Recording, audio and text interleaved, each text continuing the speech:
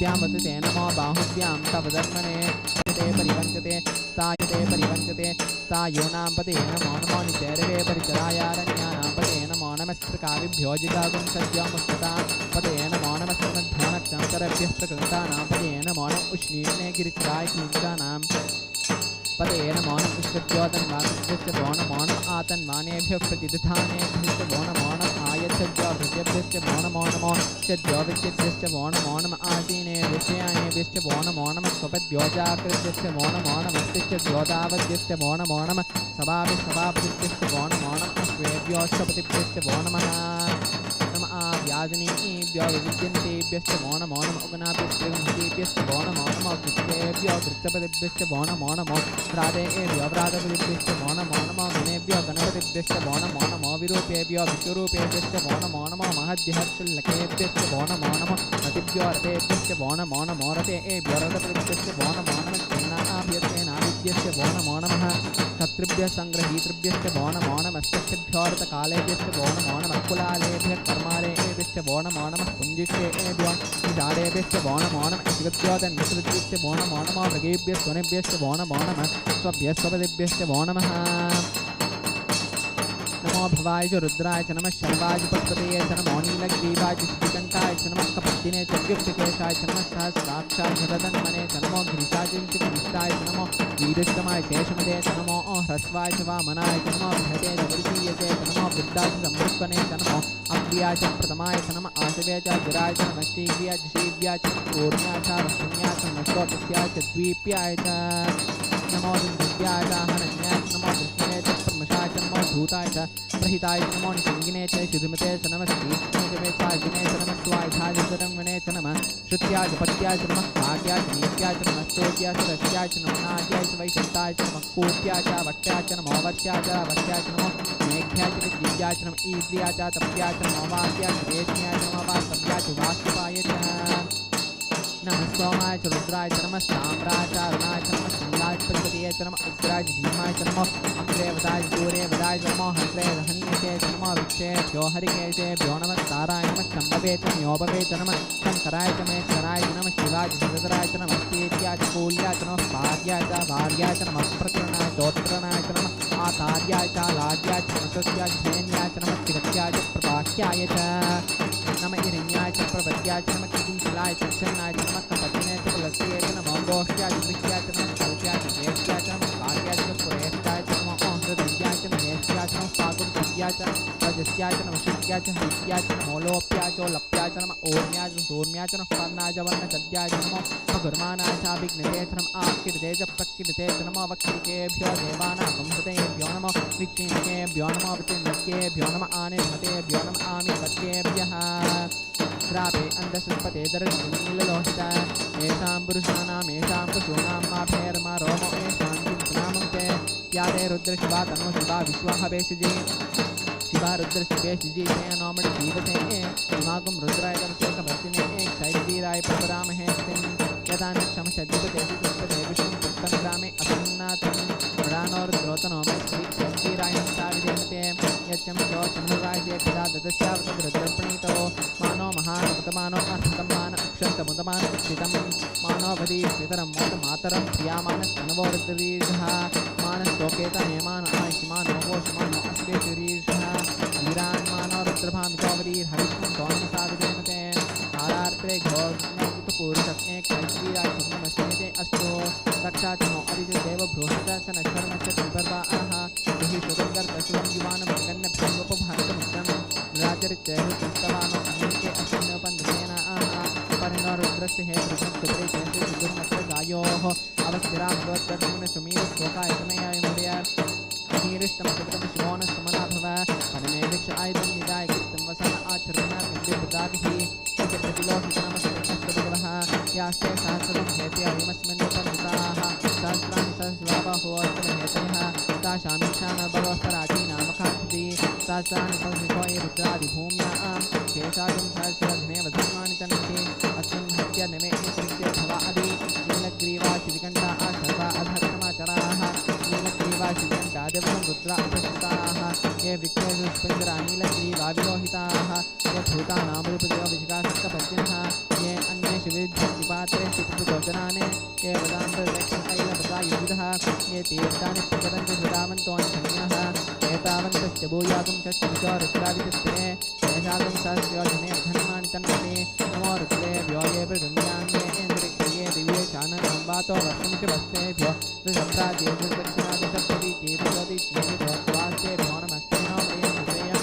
No यज्ञोद्वेष्टं भोजं मे ददामि ब्रह्मकं निजामहे सुगन्धिं पुष्टिवर्धनम् ऊर्वारुकमिव वन्दनान् मृत्योर्मुक्षीमामृतात् यो रुद्रो अग्नव्यो अप्सि ओषधीश्यो रुद्रो विश्वाभूर्णा विवेशतस्मै रुद्राय नमो अस्तु समस्तिः स्वितिभुजन्मयो विश्वचक्षैर्वेदित्य यक्ष्वा आमहे स ऊ नमताय रुद्रं नमो ओभिर्देमन्त्रं ध्रुवस्य अयं मे हस्तो भगवान् अयं मे भगवत्तरः अयं मे विश्वे एषोदिवं शिवाभिर्लक्षणः एते सहस्रमयि सर्वाशामत्यामत्या यहन्ते सायं सर्वाणमे जामहे मृत्युमे स्वाहा मृत्युमे स्वाहा ॐ नमो भगवते रुद्राय विष्णवे मृत्युर्मे पाहि प्राणानां घण्टिरसुद्रोमा शान्तः केनान्येन आप्यायस्व सदाशिवोम् ॐ शान्ति शान्ति शान्तिः ॐ अग्ना विष्णो सजोषधेमावर्धन्तु वाङ्किरः युम्नेर्वाजेभ्यागतं वाजस्य मे प्रसवस्य मे प्रैतिश्च मे प्रसिद्धिश्च मे दीतिश्च मे चतुश्च मे स्वरश्च मे श्लोकश्च मे श्रावश्च मे सुतिश्च मे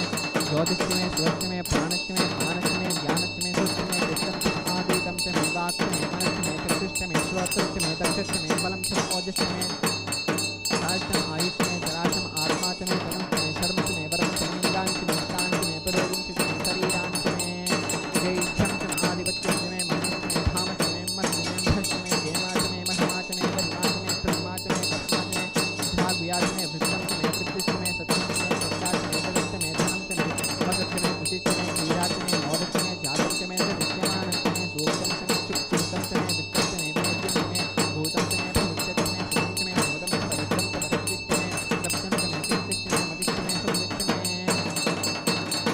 च मे मयश्च मे प्रियं च मे नो कामश्च मे कामश्च मे सौनश्च मे भद्रं च मे श्रेयश्च मे यशश्च मे यशश्च मे भरश्च मे द्रवं च मे गङ्गा च मे धन्ता च मे क्षेमश्च मे दृश्च मे विष्णुश्च मे महच्च मे संविच्च मे ज्ञात्रं च मे सूर्य मे प्रसूच मे क्षीरं च मे लयश्च मे ऋतं च मे मृतं च मे यक्ष्मं च मे नामं च मे दीर्घायुश्च मे दीर्घायुक्तं च मे विक्रं च मे भयं च मे सुदं च मे शयनं च मे शेषा च मे सुदिनं च मे ऊर्च मे सोमता च मे पैच मे रजश्च मे घृतं च मे मदिश्च मे शक्तिश्च मे सपीतिश्च मे कृष्ण च मे वृत्तिश्च मे दैत्रं च मे औद्विध्यं च मे रयिश्च मे रायश्च मे पुष्टं च मे पुष्टिश्च मे रुच मे प्रभु च मे भूच मे भूयश्च मे पूर्णं च मे पूर्णधनं च मे श्रुतिश्च मे कुयवाश्च मे नं च मे क्षुच्च मे वृहयश्च मे यवा आश्च मे माचा आश्च मे शीला आश्च मे मुद्धाश्च मे कल्वा आश्च मे गोधूमा आश्च मे मधुरा आश्च मे पुष्कवश्च मे नमश्च मे श्यामाका आश्च मे देवारा आश्च मे अस्माच मे मृत्तिकाच मे गिनेश्च मे पर्वताच मे निकताच मे वनस्पतयश्च मे हिरण्यं च मे यश्च मे शीशं च मे प्रभश्च मे श्यामं च मे लोहं च मे अग्निश्च आपश्च मे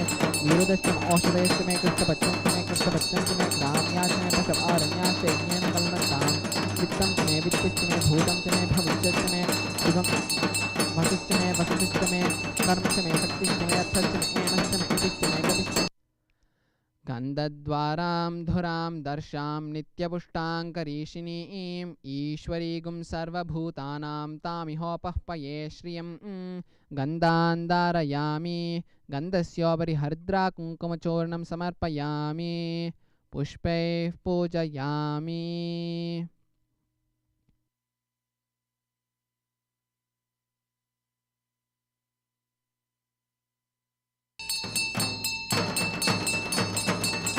अत धूपः ॐ धूर्वसि धूर्वधूर्वन्तं धूर्वतयो ओस्मान् धूर्वतितं धूर्वयं वयं धूर्वामस्त्वं देवानामजिषस्मितमं पप्रितमं जुष्टतमं वह्नितमं देवहूतममहृतमशेर्हविर्दानं त्रिगुंहस्य माह्वा आमित्रस्य स्वाचक्षुदा प्रेक्षेमाभिर्मातं विक्ता मा त्वाहि गुंशिषम् ॐ श्रीनित्यानन्देश्वरी परमशिवसमेत श्रीनित्यानन्देश्वर परमशिवाय नमः धूपमाग्रापयामि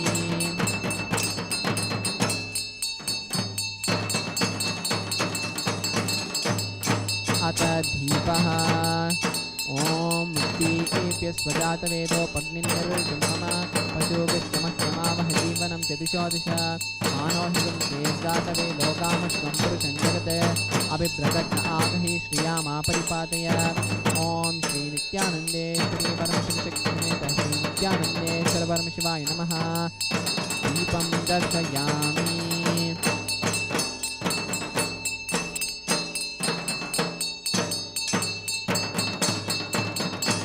नैवेद्यम् ॐ मधुवातारुतायते मधुक्षरन्ति सिन्धवः माद्वीर्नक्तन्त्वौषधीः मधुनक्तमुतौषधि मधुवत्पार्थिवपिङ्गजः मधुद्यौरस्तु नः पिता मधुवा नो वनस्पतिर्मधुवा गुम्मस्तु सूर्यः माद्वीर्गावो भवन्तु नः माधो माधो माधो ॐ श्रीनित्यानन्देश्वरी परमशिवशक्तिसमेत श्रीनित्यानन्देश्वर परमशिवाय नमः नैवेद्यं निवेदयामि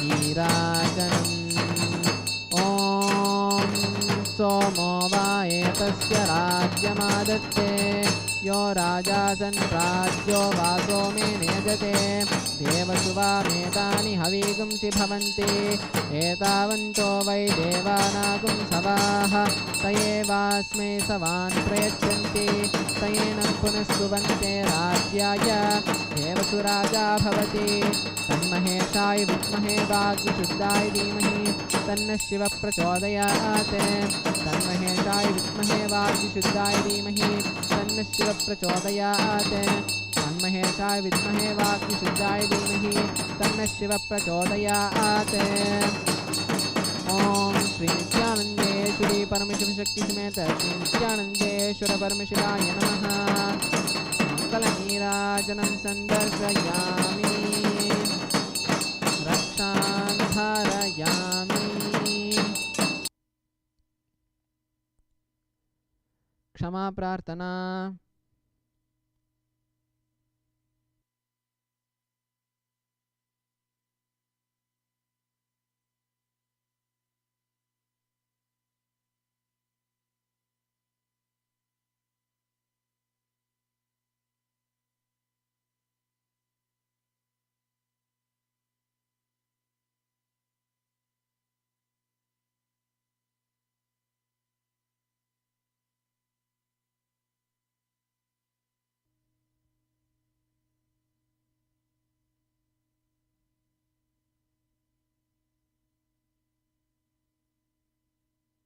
जपं समर्प्य ॐ यत्किञ्चित् कर्म देवेश सदा सुकृतदुष्कृतं तन्मे शिवदस्तस्य भुङ्क्षच्छ भयशङ्कर शिवो दाता शिवो भोक्ता शिवः सर्वम् इदं जगत् शिवो यतिति सर्वत्र यः शिवः सोऽहमेव तु ॐ शान्ति शान्ति शान्तिः. With this, we come to the end of the ritual of Rudrabhishekam. Thank you, Nityanandam.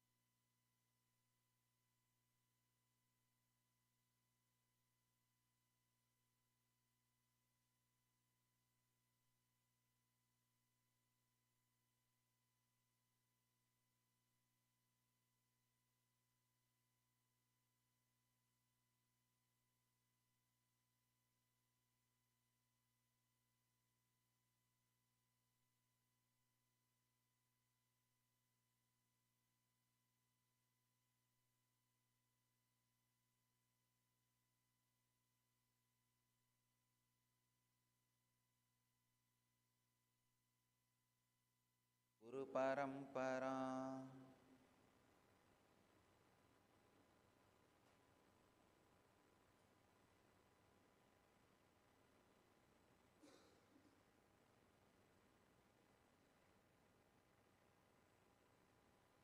I welcome you all with my love and respects.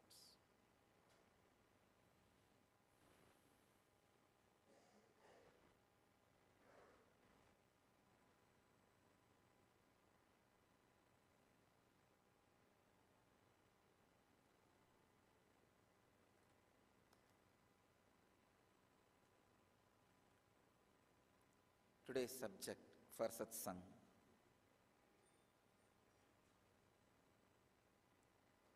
uncover your inner light.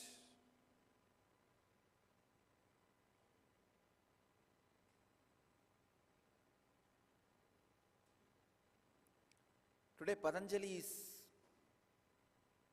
answering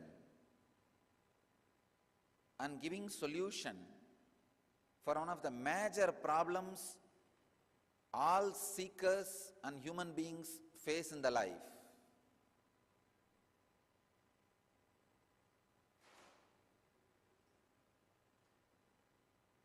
It is 103rd Sutra of Patanjali's Yoga Sutras. In the second chapter, 52nd verse. Tata Shiyate Prakashavaranam.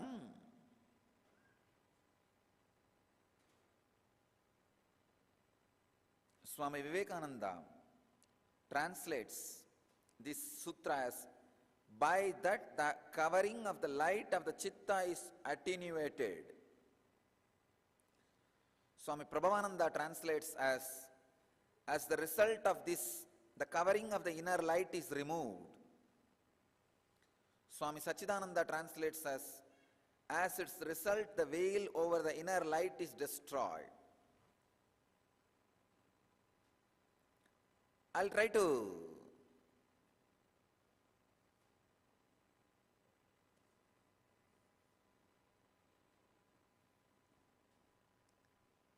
give my translation. Tatakshiyate prakashavaranam.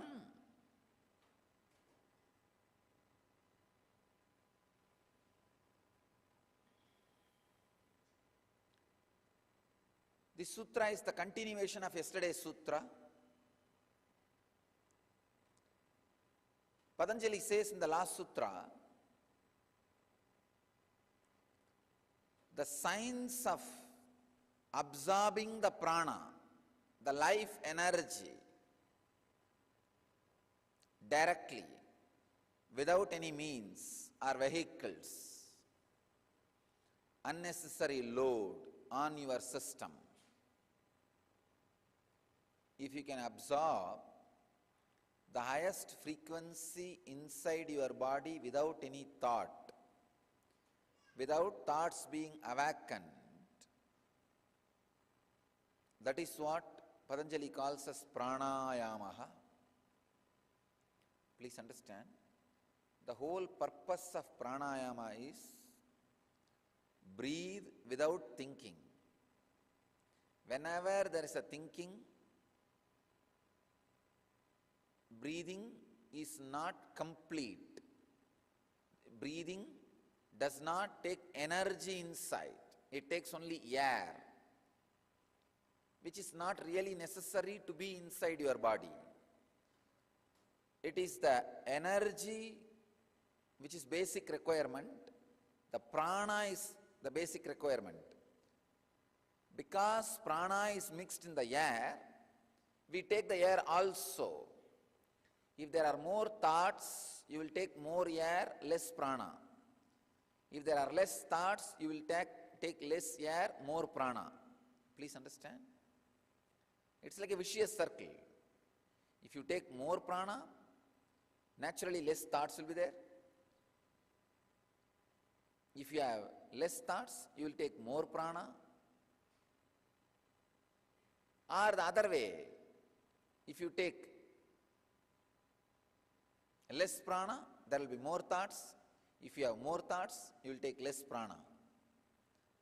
This vicious circle continuously changing the consciousness of your being. Please understand. If you achieve any stability or state of consciousness through yoga, it is stable, but it takes a lot of time. If you achieve any stability or any higher experience through pranayama, it is instant. Same way, stabilizing it takes a lot of time. The right combination is Yoga Vedanta. Yoga, pranayama, and Vedantic mental setup. Having a strong foundation of ethics and understanding about life. Please understand. When a Kundalini energy is awakened in you by the master's presence or pranayama or some technique, if your mental setup is based on the eternal truths, for example, what you think as life. If you think life is only the time you are going to live in this body, immediately the energy awakened in you will be drained. If you have the understanding, life is eternal, my identity with this body and mind will be constantly changing. Just this simple understanding about life, the energy awakened will stay in you permanently. Please understand. This is what I call yogic body and Vedic mind and yen life. I am changing it now. Yogic body, Vedic mind, yen life.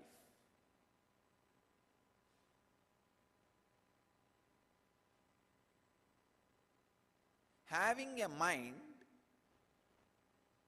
which has deeper understandings about life. Life, death, fear, desire, all these major concepts with which you design your life. You make the strategy planning for your life.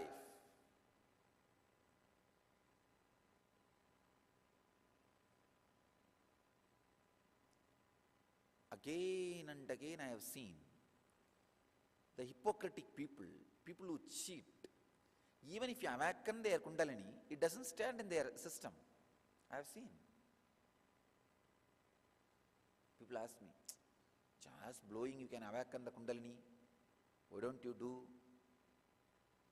Somehow that hypocritical mental setup, the mental setup with which people try to only cheat, not try to be centered inside their inner space, true to the truth. Please understand. I wanted to address an important, very important problem today through the sutra. Most of us, in the name of practicality, miss being true to the spiritual truths which you yourself click. See, there are so many hundreds of truths. Really, it clicks with you in your heart. But somehow, in the name of practicality, some foolishness or ignorance, you don't stand true to it.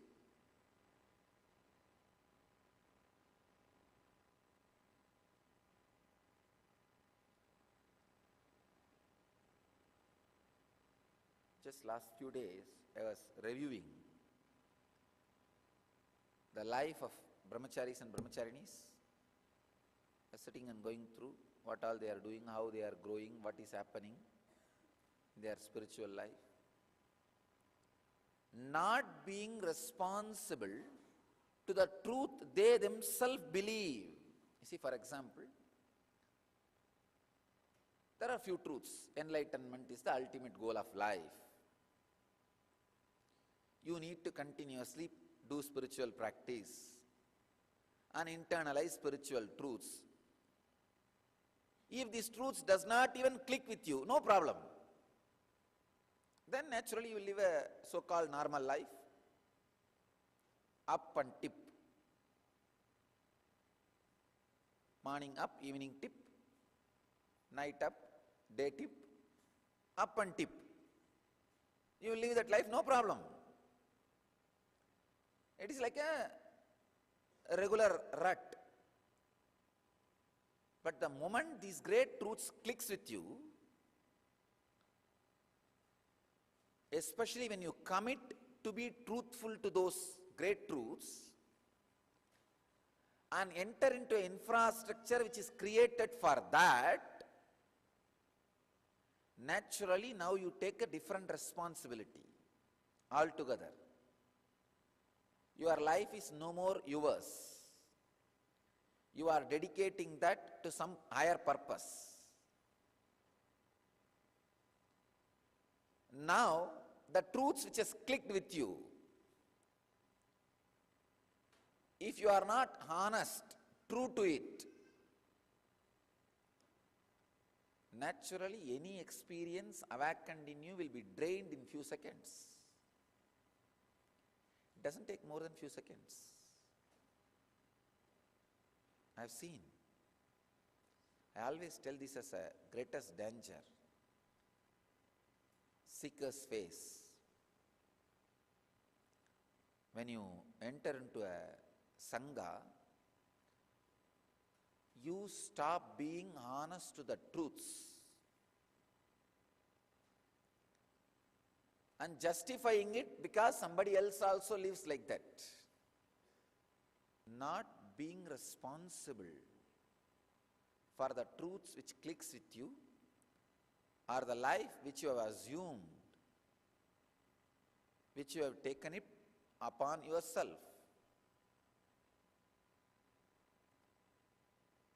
See, if you have taken some life upon yourself, suddenly you become responsible for that.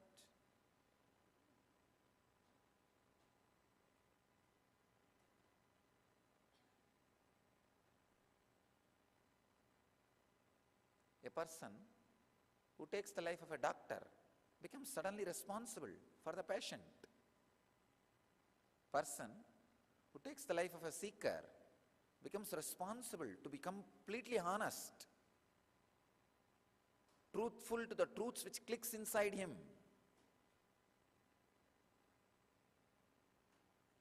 Yogic body means intensely working and aligning your body to the highest peak of health. Vedic mind means intensely adding the deeper and deeper truths of life and establishing those truths as the basic pillar for planning your strategy about life. Yen life means living those strategy in the life with responsibility.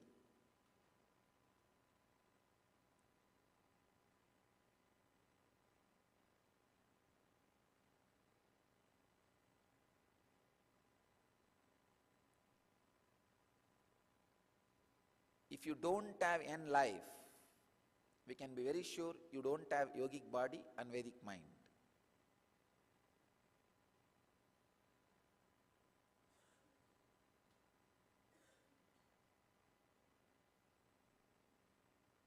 One of the biggest problem seekers and ordinary people face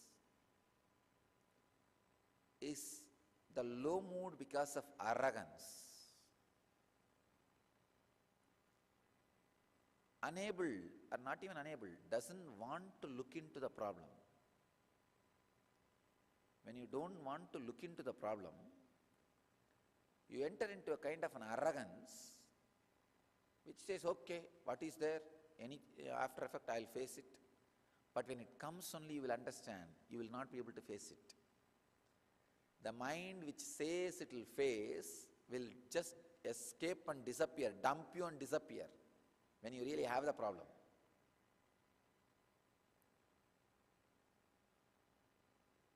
I've seen people,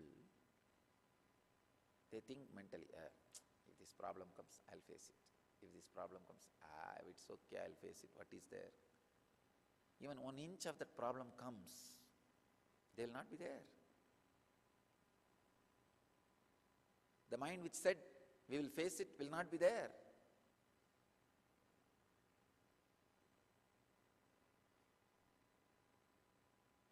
Arrogance leads to hypocrisy. Hypocrisy leads to cheating.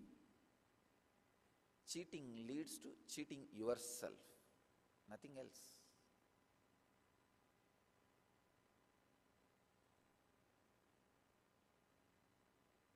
Surrendering to your Satan, devil.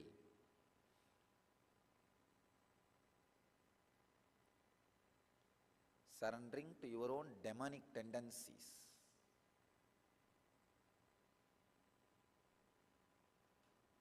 Don't think demon means it will come with the 2 big horns and big face, big mustache, and will come and press your chest. No. Morning when you want to get up and go to the Akada, the mood which you feel, oh, today I can escape and Swamiji is not there, I can cheat, if they ask I can say I am sick. That is demon. The mind, the ideas which does not lets you to be honest to what you yourself believe or what has clicked with you, for what you have taken the responsibility, is demon. That's a straight thing, leads to low mood and depression.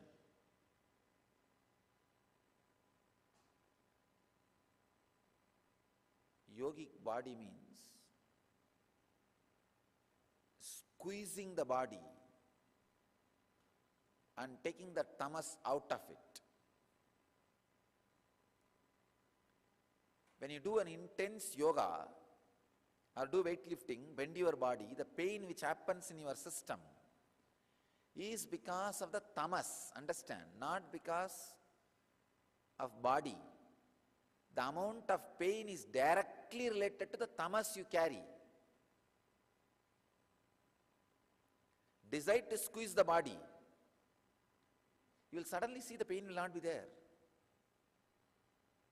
Pain is just your decision and silent cooperation to your tamas. Nothing else. So by the time you bend your body 3 times, 4 times, oh, I think I have done too much. Who is watching? Who is seeing? It's okay.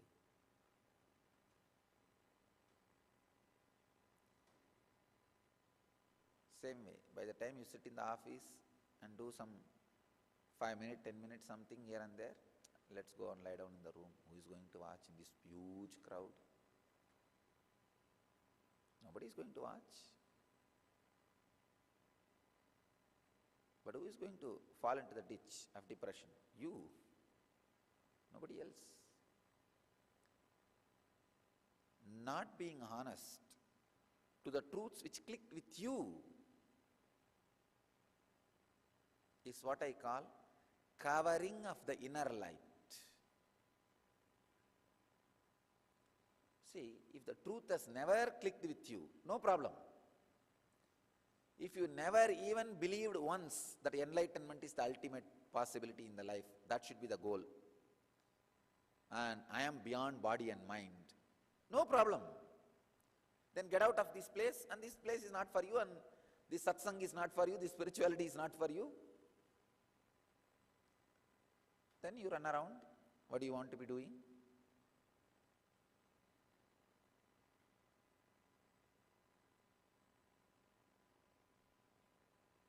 I have seen people doing that. Let them live as they want. No problem. At least you will not have a Sangha Sabha. You will not have one more sin of Guru Droha. When you take up these great truths as a responsibility of your life, understand, then suddenly your very necessity to exist changes. If you are a doctor in the society, your necessity to exist is curing some patients. If you are true to that necessity, that's enough. If you are an engineer, your necessity to exist is just build some buildings, infrastructure. So if you do that, that's enough, done. If you are a lawyer, your necessity to exist is defend the Constitution.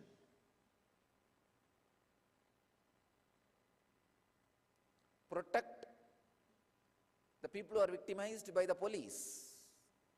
So your necessity to exist, if that is fulfilled, done, no problem. But your necessity to exist, if that is not honored, the inner light is covered. Life lived with the inner light covered is depression.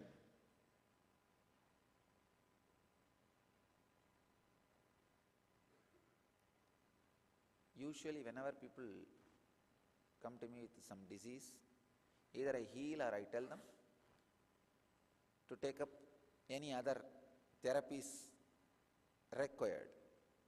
Whatever I can heal, I tell them, I'll heal it, don't worry. If I feel maybe they need some therapies from outside, I tell them, go and have that therapy also.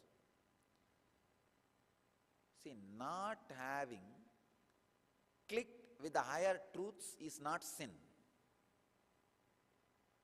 But having clicked with the higher truths, but not being honest to those truths is the worst sin.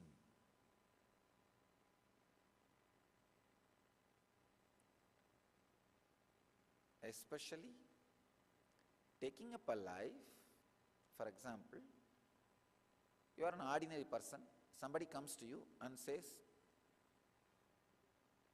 he is having heart attack. If you don't do anything to him, if you don't protect him, save him from the heart attack, you are not a sinner because you don't know. You have not taken the responsibility of a doctor.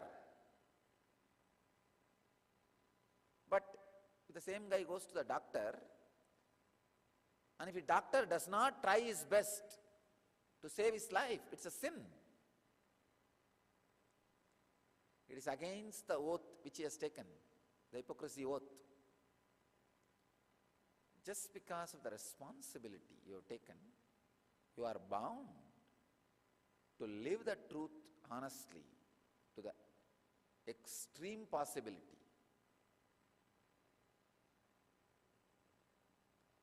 Just because of the truth has clicked and you have taken the life to honor the truth which has clicked with you, now it is your responsibility to be honest to those truths. Not being honest to the truths based on which you took the life is what I call covering of the inner light. That is what I call demon. Sit and look in. Let everything boil down to few truths. Actually, your whole life, why you are running, why you are functioning, will boil down to few truths.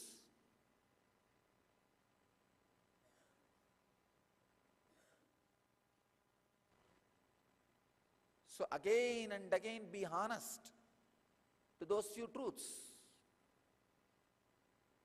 You will see the inner covering is removed.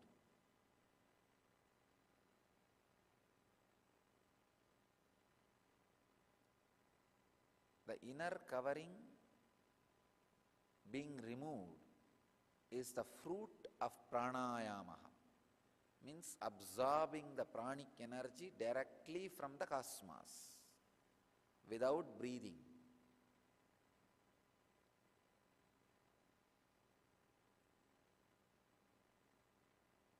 Absorbing the pranic energy from the cosmos will lead to the uncovering of the inner light. Means the mood swing will disappear. As long as you have the mood swing, you are not being honest to the very understandings on which you built the life. You build the decisions of your life. The only way is tear your body and mind and offer it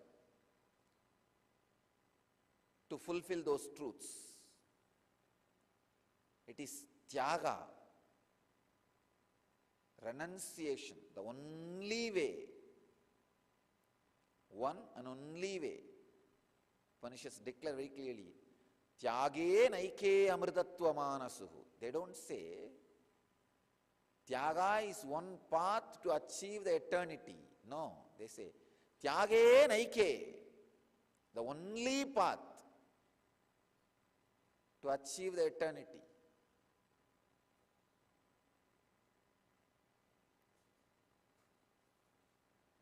There is no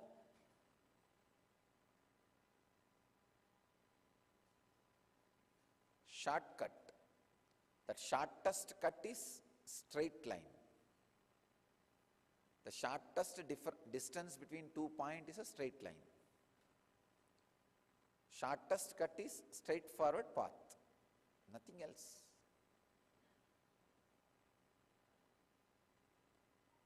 Tyage naike amritatva manasuhu. It is only the utter renunciation, honesty and integrity that can remove the mood swings and uncover the inner light.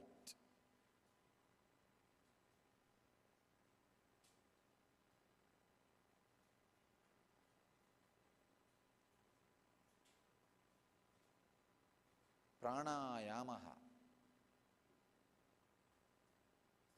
breathing without thinking. The honest breathing without thinking. Please understand the word honest breathing means life movement happening in you with the honesty to the truths you believe. You will not have any thoughts. Please understand.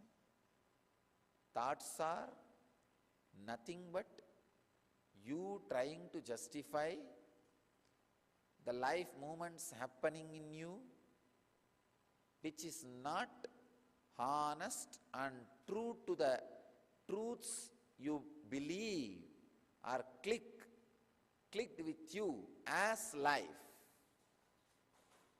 Please understand. Any great truth which has clicked with you as a basic strategy for life, as a basic idea to run the life, if you are honest to it, you don't need to have thoughts. Look into yourself. If you are having thoughts to function, live your day-to-day life, you are deviating from the honest thoughts or the foundation on which you are building the life.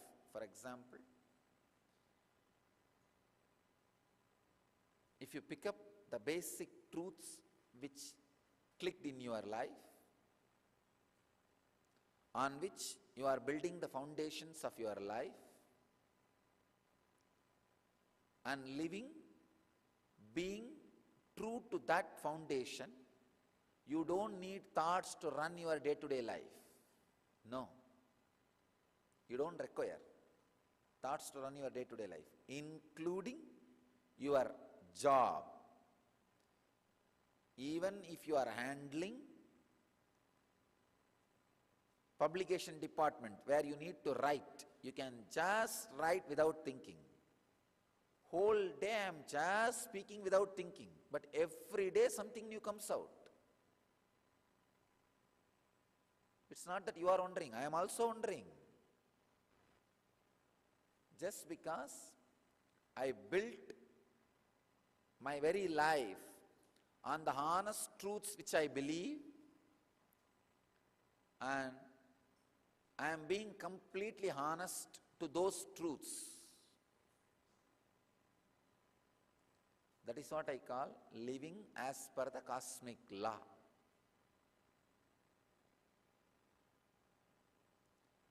Living as per the cosmic law means living with the honest truths on which you put your foundation. If you feel, oh God, there is no truth I honestly believe or clicked, then you are a Chandala. Better try to click with some truth, or there is no or. Just try to work, dig out, and click with some higher truths. If you compromise with those truths which has clicked with you for the sake of luxury and wealth, you are Vaishya. If you compromise with those honest truths for the sake of power and name and fame, you are Kshatriya. If you compromise those great honest truths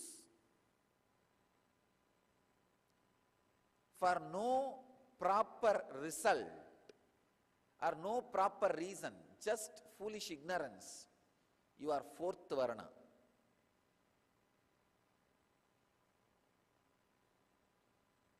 If you don't compromise with that honest truth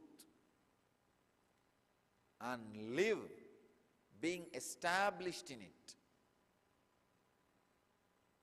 and there is no inner darkness, no depression, you are a Brahmana. If you are at least trying honestly to be truthful to those great truths, you are a seeker. But any moment you give up, you are patita, fallen on. The honest truths which clicked with you, on which you built your foundation, for which you took the responsibility of life, be established on it without hypocrisy. You will see thoughtless breathing will be happening in you. The direct absorption of prana will be happening in you.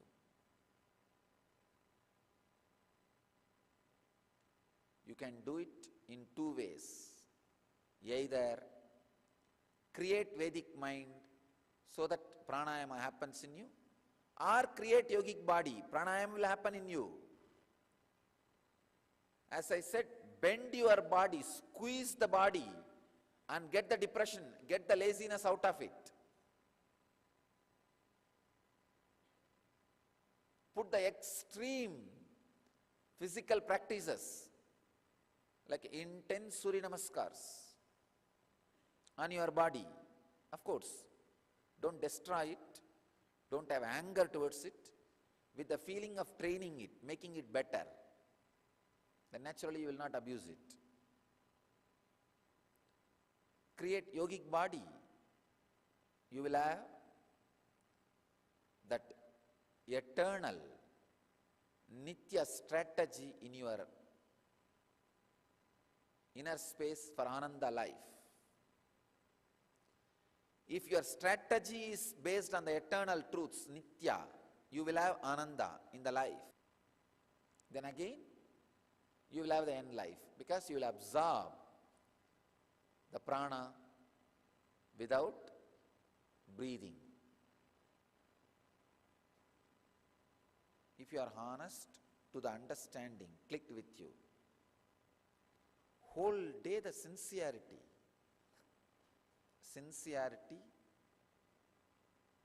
in your work, what you are doing,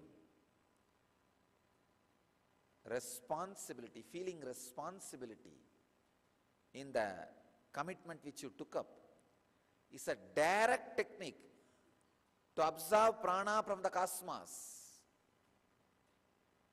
Breathing without thinking, taking prana in without breathing.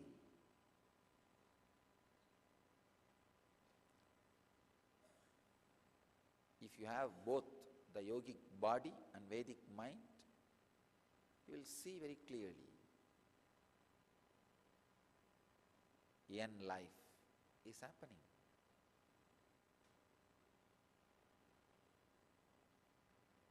Yogic body, Vedic mind, end living.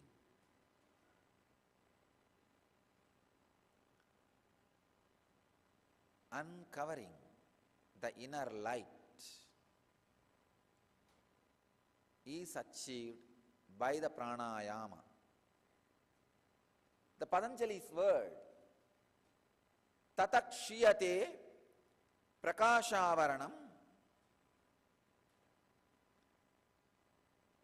thereafter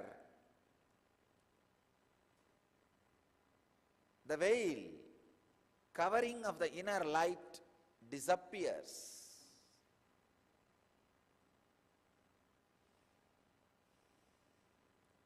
Covering of the inner light, when it disappears, it is visibly seen even on your skin. Please understand. Even on your skin it is visibly seen. As aura, it is very visibly seen.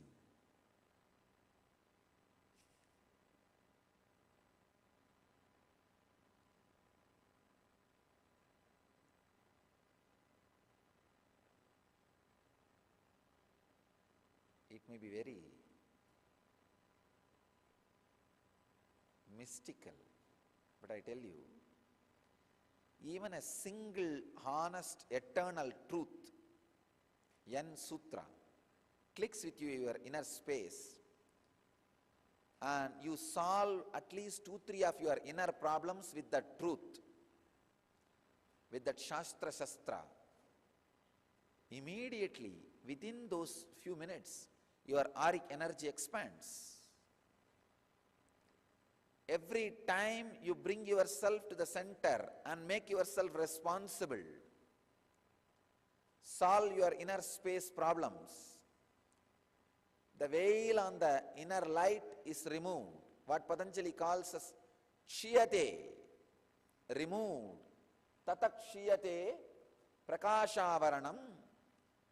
The veil which covers the inner truth is removed.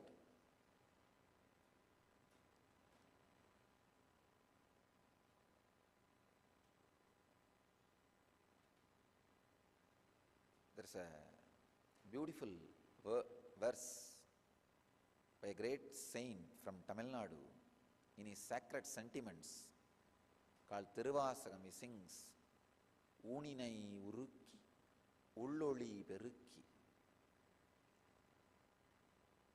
The exact translation of that word, by melting the body, shining that inner light, what exactly Patanjali wants to tell, uncovering the inner light by melting the body. Create yogic body, you will have Vedic mind, and naturally yen living. Be honest and sincere to what you are doing. The idea of productivity is not inserted into your system for any other purpose. For you to stand up again and again and again and verify the truths on which you are building your foundation and life. I have seen very clearly in my life, the people who never think or bothered to be productive and responsible to the Sangha were always lived in depression. They live in depression and abuse the Sangha, nothing else. That's why I always say that I am afraid of people who don't take responsibility. So decide to surrender to the honest truths and the Master, not to your own demon and devil which you carry inside. And the most dangerous part is you surrender to your own demon and devil and claim you surrender to the Master, God. Absorbing prana into the system without breathing uncovers the veil of inner light and makes your inner light shine.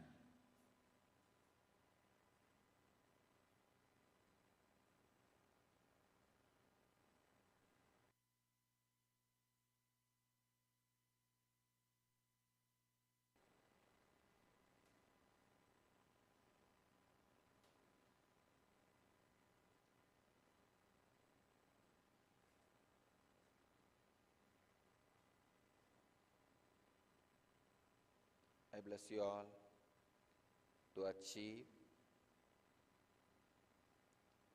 experience, live, express, radiate and share the eternal bliss. Nityananda. Thank you.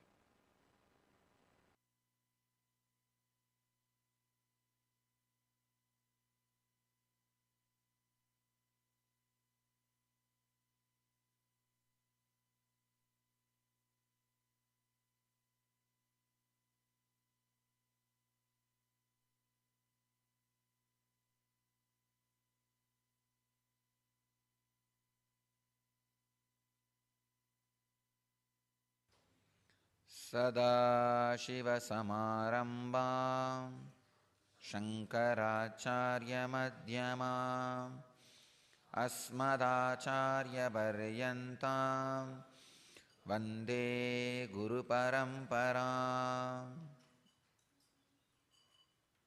I welcome you all with my love and respects.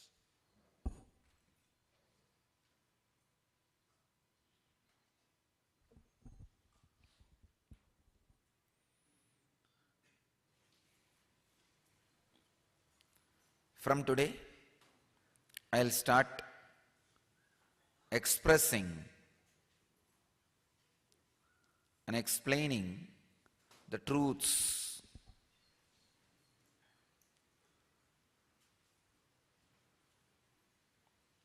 at least 2 sutras and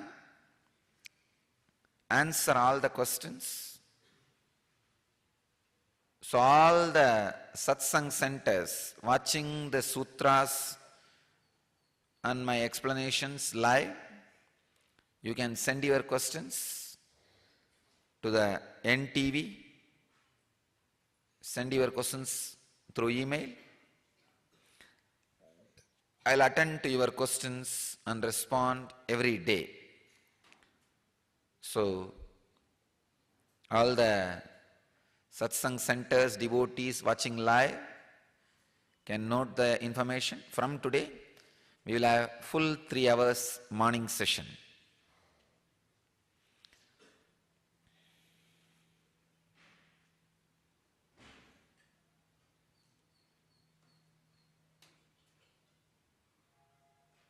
First,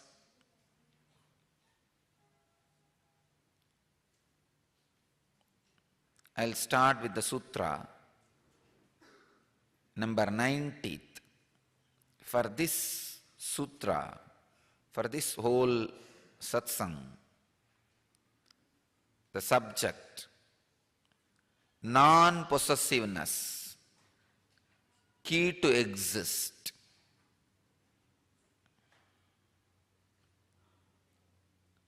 It's a 90th sutra, the second chapter of Patanjali Yoga Sutra, 39th verse. Let me get into this verse. After I complete this verse, I'll go to the next.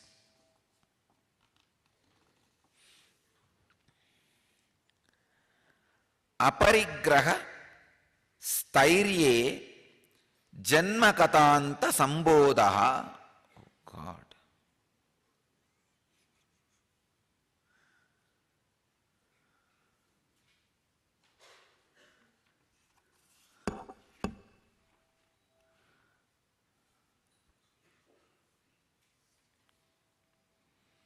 Swami Vivekananda translates this sutra as, when the yogi is established in non-receiving, he gets the memory of past life. Swami Prabhavananda translates as, when a man becomes steadfast in his abstention from greed, he gains knowledge of his past, present and future existences. Swami Sachidananda translates as, when non-greed is confirmed, a thorough illumination of the how and why of one's birth comes.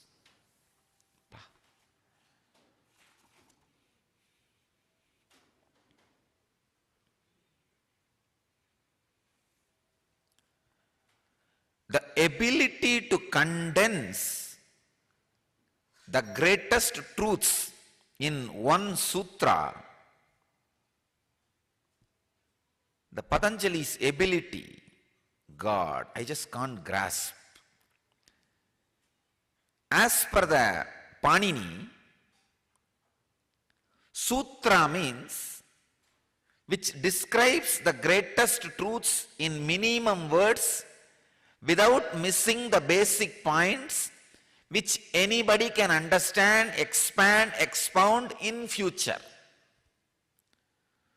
So if I use all these definitions, no other book can be called as sutra except Patanjali.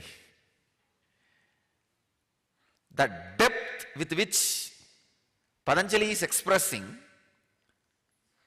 on each word, I can go on for hours.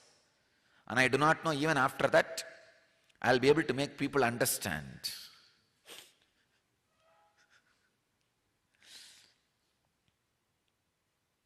If I just make a statement suddenly, in the quantum physics and quantum biology, whatever happens and the reciprocation of the happenings is reflected in your neurobiology. That is what is stored in your biomemory, which is responsible for your existential reality.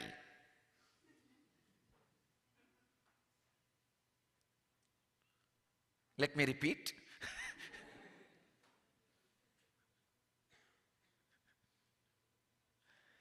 What happens in the quantum physics and quantum biology is a response in your neurobiology, is responsible for what is happening in your biomemory, and because of that you experience existential reality.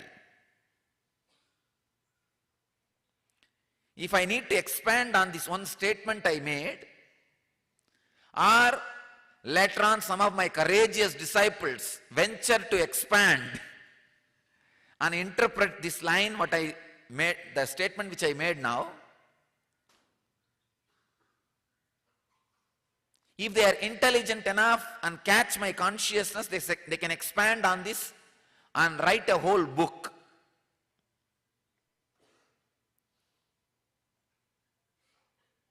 Because each word I uttered is a separate philosophy.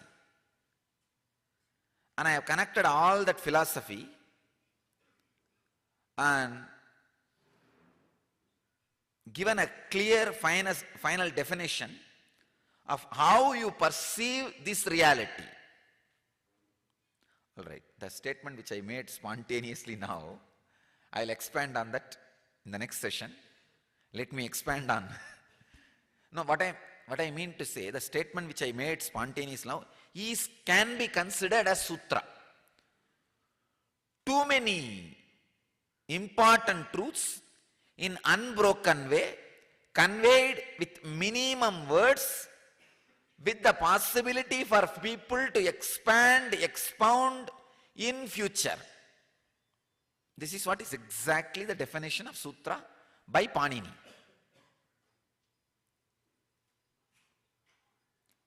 So Patanjali has done the same job in the sutra. Aparigraha stairye janma katanta sambodaha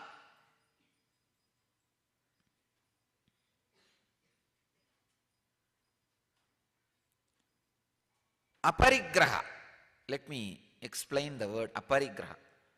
Non-possessiveness. Usually all the orthodox translators translate as non-possessiveness as not possessing the external worldly things. But I am translating non-possessiveness as not possessing anything which is not you. Please understand. Non-possessiveness of anything which is not you. Start with the external objects, like a luxury items. The outermost layer is luxury item, like too many cars which you don't use in your day-to-day life. Maybe I can give an understanding. First, when you start, anything which you have not used for more than 1 year, give it away.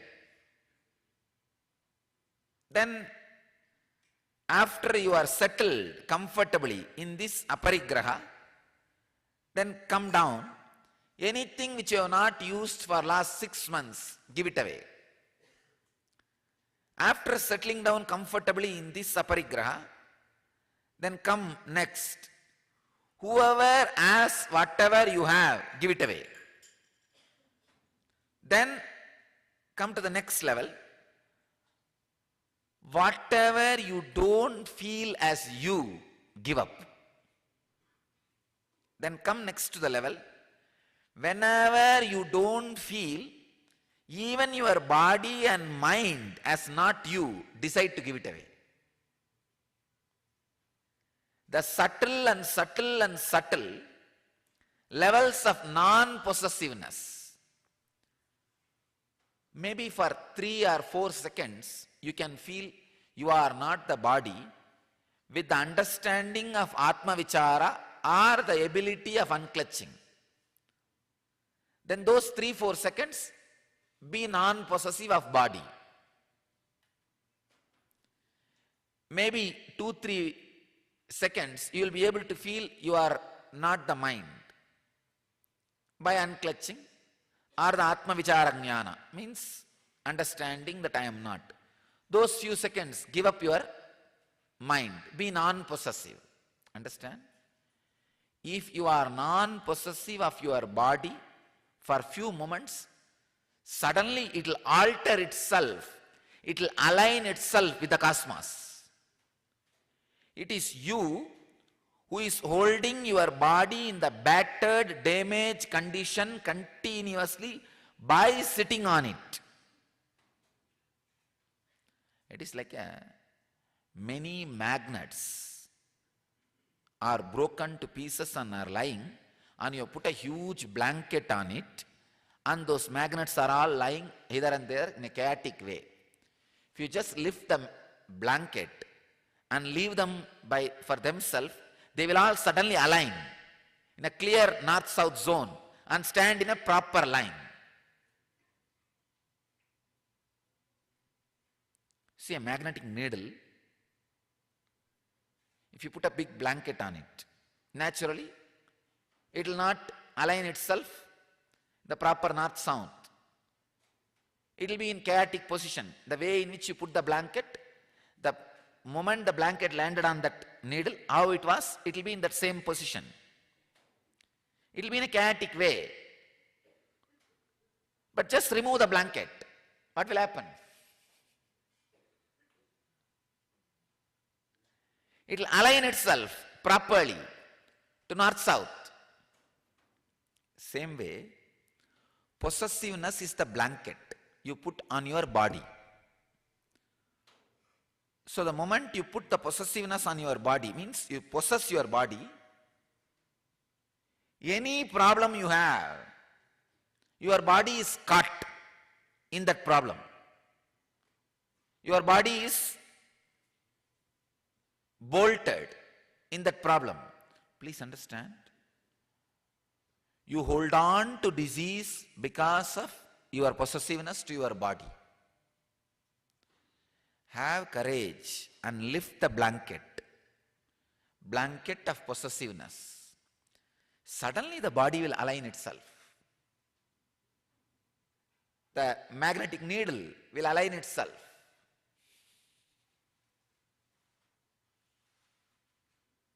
Suddenly, new kind of health, new feeling connection, new settled feeling, a new joy, new wellness. I can say, you will understand the meaning of the word wellness when you stop possessing your body. Non-possessiveness is responsible. Aparigraha is responsible for the wellness of your body. It will suddenly align itself.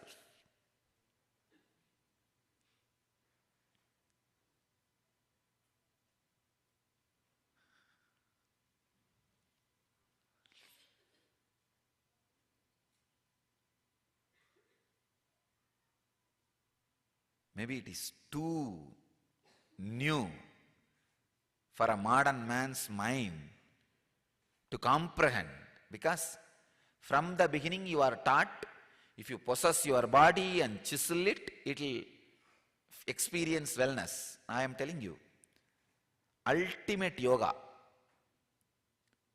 Just be non-possessive of the body. See, if you can bend your body, chisel, do 108 Surya Namaskar, weightlifting, everything, great. If you feel you can't, for that 1 hour, renounce your body. Not by sleeping. Sleeping is not renunciation. Wakeful aparigraha. Being non-possessive. I tell you, being non-possessive of your body, the first thing will happen is your digestion system will become so peaceful. How to find out whether you are non-possessive or not, In 2 minutes, your digestion system will release and excrete. It means those, for example, if you have been non-possessive of your body for more than 21 seconds, within 21 minutes, your body will excrete. These are all the Hatha Yoga secrets. Actually, if you have the intense unclenching, you will suddenly see that stomach is completely emptying itself and you feel like going to the bathroom. And after the cleaning, when you come back and sit, an unprecedented or ununderstandable wellness will be going inside your body. This is one of the symptoms.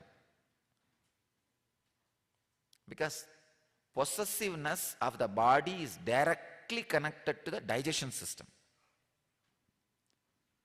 Non-possessiveness, anybody who has problem with the liver and digestion system, this non-possessiveness will completely heal you. You may think from where to where he is connecting. Experience, then you will understand what I am saying.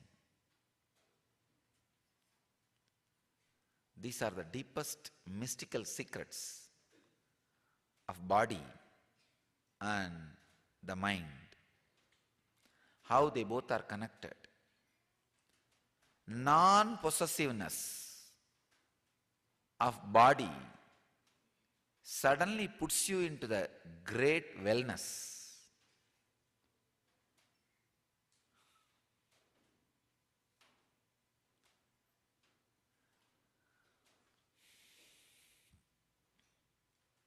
Anything which is not you, stop possessing.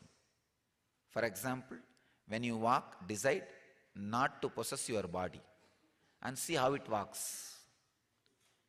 When you talk, decide not to possess your body. See how it talks. When you do any action, decide not to possess your body and see how it does.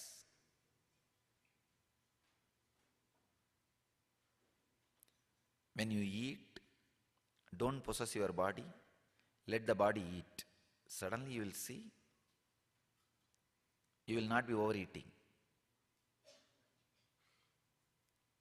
When you listen, don't possess your body, suddenly the sound will neither create irritation in you nor create disturbance in you. It will create a deep peace in you. When you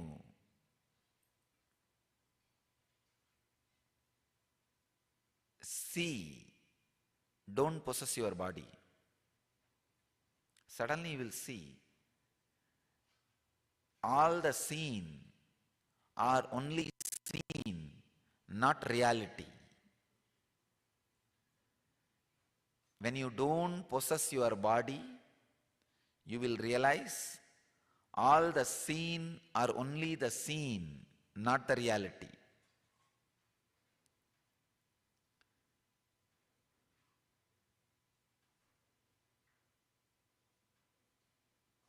When you experience touch, don't possess your body.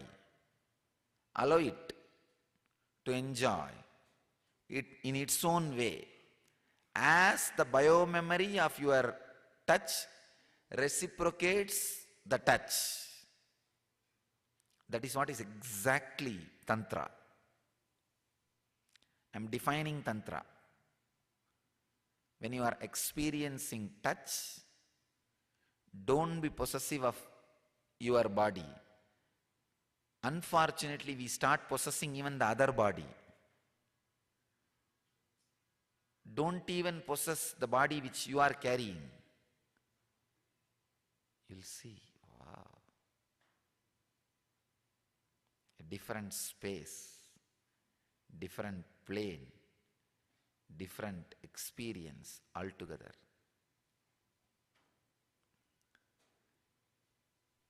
The very word aparigraha can be a complete technique for your enlightenment.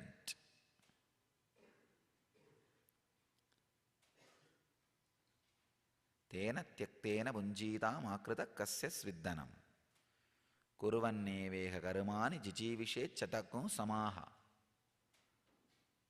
evam payananyadetosti karma lipyate nare. Ishavasyopanishad.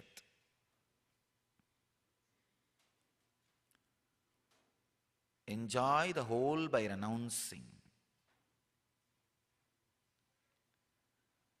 Some of these deepest secrets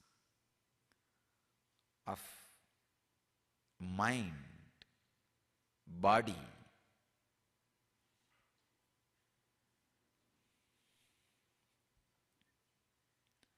and the life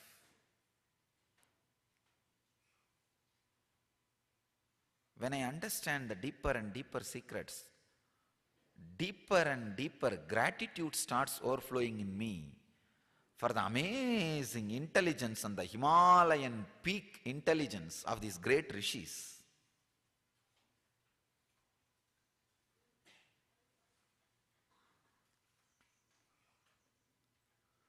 I don't know how many layers of meaning I can peel out of this one sutra.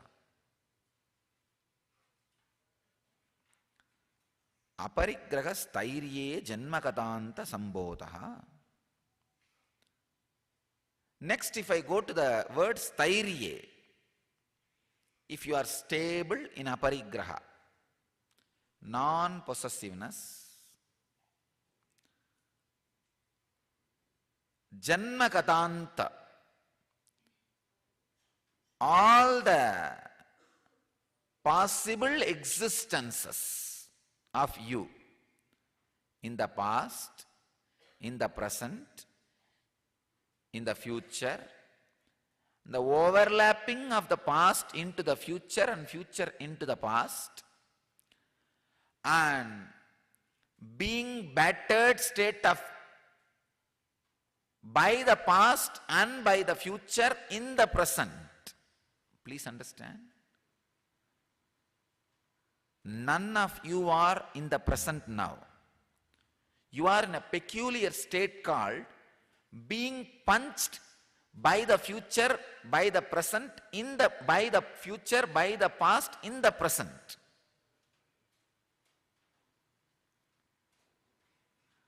There are different existences of you.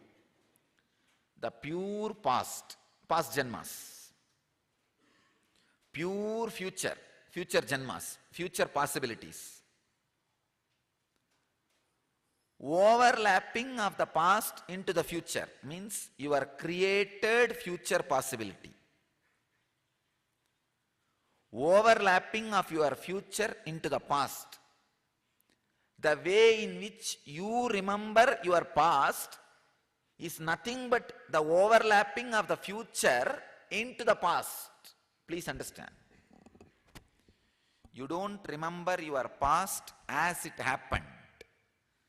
For example, you were equally interested for a toffee and for a car and for a beloved in your life in the past. At the age of 7, the interest which you had for candy, at the age of 14, the interest you had for your own vehicle, maybe motorbike or car, at the age of 20, the interest you had for your life partner, all three are equivalent.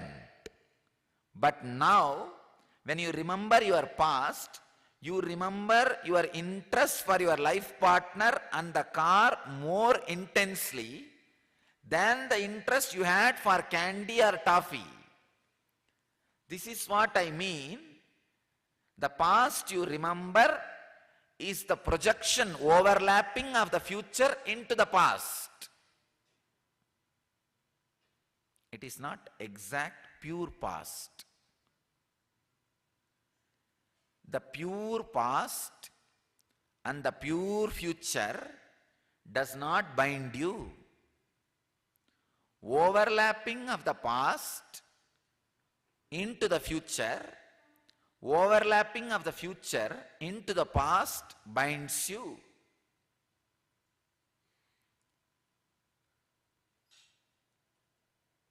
Let me define the states.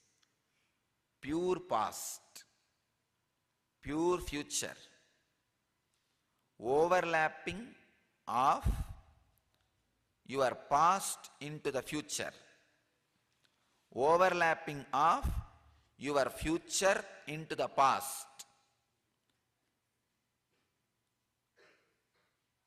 The fifth state is being battered by the past and future in present. Almost all of you are in that state only. The sixth stage is pure present. Understand? Muladhara is pure past, greed. All the greed and fantasy is based on past. Swadhisthana, pure future. All insecurities related to pure future. Manipuraga, the past overlapping into the future, Ori. When the past overlaps into the future, it is Ori. When the future overlaps into the past and missing something, attention need. When the future and past is battering your present at this moment, and constant comparison and nagging and suffering is Vishuddhi. Unable to realize your uniqueness of the present is the Vishuddhi. Pure present is Anya. Pure presence is Sahasrara.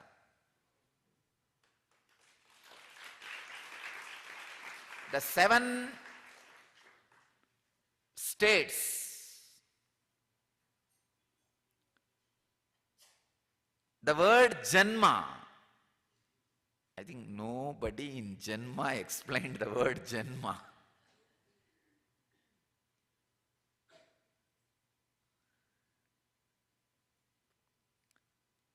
Orthodox people translate the word Janma as births or incarnations. I am translating that word as the various possible existences. If you translate the word Janma as birth, it becomes too superficial. No. Various possible existences. Every moment you are in different Janma.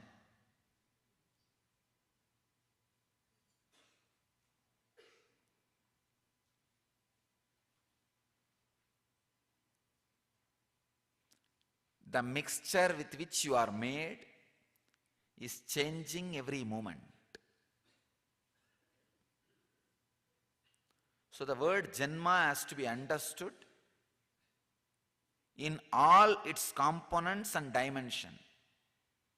The 7 Janmas which I expressed now is the 7 Janmas spoken continuously in the Upanishads and Puranas.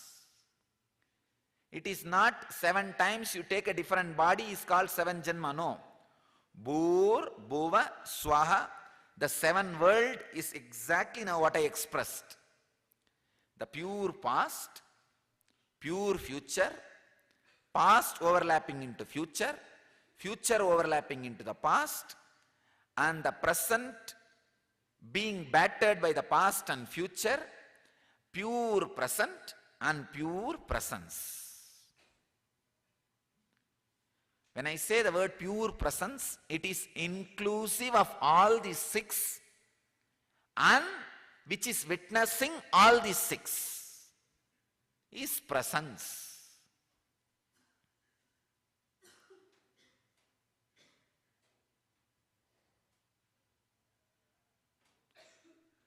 Suddenly you will see that whole zigzag puzzle clicks. Oh God. Right.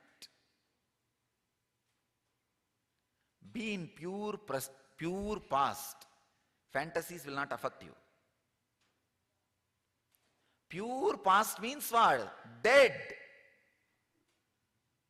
So understand, yes, this is the way it all happened. Dead. Over. Why will that affect you? The affecting starts happening when the pure past trying to overlap into the future. You want it again. I tell you, be with awareness during this Janma. Now you have a Janma. Find out in which Janma you are. Are you in pure past? Are you in pure future? Are you now in past overlapping into the future? Are you now in future overlapping into the past? Or are you in a state of past and future kicking you in the present? Or are you in the state of pure present? Now sit and scan. You are in which Janma?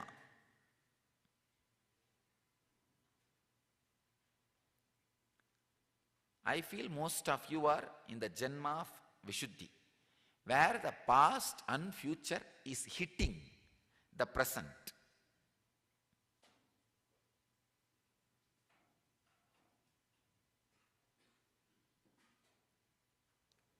completely battered,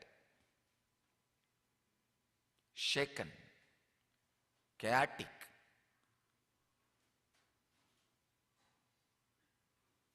miserable. I tell you, if you are caught in pure past, it is not even being caught. It is like a living among the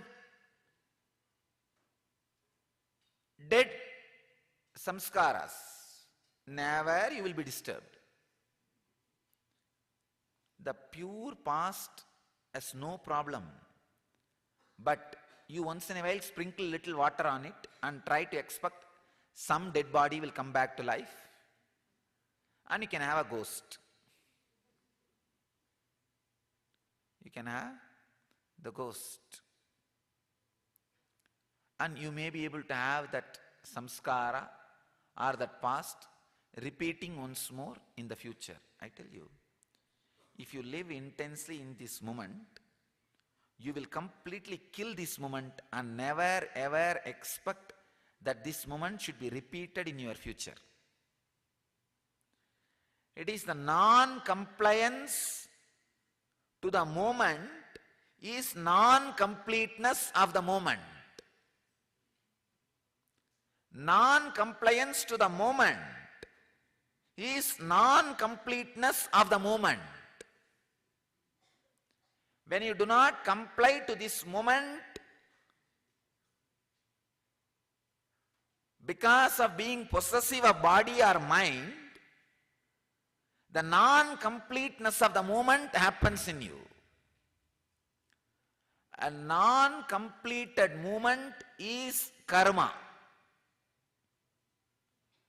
which asks you to come back to the same janma. Please understand, when I say the janma, I am not saying the human body, I am saying to the same energy space, and asks you to complete that karma. For example, this moment you are stuck in the future overlapping into the past. Then that record goes and settles down as that engram and calls you again back to the space of future overlapping into the past to complete and comply with that engram, which is a non-complete because of your non-compliance. So you are summoned back again to that same energy space to comply with and complete it.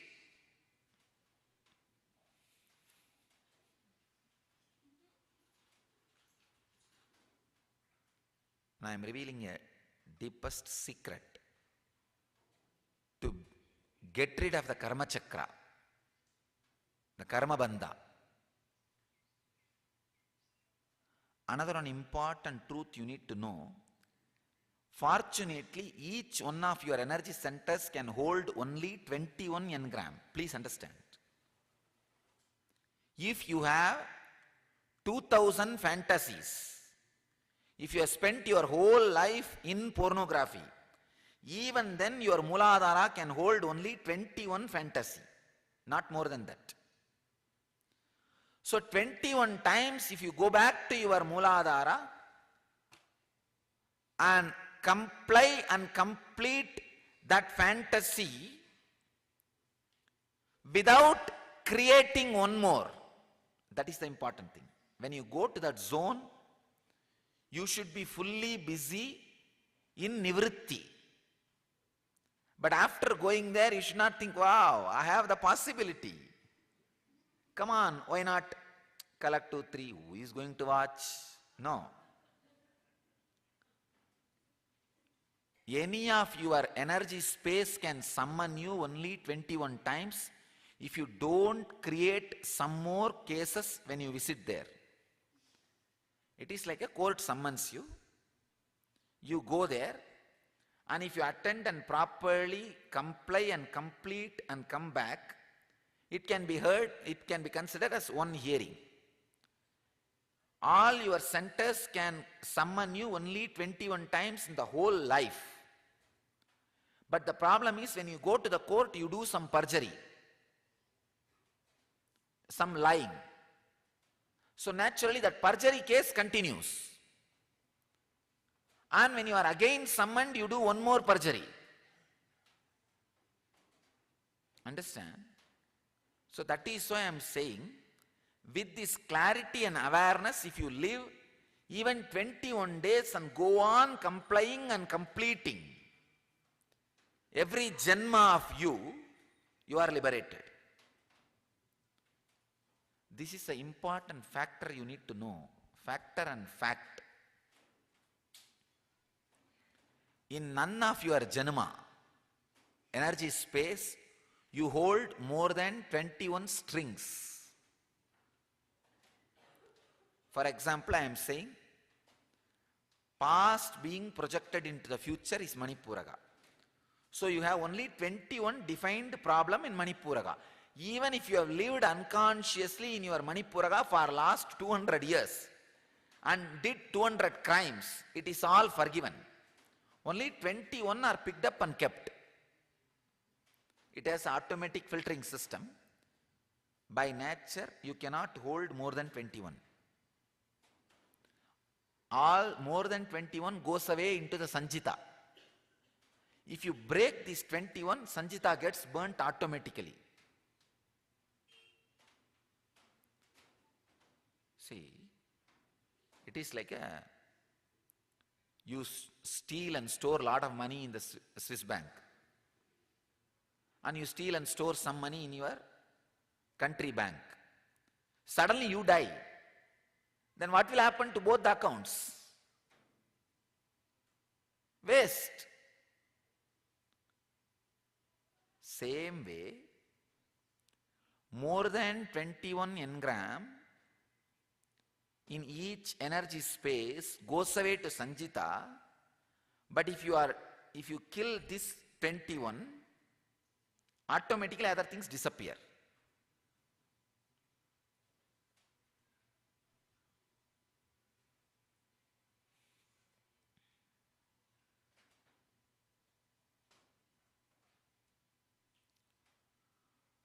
Various ways of existences is janma. See in which way you are existing now and try to push yourself to the next level of existence. This is what is developing your janma. Anything you do to push yourself to the next janma is punya. Anything you do which pushes you to the lower level of janma is papa. That's all. The existence, anything you do which pushes you to the next level of existence is punya. Anything you do which pushes you to the lower level of existence is papa. And anything you do which does not comply or complete the present is karma.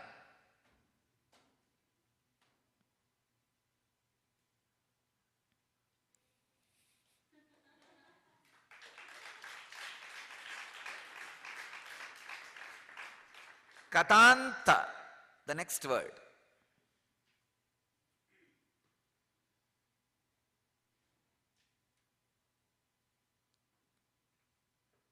Why, how, where, the janma. Now whatever I explained, that is Kadanta. Sambodha, the illumination, enlightenment happens. Let me give you the essence now.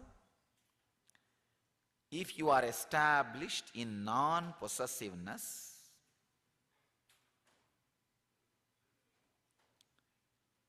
all the possibility of how, why, when, where, about your various existences are revealed to you. You become enlightened. about all your various existences by being non-possessive. How? When you are not possessive of body and mind, you comply with the present and complete the present. Complying with the present and completing the present leads you to presence. Non-compliance of the present and non-completing of the present leads you to the lower 5 levels of existence. Either past overlapping into the future, future overlapping into the past, pure past or pure present. Understand? Compliance and completing of the present by the non-possessiveness of the body and mind, which I call egolessness, which is responsible for Agnya, opening of the Agnya, leads you to the, please understand, non-compliance to the present and non-completing of the present leads you to the lower forms of existence. Compliance and completeness of the present leads you to the presence. If you are not complying with the present, you are pushed to the lower 5 forms of existing. Past overlapping into future, future overlapping into the past, pure future, in present, past and future shattering you, shaking you. 5 forms of existence. Look in and complete the present just for next few days, again and again and again. You will experience Sambodha of Janma Katanta. You will experience illumination of all possible existences of your being.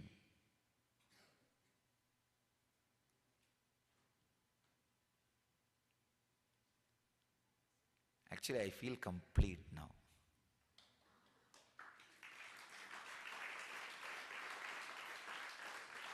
I delivered a baby now. Practically, I delivered a baby. Because the truth I revealed, delivered, I know which was not there in the cosmic consciousness. It is just pure addition to the cosmic consciousness in last few moments.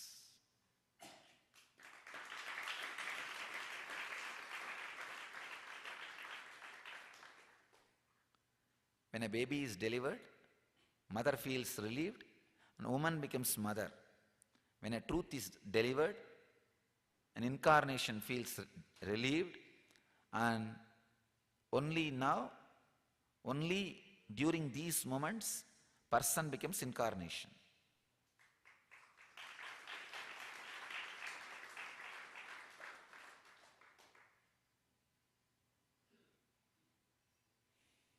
Now, whoever mothers this truth inside them, they will also deliver enlightenment. Let me come to the statement I made. Quantum physics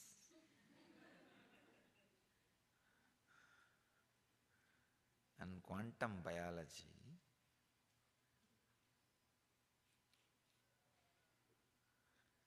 all right, I'll better take a little more time and elaborately expand on each word. Now already I can feel that all your minds are grabbing which one to pick up and which one to It's like too much is in my plate. I'll give you the essence of whatever I said now. Gist. By non-possessing, the layer by layer in your life, finally non-possessiveness of the body and mind leads you to comply and complete the various forms of existence, which leads from one to the other, one to the other, one to the other, finally to the present. And when you comply and complete the present, leads to the presence, which is enlightenment of all forms of existences of you in the past, present, future, and the past overlapping into the future and future overlapping into the past, and the past and future battering and shattering into your present, and the pure present and the pure presence ultimately.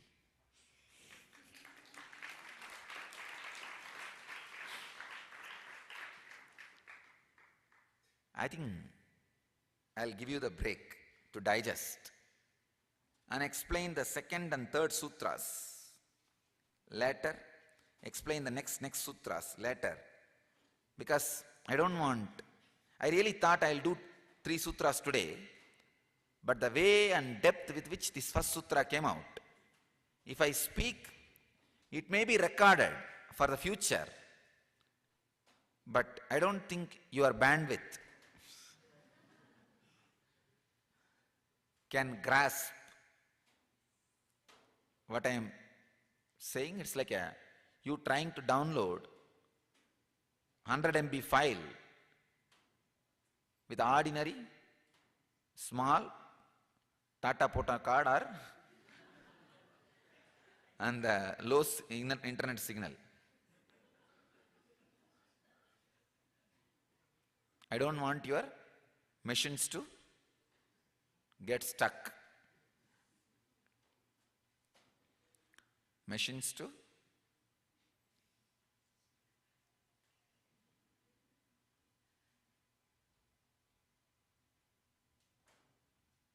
all right.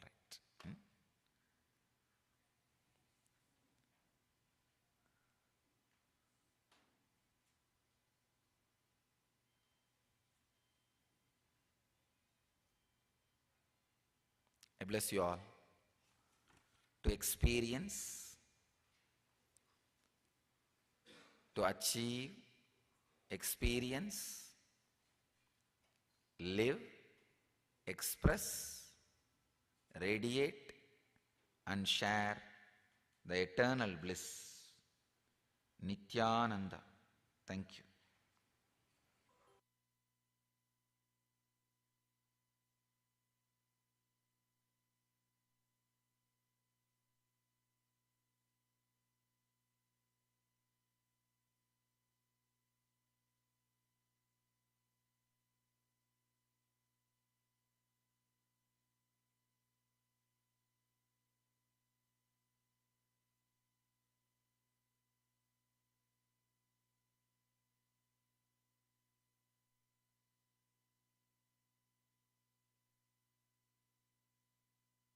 I welcome you all with my love and respects.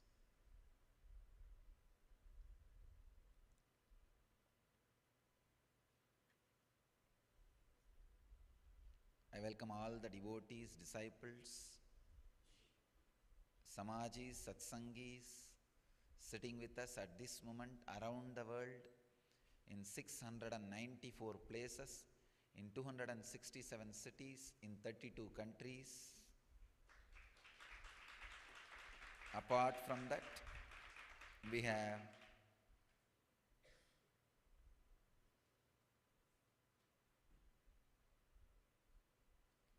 seven cities sitting with us in two-way video conferencing: Phoenix, Seattle, Ohio, San Jose, Houston, Los Angeles, Taramangalam. Today, Ma Krishnananda's birthday. Birthday blessings for Krishnananda.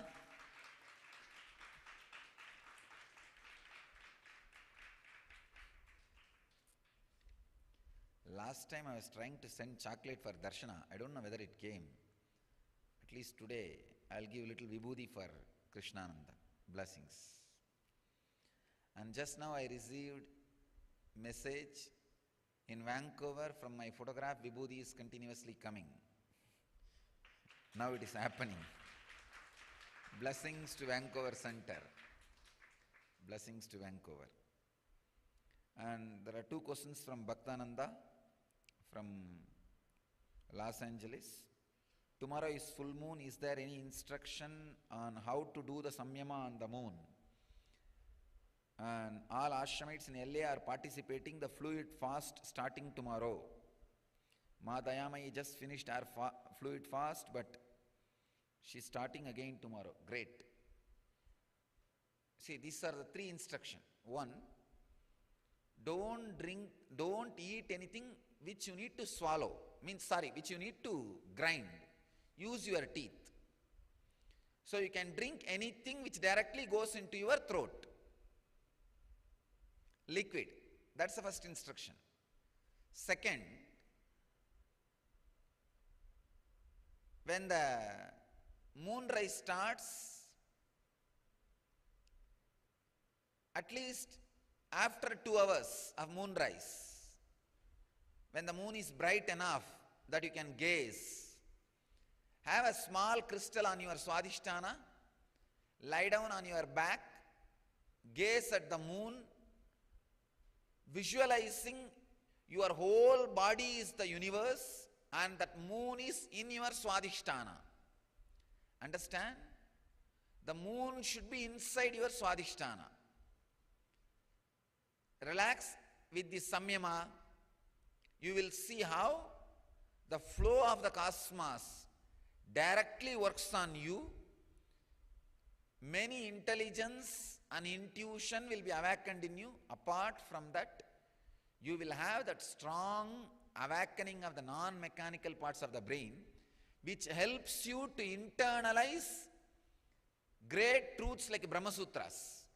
See, this samyama almost prepares the whole ground. Brahma Sutra is like a seed. When I drop the seed, immediately it grows. When I say your existence, you will have more deeper and clear experience when you do this kind of samyamas. So my blessings to all the LA ashramites. You guys will be successful in your samyama. My blessings, you will be successful. And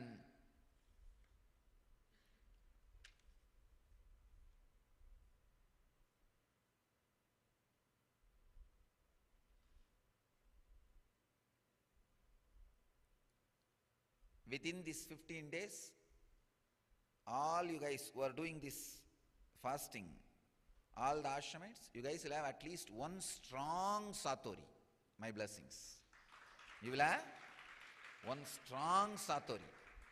Strong means that satori experience will stay on your system at least 2.5 days. That is the scale.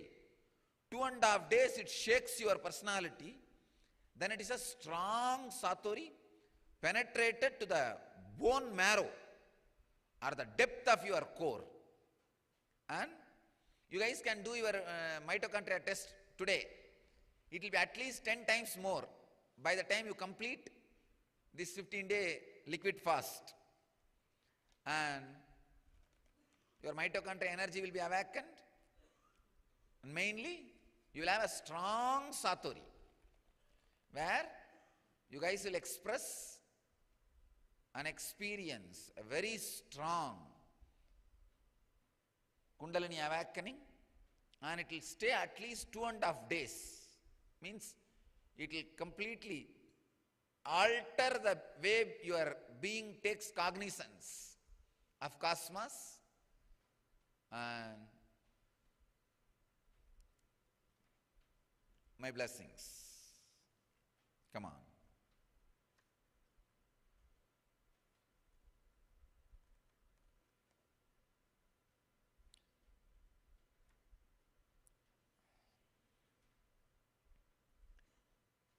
Today's subject is cosmic mysteries.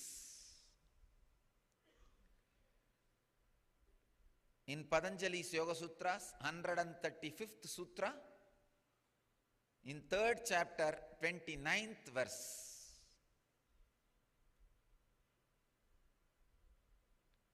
Actually, I wanted to express my happiness for this kind of the initiatives. I'm very happy this LA team has started this liquid diet, because one thing which is totally lacking with Nityananda Sampradaya sannyasis is tapas. I wanted this to be on record. It's a self-criticism. See, my sannyasis have almost all I had and I am having. The wealth, what I am having, they are also having. Their life is the best life. If you go around and see any other monastery sannyasis, I can challenge.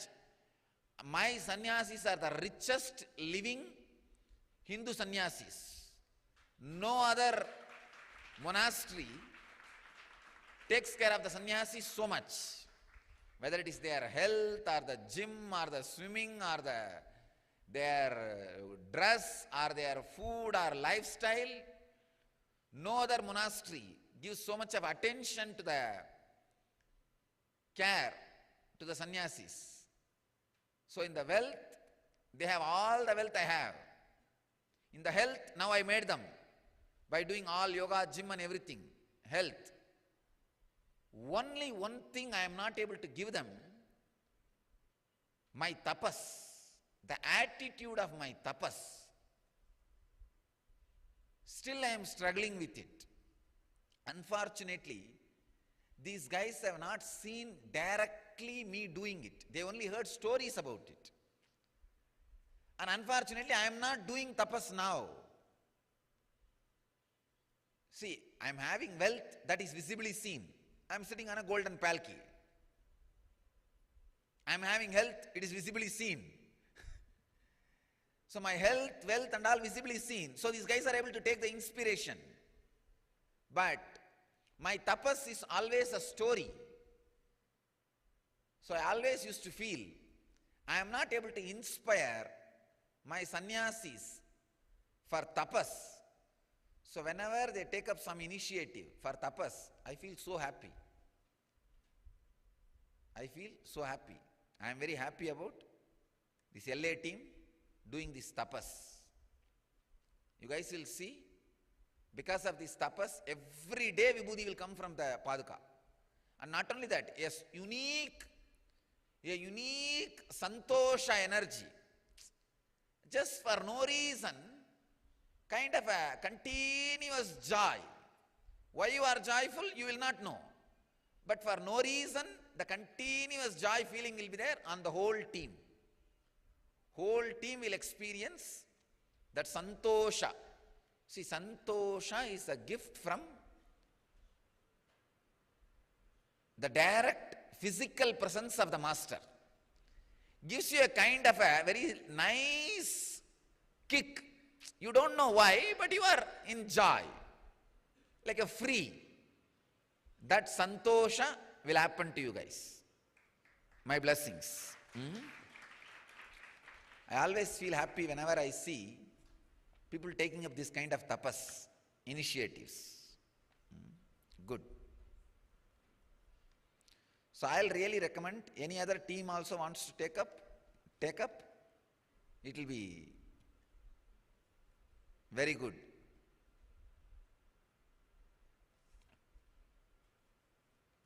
Great. My blessings to San Jose Temple also for their peaceful activities for protecting the Vedic tradition.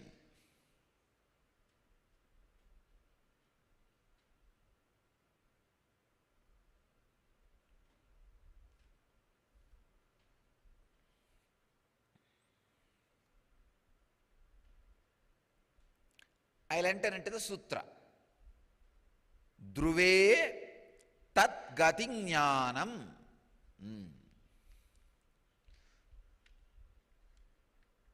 Swami Vivekananda translates this sutra as, on the pole star, knowledge of the motions of the star.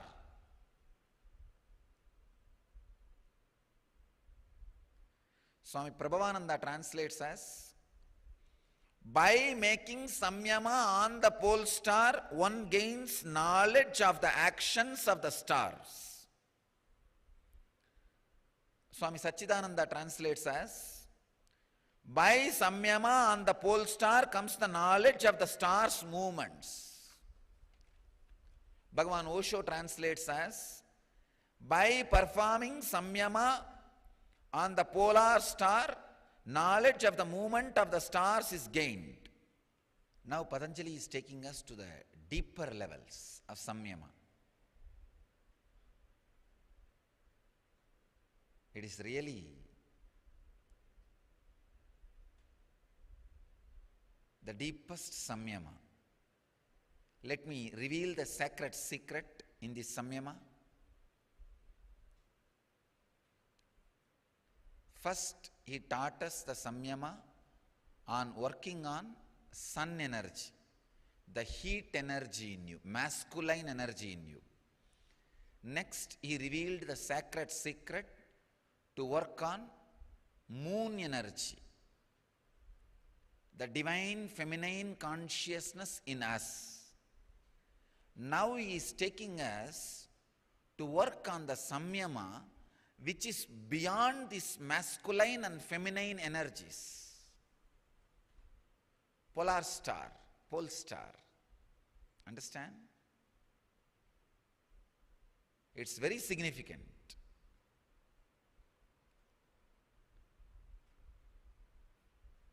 As I said, sun is highly active when you are in the peak of physical pleasure. Moon is highly active when you are completely fasting, and that moment almost you feel you will faint, but you will be aware. Your whole body will get into a kind of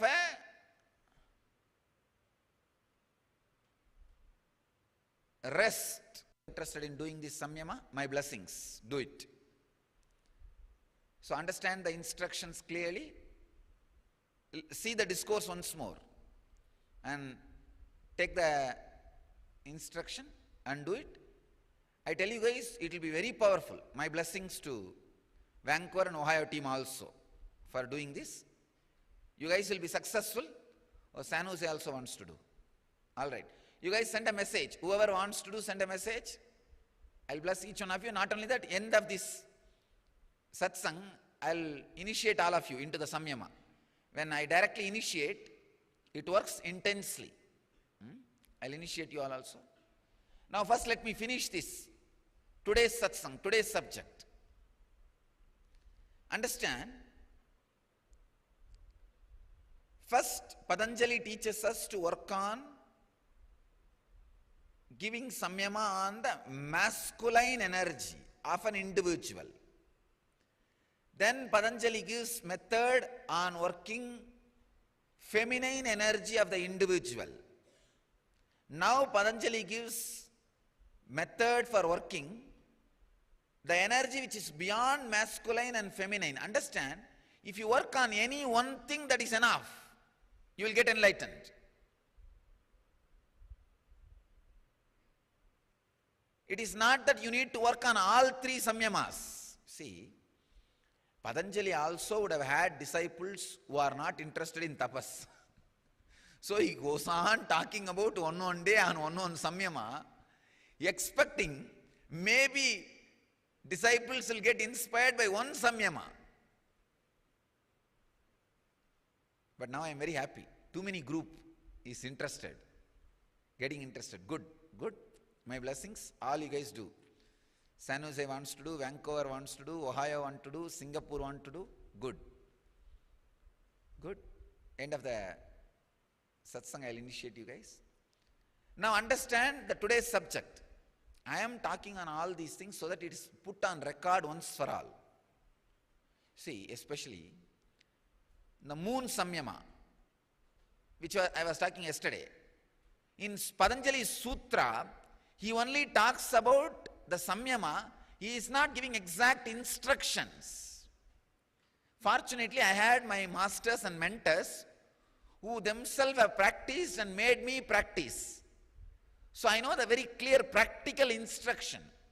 In no commentary in Patanjali you will see moon energy will be alive and active and intense on you if you fast for one paksha. You will not find that in any commentary. It will be found only if you have practiced or if you are under a master who have practiced.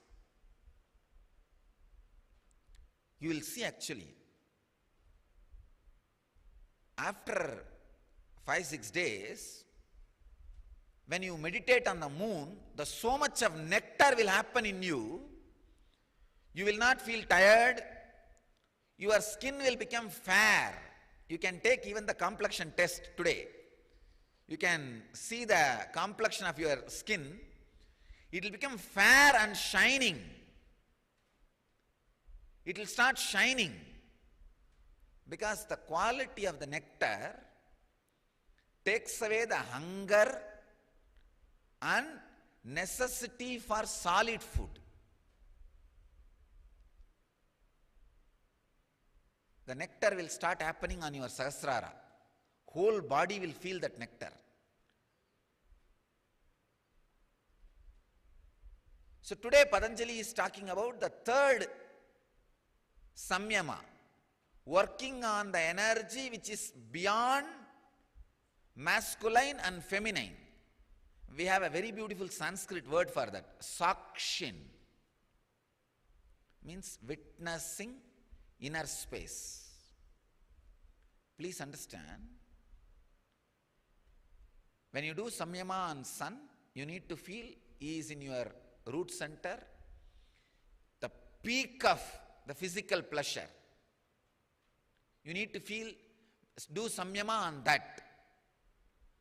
When you are doing samyama on the moon energy, you need to fast on liquid diet, and when you do samyama on the moon energy, you need to feel that intense coolness of the moon in your system. Now, you are expected to do samyama on the polar star. Polar star is supposed to be considered as it never moves. It's not true. It is not that it never moves, but it takes long time. So naturally, you feel it doesn't move. In you, there is a space which never moves. The witnessing consciousness. So, in the night time, lie down, do samyama on the polar star, visualizing your whole body has become huge and the polar star is inside your Anandagandha. Anandagandha is below the Anahata, above the Manipuraga. This is the area. Below the Anahata, above the Manipuraga. This is the area. Visualize the pole star. Polar star is on your Anandagandha. Just witnessing. You are neither male nor female or gay or child. These are the 4 sexes described in tantric traditions. Child enjoys its own body. Male, a masculine energy. Female, feminine energy. Gay, neither male nor female. You will experience the energy beyond all these 4 when you meditate on the pole star being in your Anandagandha. And I wanted all of you to know, just because you learned this new samyama, don't stop your plan to do the yesterday's samyama from tomorrow. that samyama is equally powerful, equally enlightening. If you decided you are going to do yesterday's samyama for next 15 days, don't change your decision. Oh, this technique seems to be a little more. All techniques will look very powerful when I describe, but it will be powerful only when you practice. So don't be tempted. Now I am describing it, putting it on the record. So if you already decided to do yesterday's samyama, continue. Tomorrow, one bhaksha, if you do, that's enough. You will see the result. You will see the result. This samyama, understand, you need to visualize the whole cosmos is your body. Your body has become so huge. And the pole star is in your Anandagandha.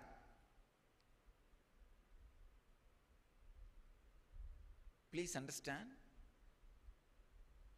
Samyama on the sun is supposed to be done with closed eyes. But samyama on the moon and samyama on this pole star, these two has to be done with open eyes. These two has to be done under sky, usually in the night time, with open eyes. But actually, after you master the ability to see the stars strongly, even in the daytime you will be able to see. Then you can start doing in even daytime. But in the initial level, it should be done in the night time. When you want to do today's samyama, this pole star, you don't need spatika. Please don't use anything cooling. This will neither be hot nor be cooling. It will be something totally different. It will bring certain kind of a restful awareness in you. It will bring restful awareness.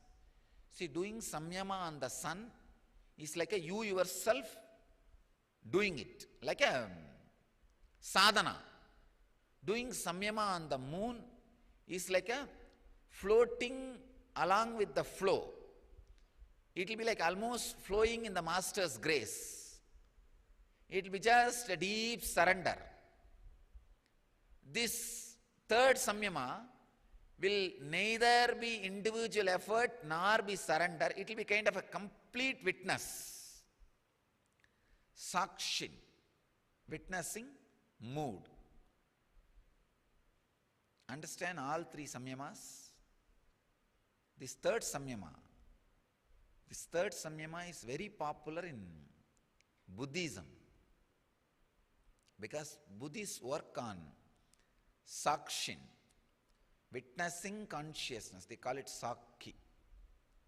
That's why they call Sakya Muni Buddha. Sakshi.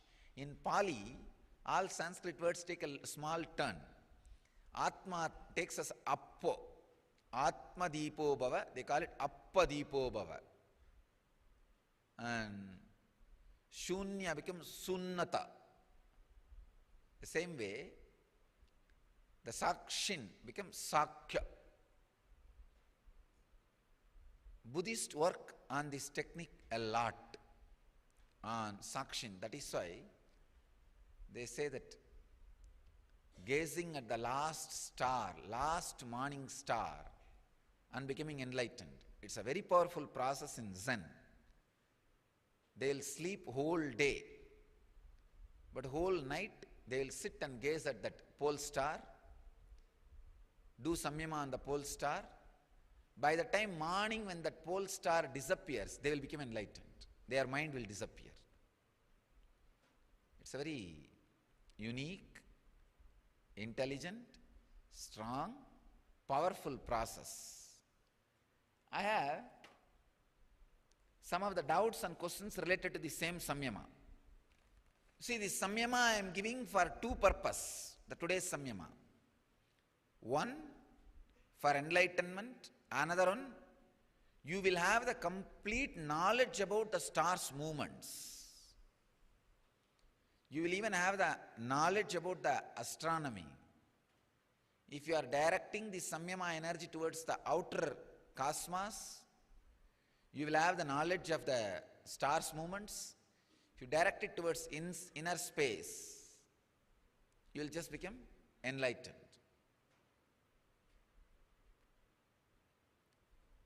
So there is a question. Are there multi-universes? Can I see them with this samyama? Yes. First thing, there are multi-universes. Not only multi, even the word multi is too small. Multi universes. That's the first thing. Second, you can see them through the samyama. You can see them through the samyama. I can tell you, I myself have seen with my eyes rishis and siddhas through the samyama. This Raghupati Yogi will make me lie down. My hip has to be on a rock, and my head will be down, and leg also will be down. I don't know the purpose. Still I am not able to find out why. Maybe from tomorrow, when you guys practice samyama, have one or two pillow just on the hip. You have to lie down on the back, but have one or two pillow for the hip. I do not know the reason, but this is what you used to do. You will always have a rock below my back, below my spine, especially the area where the Muladhara Swadhisthana. Back side, you will put the rock, and I will have to lie down. The head will be down and the leg will be down. He used to put little big rock, at least 2 feet height rock, on that I will have to lie down. Maybe that was the rock which was near when he used to take me to do the samyama. He will ask me to lie down. You guys may not need 2 feet height, but maybe 2-3 pillows. But it should be down, and you should be able to gaze at the sky. That's the way it should be. So, anyhow, when I used to gaze, I used to do for a long time. You guys can try, at least do 2 cycles, 42 minutes. But if you can, do even 1 or 2 hours. That's up to you. But do at least 42 minutes. It will be really very powerful. So,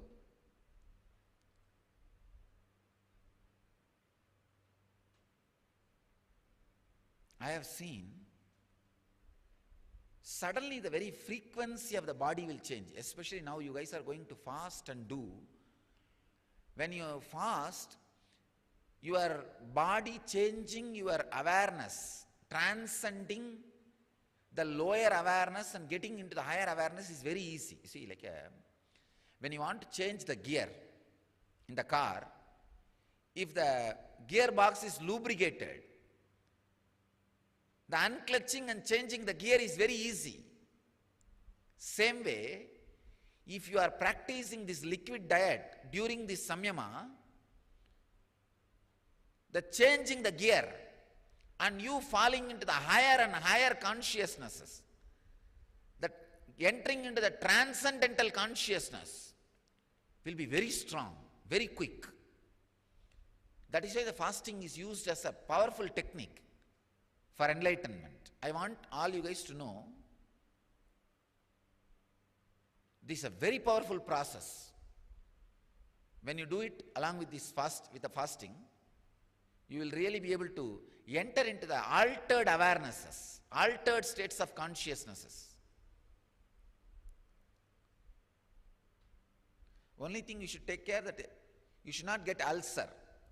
Drink lot of juice and once talk to your doctor so that you take care of your health also. You should not have any disease, problem which will create gastric trouble or any other stomach ulcer or anything because of this fasting. That you need to consult once with your doctor. And take neem juice morning.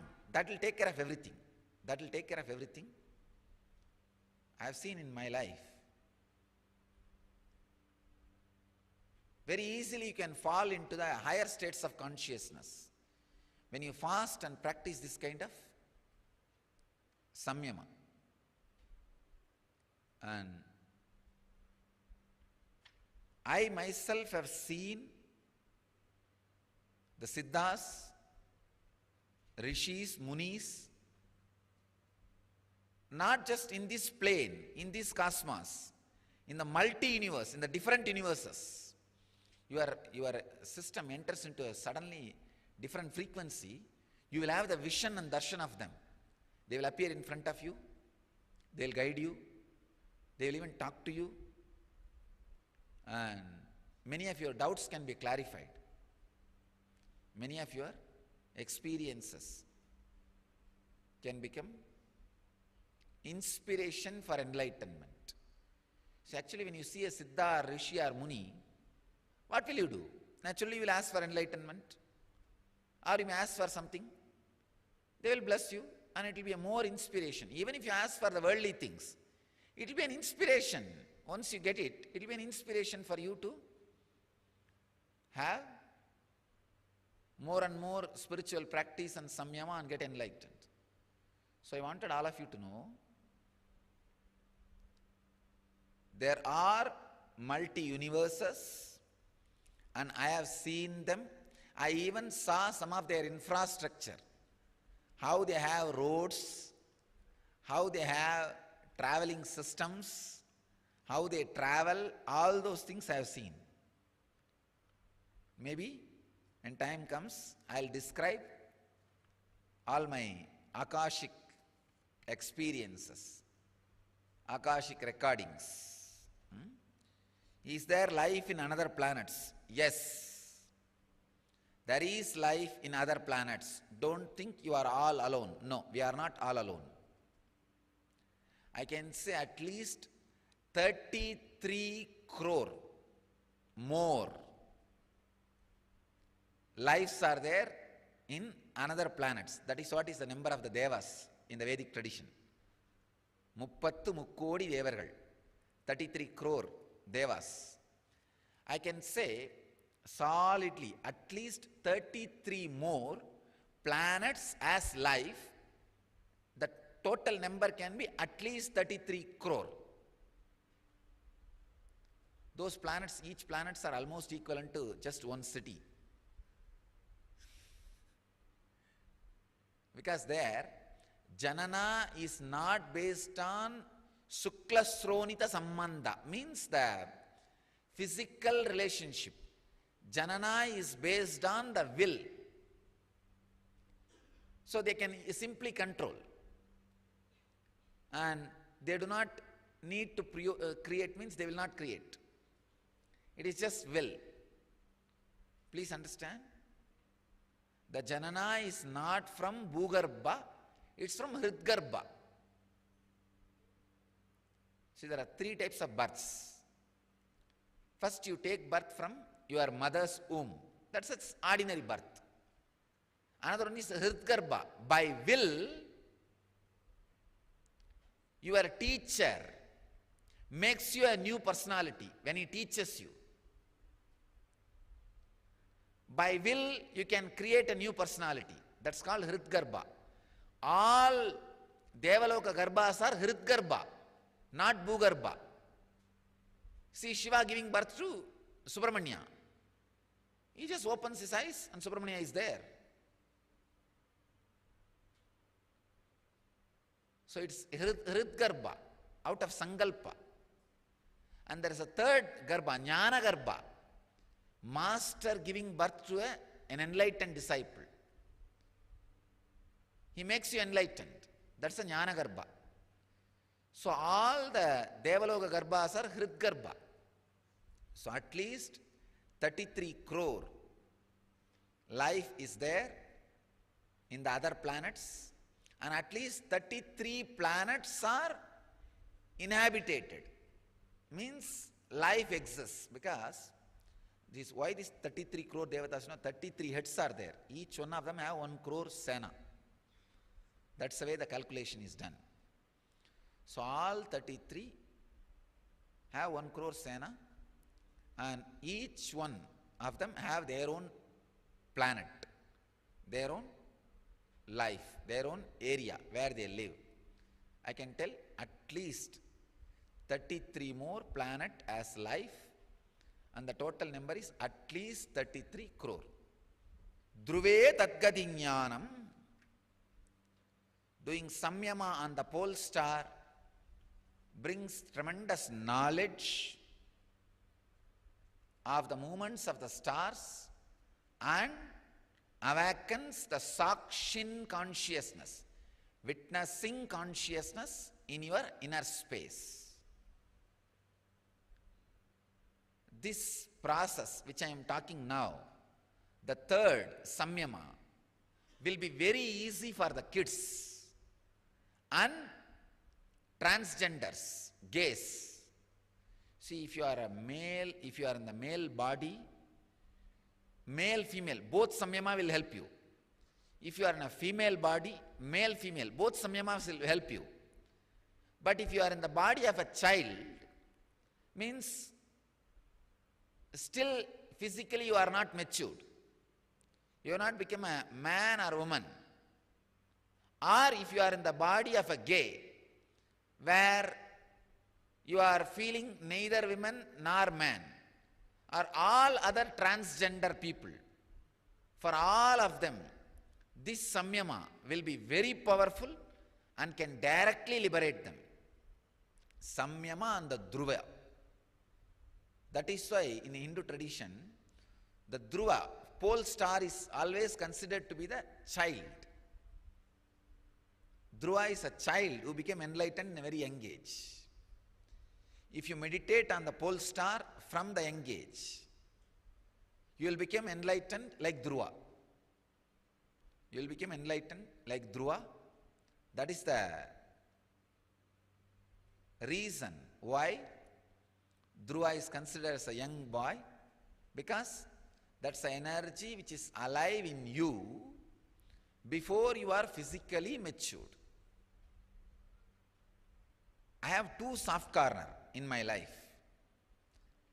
In the outer world, anybody works for temple, I'll fall for them. And in the inner world, anybody does tapas, I'll be simply pleased. This tapas and the temple, these two are almost like an engram in me. Even though I don't need both of them, still they hang around me and I hang around them. Tapas is one of the strong engram in my personality. Small incident about tapas. One day, Kuppamal told me to sit in Chinmudra. During the process, she was guiding me into some meditation. I don't know whether by unawareness or by mistake, I relaxed the Chinmudra. Then she stood up and looked at me and said, "You are not doing tapas as per the Guru Vakya." That was a strong hit on me, because in the young age itself I was just influenced thoroughly by the stories of Prahalada, Markandeya, Dhruva, Kannappa, all these people. So, Guru Vakya and tapas is almost like my breathing, my breath, my life. And I used to feel that as a pride. I always used to feel, when will I become like Markandeya? When will I become like Dhruva? That yearning. When she said, "You are not doing tapas listening to Guru Vakya," it was such a strong hit on me. And I decided I will never remove my hands from Chinmudra. And you'll be shocked. It went on and on. At least I can say 1 month I was like that. When I eat, I will only ask my mother to put the food in my hand. Or the people who are giving food, anybody, they have to put the food in my hand and I will eat. I'll just keep the Chinmudra whole day and night in the hand. If you are closely living around me, you will see even now that engram is there. When I sit once in a while, I'll get back to Chinmudra. I'll be there in Chinmudra. It started there. The tapas is such as, I can't call this as an engram now when it is there. Now it is there like a burnt rope. Burnt rope cannot tie you. So it cannot be called as engram. But there are some habits you need to retain to be in your system, to be in your body. So voluntary assumed engrams, you can call them as voluntarily assumed engrams for the sake of utility and basic maintenance of body mind. So my voluntary assumed engrams, VAE, is this tapas, temple. These are all my VAEs. Anyhow, so I am very happy that all this team is doing tapas.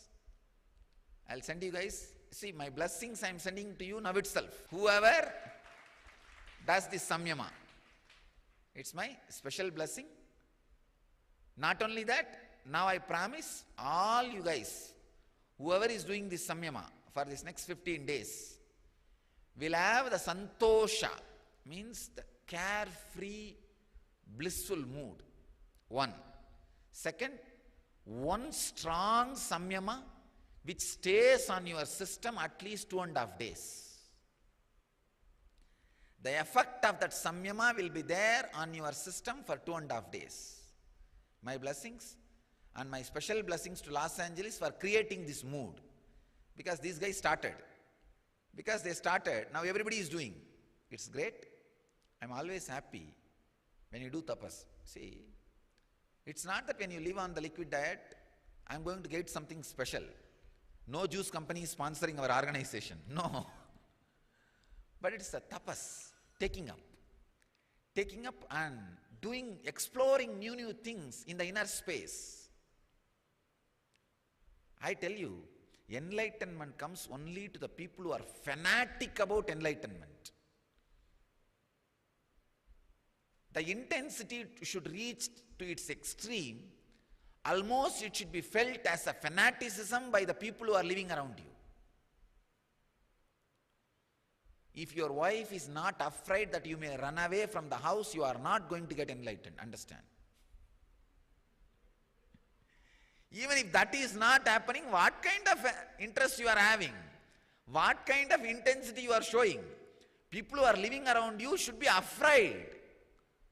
Any moment this fellow will run away from the house, will become enlightened. That's a basic condition. Don't be worried if your family feels you are going to run away at any moment. No other way. That is different. But that is the basic. You see, the first circle should feel your heat and how you are trying various methods. And I tell you another one thing, you will never become enlightened if you are trying only 2-3 techniques. This is also one of the sacred secret I want you all to know. It always happens in the end through one technique. But everything you try adds value. Adds value. I tell you, at least 25-30 process and method you should try.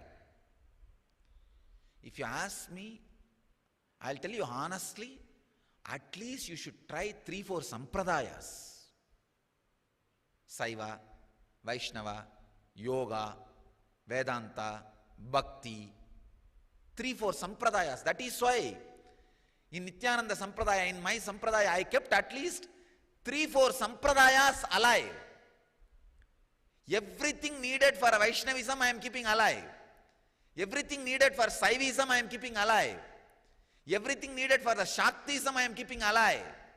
Everything needed for Vedanta I am keeping alive. Everything needed for Yoga I am keeping alive. Everything needed for Bhakti I am keeping alive. Everything needed for Hatha Yoga I am keeping alive.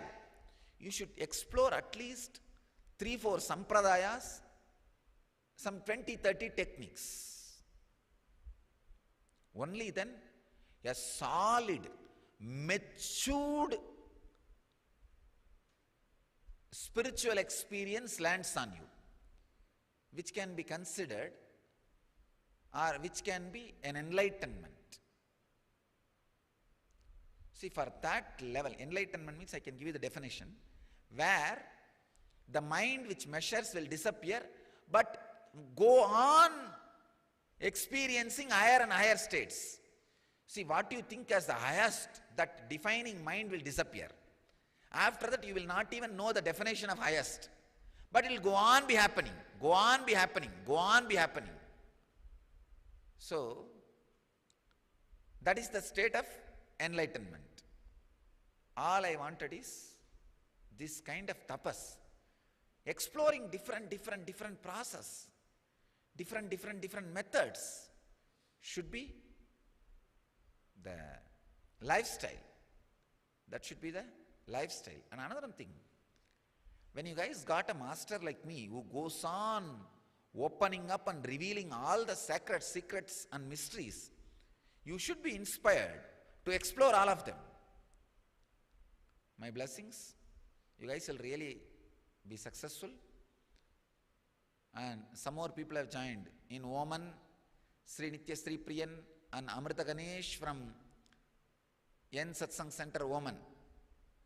All right, my blessings. You guys also will be successful. Now, if you all just sit a few minutes, take a sankalpa that you are going to do this vrata from tomorrow. And understand, I wanted all of you to know, this samyama directly brings you the complete fulfillment in the inner space, that moon samyama. And today is the day, holy festival, when Shiva burnt the Manmata, destroyed all the fantasies, burnt Manmata, and Krishna did Rasalila. See, Rasalila and burning Manmata is one and the same. Krishna was beyond Manmata, he was doing Rasalila, and Shiva just opens his third eye and reaches the space beyond Manmata. It's very significant. Both festivals are on same day. And not only that, Shiva burns Manmata today and then gets married to Devi in Chitra Purnima next month. In Panguni Purnima, today is Panguni Purnima, today Shiva burns the Manmata, then he gets married. Means, in Vedic tradition, we believe going beyond the lust, then entering into the Grihastha life if needed. It's a very powerful concept. Anyhow, today is a day when Krishna had Rasalila.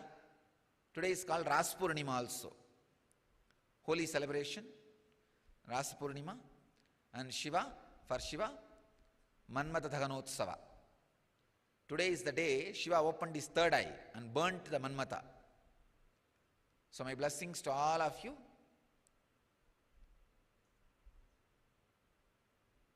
You will all experience Manmata Dhagana, burning of fantasy, and Rasalila, the great presence of the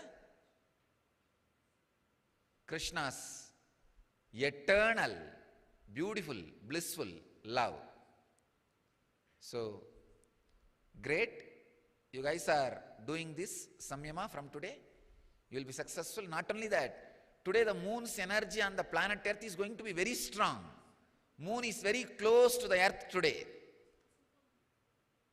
It's called supermoon day. It will do only good to the whole planet Earth and to all of us. I'll turn this whole energy into good. Sit and make the sankalpa that you are going to do this samyama for next 16 days. If you are not going to do, just sit. People who want initiation into the samyama, make the sankalpa, you are going to do this samyama. I'll initiate you guys. Others, you can just sit and experience the end effect. I initiate all of you into this sacred samyama. Let Patanjali's grace be on all of you. Let you all be successful in this samyama. And all the people who are going to do Samyama on these next 16 days, try to do Chandra Namaskar in the morning. Don't do Surya Namaskar. Do Chandra Namaskar at least 21. If you can, do 42 or at least 21. You can learn Chandra Namaskar. Maybe in our website it will be available. And there is a webinar also. Today, tomorrow, they are doing a webinar also. I'll tell them to continue the webinar for a few more days. It will be available. You can do Chandra Namaskar instead of Surya Namaskar. It will really help you to experience the Samyama more strongly. So, I bless you all. Let all of you achieve, experience, live, express, radiate, and share the eternal bliss. Nityananda. Thank you.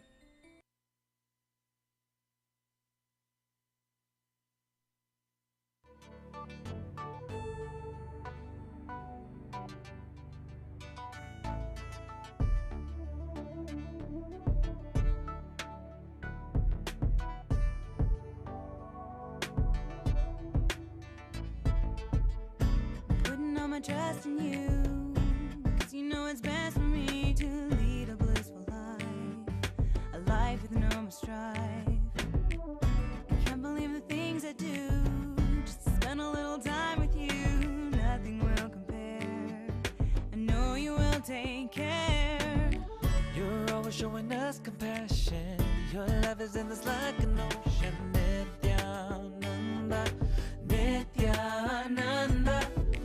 My life's become a meditation. Ever since we had a deep connection. Nityananda, Nityananda. Oh, every time I see you, my consciousness expands. Oh, my heart begins to dance. And every time when I think of you, I just start to melt. So much beauty to be found. Yeah. Ooh, ooh, ooh, ooh, ooh.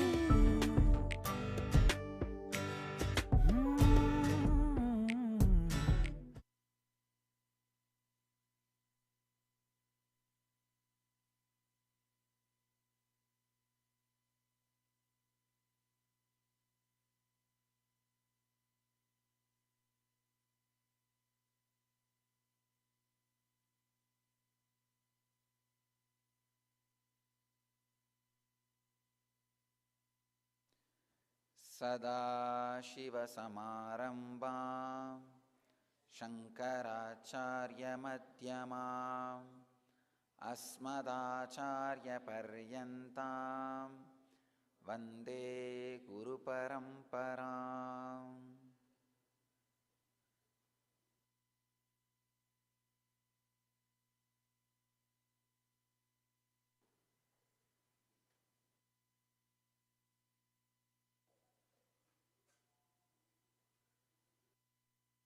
Welcome you all with my love and respects.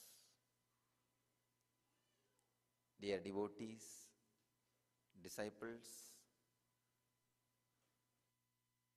and first-time visitors, I welcome all of you with my love and respects who are sitting around the world. Please understand, before the starting of the Pada Puja, in 400 cities people were sitting. Now 536 cities people are sitting with us.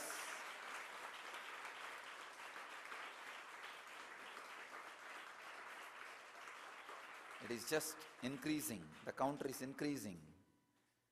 In 536 cities all over the world, people are now sitting with us.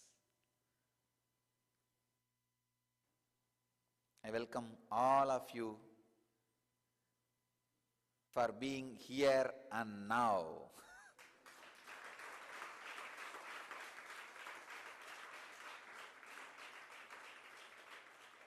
And I'll enter into the Kriya initiation the N Kriya initiation, invoking the presence of Sadashiva, Shankara, and all the great masters.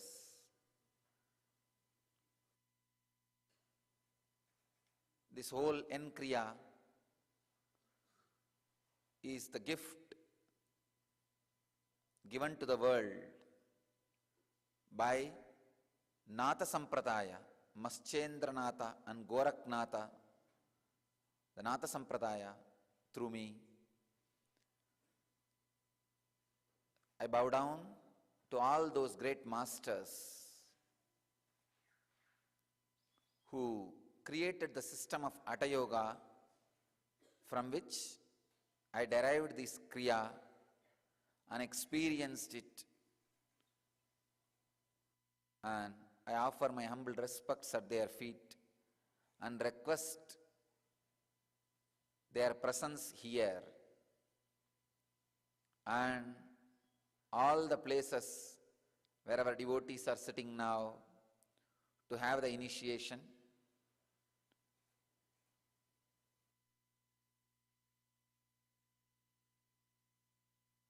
It is they who are offering this to the world through me. Let's enter into the N Kriya initiation by invoking all the great masters' presence. Patanjali, Maschendranatha, Goraknatha, Sadashiva, Shankara, and all the great yogis who happened on the planet Earth.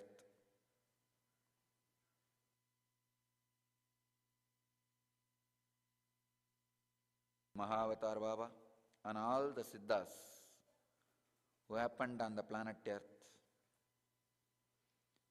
Vasishtadi, Sabda Rishis, invoke all their presence. I humbly bow down to their presence.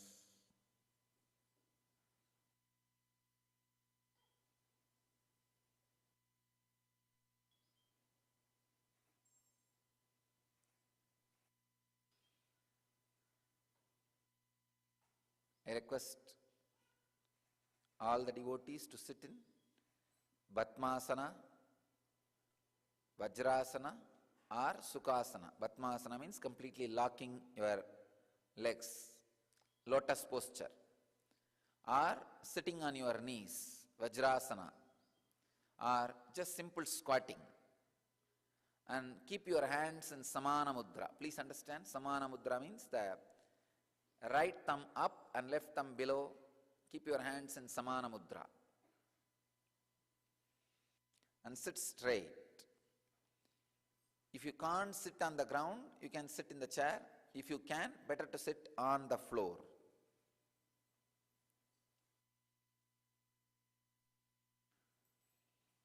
I wanted all of you to know this N Kriya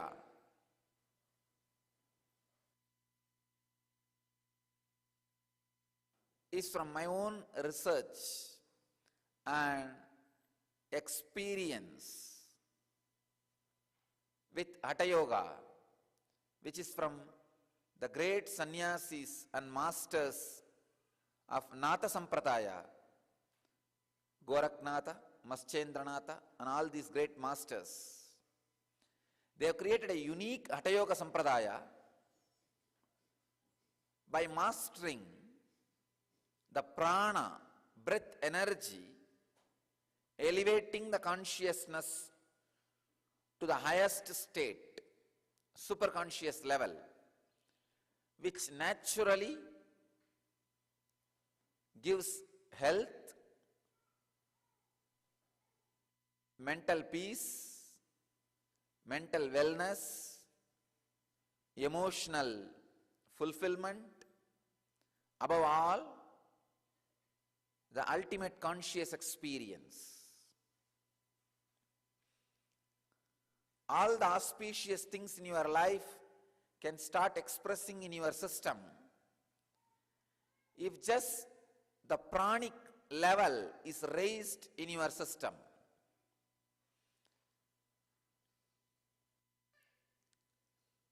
innumerable positive side effects can happen in your system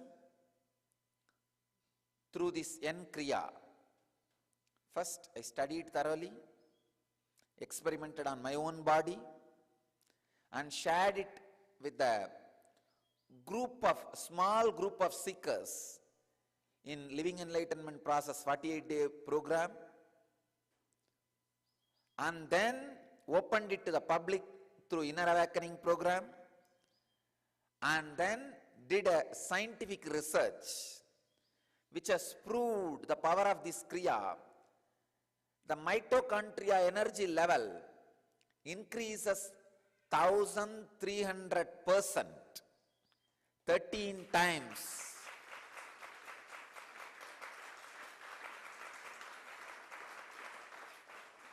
Within 18 days. Please understand,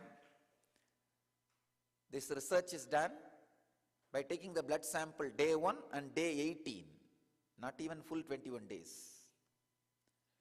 And the doctors and scientists are again confirming, even yesterday we had a discussion, they are confirming in the whole world any available medicine or physical exercise or any therapy can increase the mitochondria energy level only 25%, not more than that. There is no system available on the planet Earth known to the science to increase the mitochondria energy level more than 25%. And here we have increased successfully and proven to the scientific world 1300%.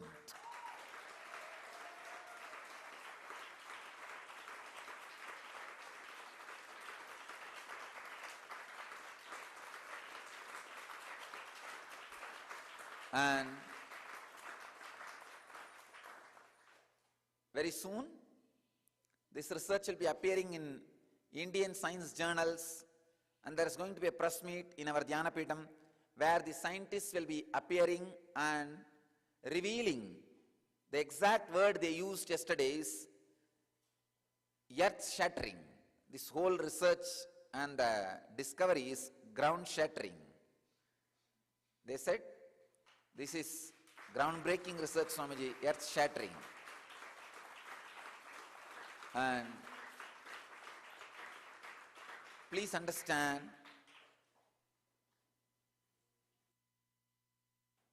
this Kriya is one of the greatest gift to the world through me by all the great masters. I wanted to very clearly tell the world, this is not my own discovery.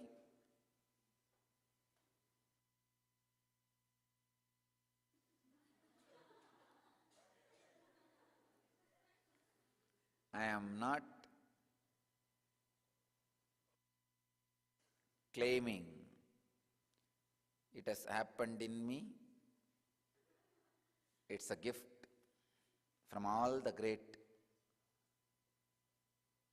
traditional masters of Vedic tradition. I wanted to make it very clear, I did only one thing. I experimented with it in my own system and systematized to create the maximum benefit without any negatives, that with the group of people in controlled conditions, and opened it to the public in a very safe ambience and experimented with this step by step, and finally did scientific validation and presenting it to all of you. Only this part is my contribution. Other than that, the basic science, the original truth itself is from the great masters of the Vedic tradition, mainly the great Hatayogis of Natha Sampradaya, Maschendranatha and Goraknatha, and great masters. And I should not forget to acknowledge and pay respects to Swami Satyananda Saraswati for the English terms, the technical terms which I am going to use now. The English translation is done authentically by a great yogi of modern day, Swami Satyananda Saraswati. I wanted all their names to be on record. They are all responsible, and I offer my acknowledgement and respects to all of them for helping me to create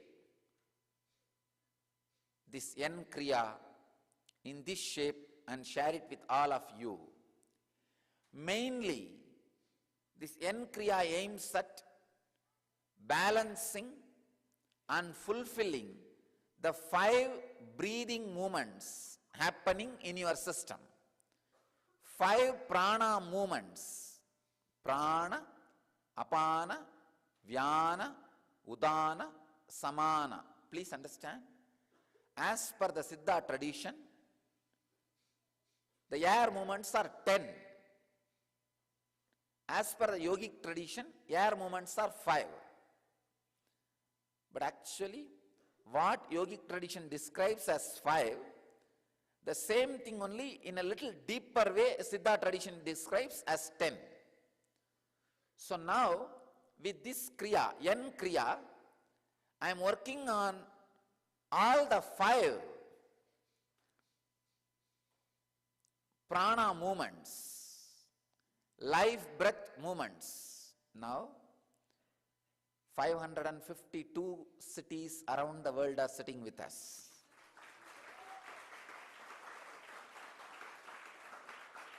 It is increasing, increasing, increasing.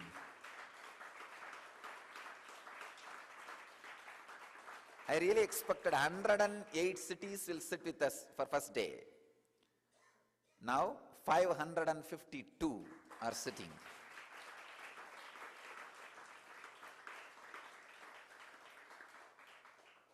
Spread all over the world. God.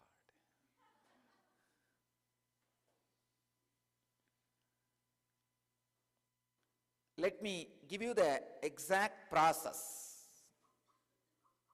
and technical knowledge. You have 5 life breath movements happening in your body.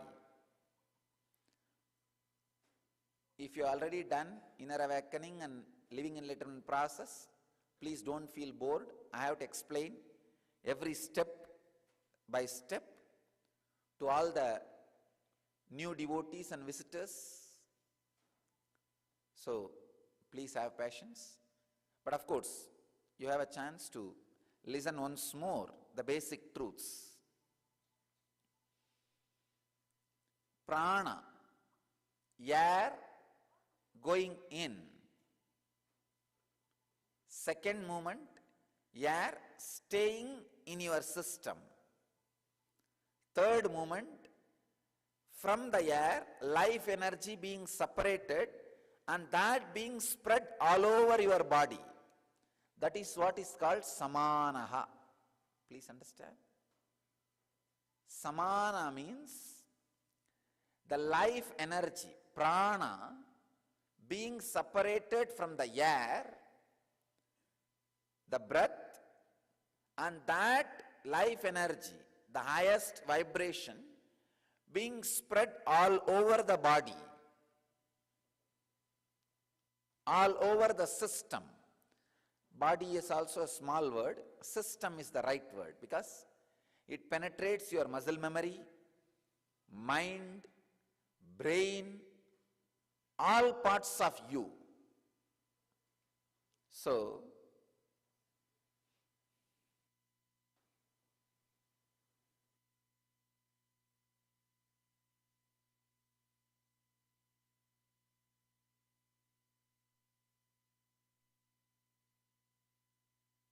the fourth movement is the air coming out, being released out of your system. The fifth movement is cleaning. Apanaha. Apana. Please understand. These are the 5 prana movements in your body. These 5 are responsible for your health, mental wellness, emotional fulfillment, pleasure, pain, creativity, dullness, restlessness, peace, finally enlightenment itself. So these 5 pranas, if they are balanced, you live a healthy life. If they are awakened, you live enlightened life. If they are imbalanced or disturbed, that is responsible for physical, mental, psychological, emotional, spiritual disorders. I don't want to use the word diseases, disorders, because it can be again put in order. It can again be put in order. In yogic tradition, there is no disease incurable. There is no disease incurable. Soon, we will do further experiments and prove it to the world. One by one, there is no disease incurable. Second important thing,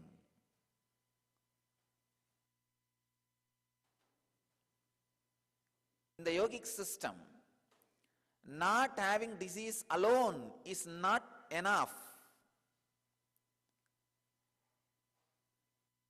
Raising the consciousness to the highest fulfillment and going beyond the life and death cycle which is being forced on you.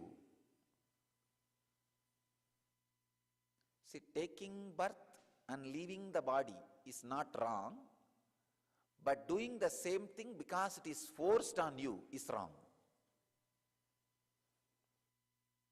Taking body out of free will, leaving the body out of free will is great. Masters do that again and again. But doing that same out of forced will is something very seriously wrong.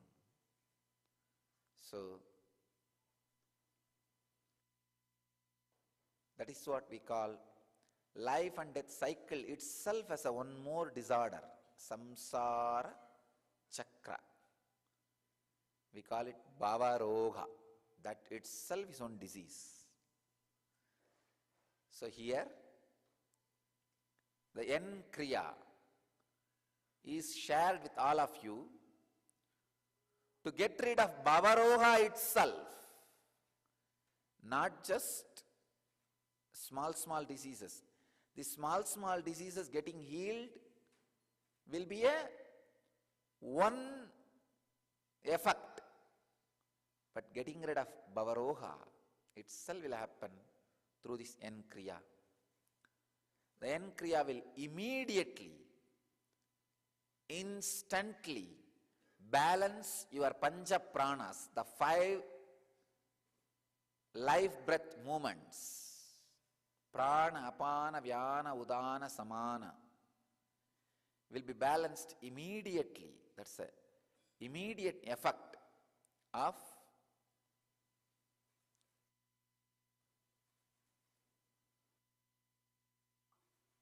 this N Kriya, and naturally that will lead to physical health and mental wellness, emotional fulfillment, awakening of the non-mechanical parts of the brain, creativity, anti-aging, ultimately the spiritual enlightenment. Please understand.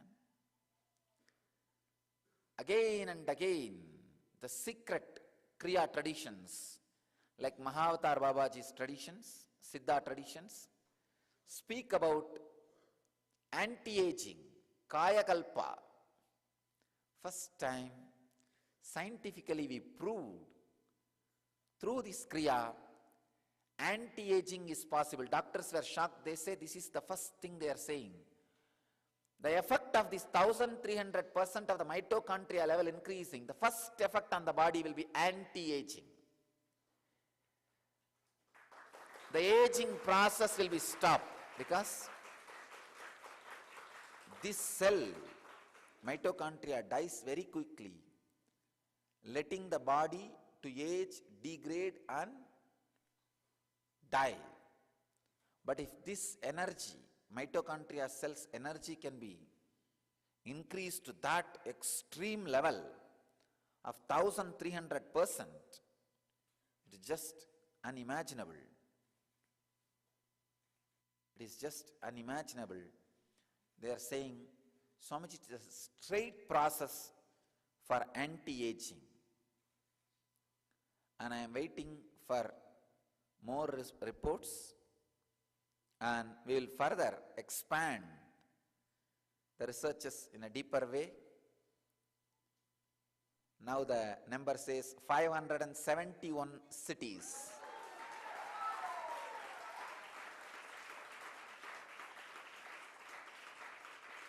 I want all of you to know it is a proper authentic number based on the sign-ups.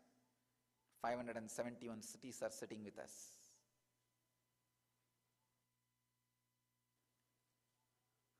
Around the world, thousands of viewers.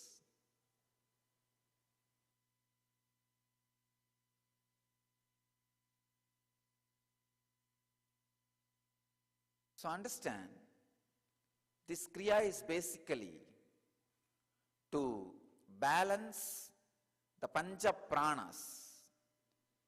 Inhaling, holding, spreading, exhaling and cleaning. To balance these five,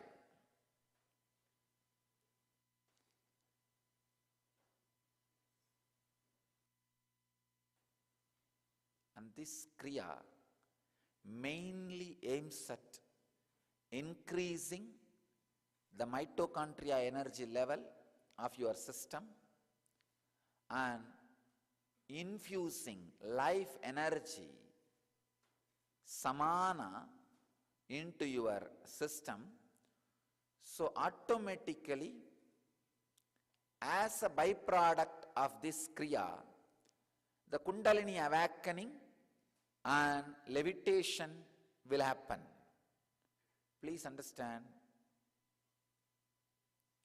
this Kriya is the essence of the 48-day living enlightenment process I did.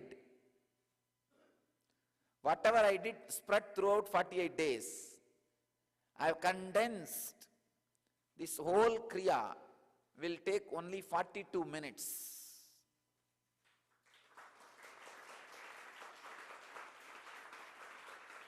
Doing it twice a day if you can, or once a day is enough. Please understand. If you want only the physical health and mental wellness and emotional fulfillment, doing this Kriya once a day is enough. If you want to further explore the siddhis, like a teleporting and telepathy, all other clairvoyance experience, those extraordinary siddhis, I may recommend doing twice a day. If you can do thrice a day, I can assure straight away you will experience the enlightenment. Once a day itself will awaken your Kundalini and make you levitate. Please understand, even if you practice once a day, that will awaken your Kundalini and make you levitate.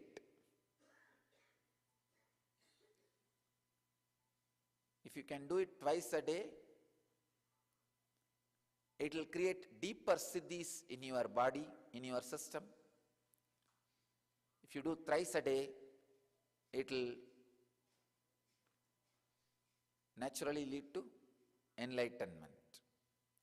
Now I want to enter into the process.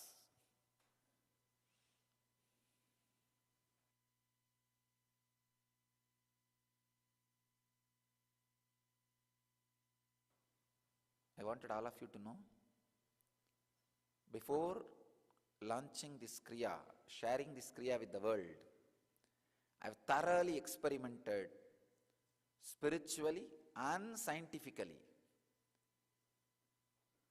So it proves, please understand, this 1300% of the mitochondria energy level increasing is for all the 100% of the people who participated in the experiment. Please understand, it is not 90% of the people or 80% of the people, no. Whoever participated in the experiment, all their mitochondria energy level is increased 1300%.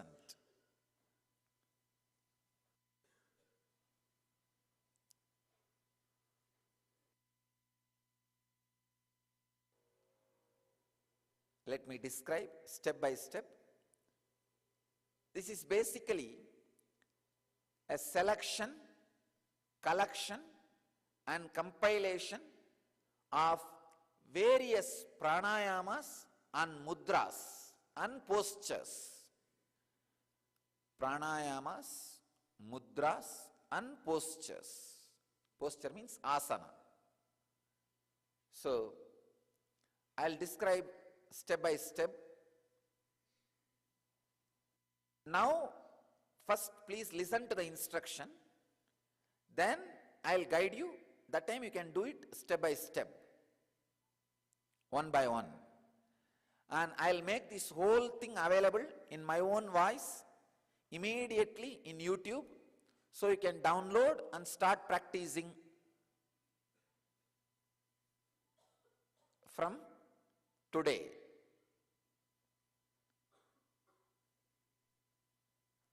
I can say,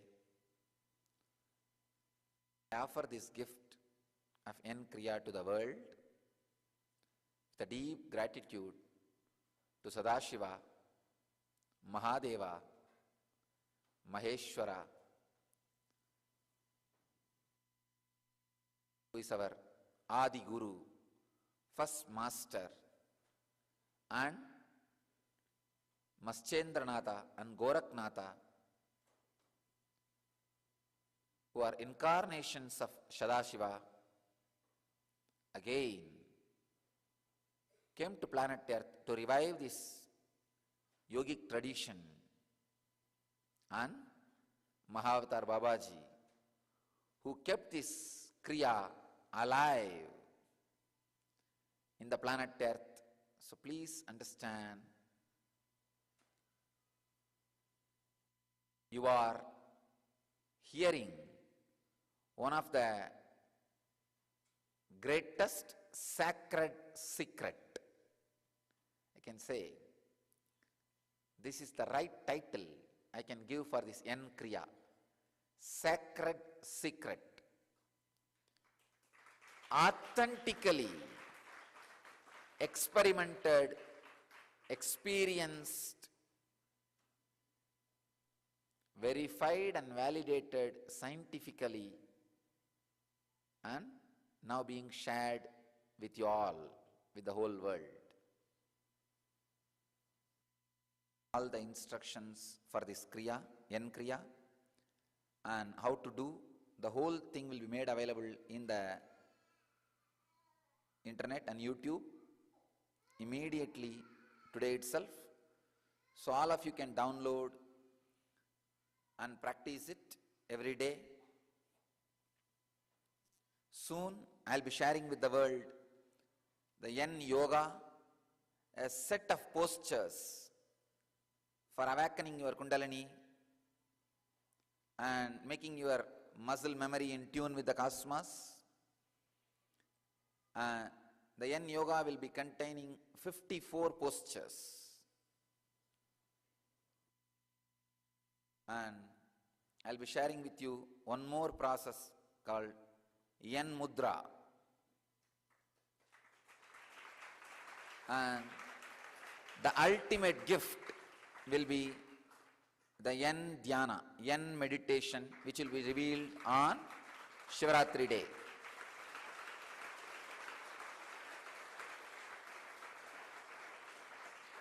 I bless you all.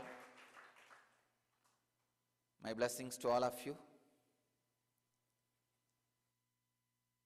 My blessings, and I thank you all for being part of the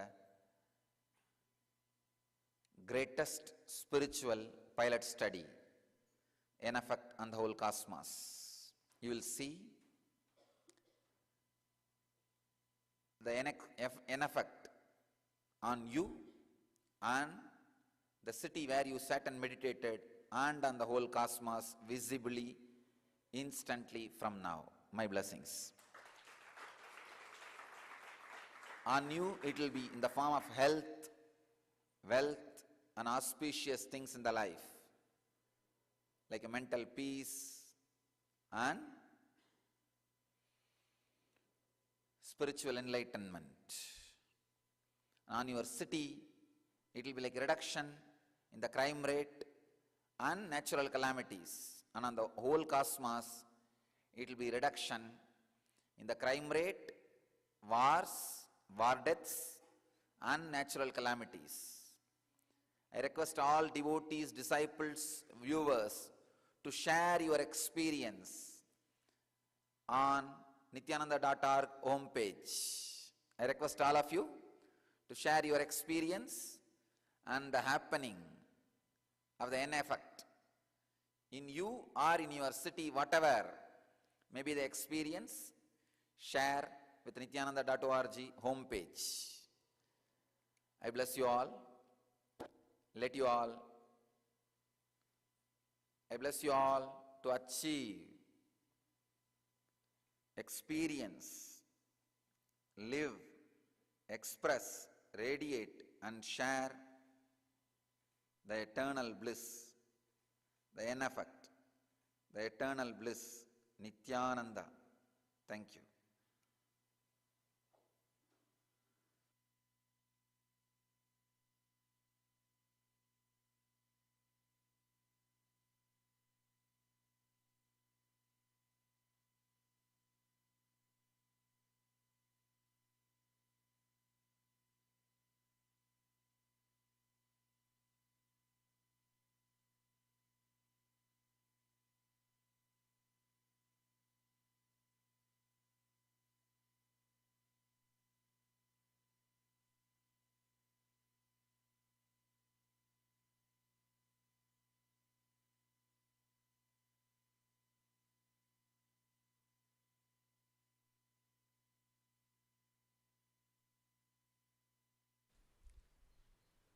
Sadashivasamarambam Shankaracharyamadyamam Asmadacharyaparyantam Vande Guru Paramparam.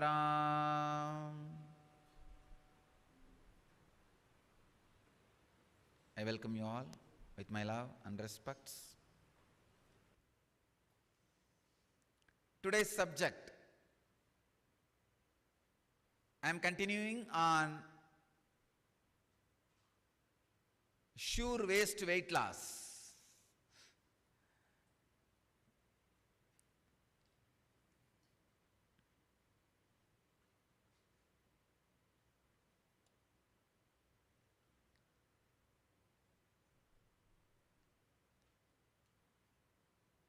I have more and more scientific researches and studies supporting the Patanjali's Samyama. I just wanted to give you the gist of yesterday's Samyama. If you are tuning in today, understand? Doing Samyama means intensely feeling connected in the throat chakra, Vishuddhi chakra, you go beyond the hunger and thirst. So this has many levels. First, the pseudo hunger and thirst sensations and signals stops. So you stop junking. I want to create a new word, junking. You start eating. Stop junking, start eating. That's the first step. Second step, when the samyama becomes deeper on the Vishuddhi chakra, even the necessity for the food, the quantity drastically reduces. First, when you get the proper signal and eat, 50% of your food intake will reduce. Then when the samyama becomes deeper, 25% more intake will reduce because you don't need so much food. And the third, a very deeper part of the samyama, just completely living independent of food and water. Sometime once in a while, just like a casually, you want to have it, otherwise it's okay. So I am interested in teaching the first two part. Third part also I'll give you the technique and process. But I'm going to put more effort, energy on these two part because the whole human civilization is suffering with this first two part. Eating too much and eating unnecessarily. So, I have some of the scientific researches here. The amount of energy needed for us every day is determined by how much adenosine triphosphate, ATP, our mitochondria creates, so that proper enzymes can be activated to make our bodies move and function properly. This can affect our healthy weight loss. Since we may not have the energy to commit 100% exercise for calorie burning, I am revealing some of the scientific studies, then I will connect it with our Patanjali's Yoga Sutras.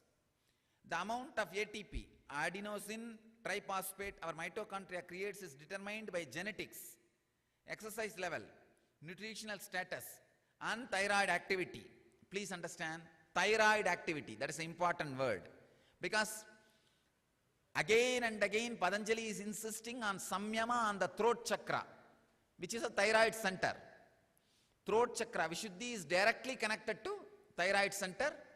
So scientific studies also say it is thyroid which is directly related to weight.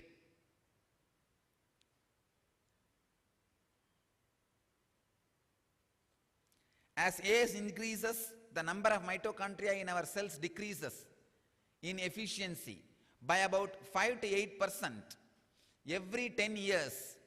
One easy way to reverse this is by exercising.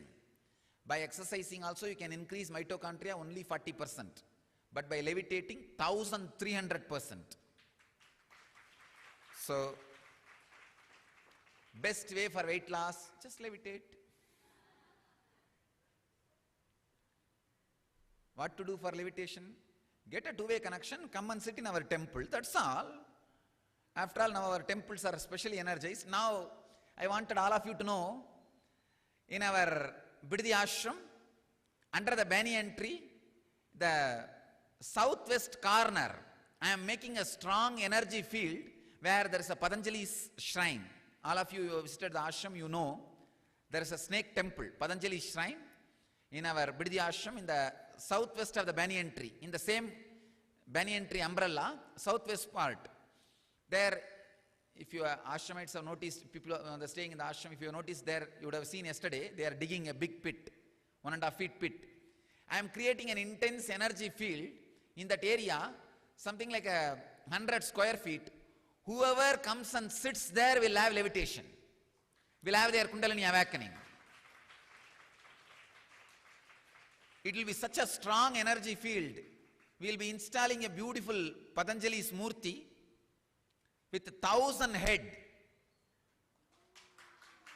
1,000 hoods. See, Patanjali will be in his pure form of Adisesha with 1,000-hood snake. Patanjali's murti is going to be installed there, and already the energy field is getting ready. I am planting a proper Siddha herbs, yantras, with a proper prana pratishtha. If you come and sit there, you will experience levitation. You will have Kundalini awakening. So all you need to do for levitation is, as on now, get to a connection or come and sit in our temple. Have an Ayana Diksha, that's it. Those who exercise have more mitochondria, which means more potential for energy and ability to burn more calories for healthy weight loss. These are some of the things. Thyroid gland plays a major role in mitochondrial activity. Those with hypothyroidism can suffer 60% reduction in ATP production and suffer from low energy and fatigue. Hypothyroidism may be due to low thyroid function or iodine deficiency. Iodine deficiency may be due to change in food intake, eating patterns and food production methods. Another factor for lower ATP production is oxidative damage to mitochondria. Several antioxidant nutrients like green tea can be used to protect mitochondria from oxidative damage. In case of normal exercise and workout, there is only an increase in 10% of mitochondrial ATP energy with 80% increase in heart rate. Oh God. If you work out in 80% increase in heart rate, only 10% mitochondrial energy increases. Maximize your ATP production to have more energy and lose more weight. These are some of the scientific studies and findings. Now I am going to connect how the thyroid activity is balanced and ATP production is more and mitochondria cell energy increases through the Patanjali's method of samyama. Understand? I'll describe the technique also. But I first want you to understand and the connection between these scientific researches and Patanjali.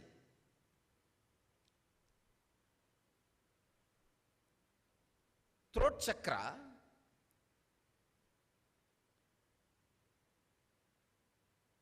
main source of energy for thyroid. Please understand, throat chakra itself is not thyroid center. No. Thyroid center gets activated and controlled by throat chakra. Throat chakra is the head, is the in charge. When you do samyama on the throat chakra, the whole thyroid activity gets balanced.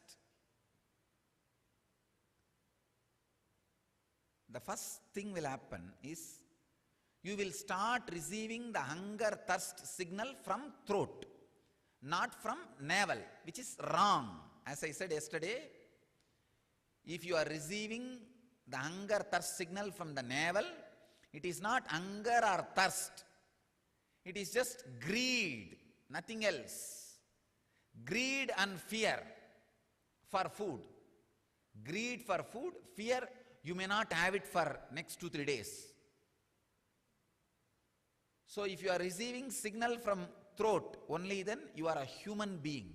Understand? In forests, animals can have the fear about food because they may not get it. How will you say, every day one deer will come and surrender in front of a lion? No. And no lion is going to have a meat shop for the regular supply. If you get one deer today, that does not mean you will get every day one. Suddenly you may get 2 one day and you may not get anything for next 2 months. So the animals can have fear or greed for food. Nothing wrong because they do not have a regular supply. The regular supply is not ensured. So they can get signal from navel, nothing wrong. Their food eating habit can be based on fear and greed. But you are not animal, I want to remind you. I want to remind you, you are not animal. So let your eating pattern be not based on fear and greed. Let it be based on throat, pure signal. When you get the hunger thirst signal from throat, you are a human being.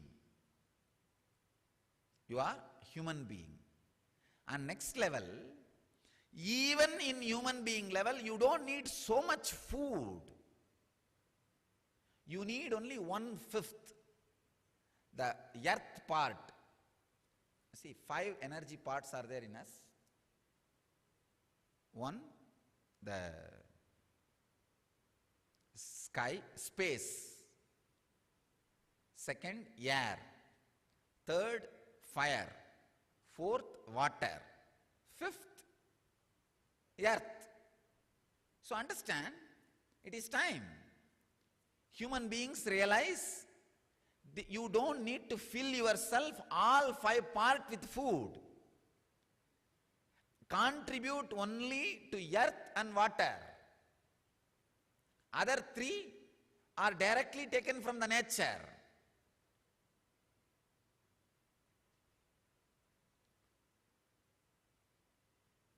The 3rd is completely being independent of food.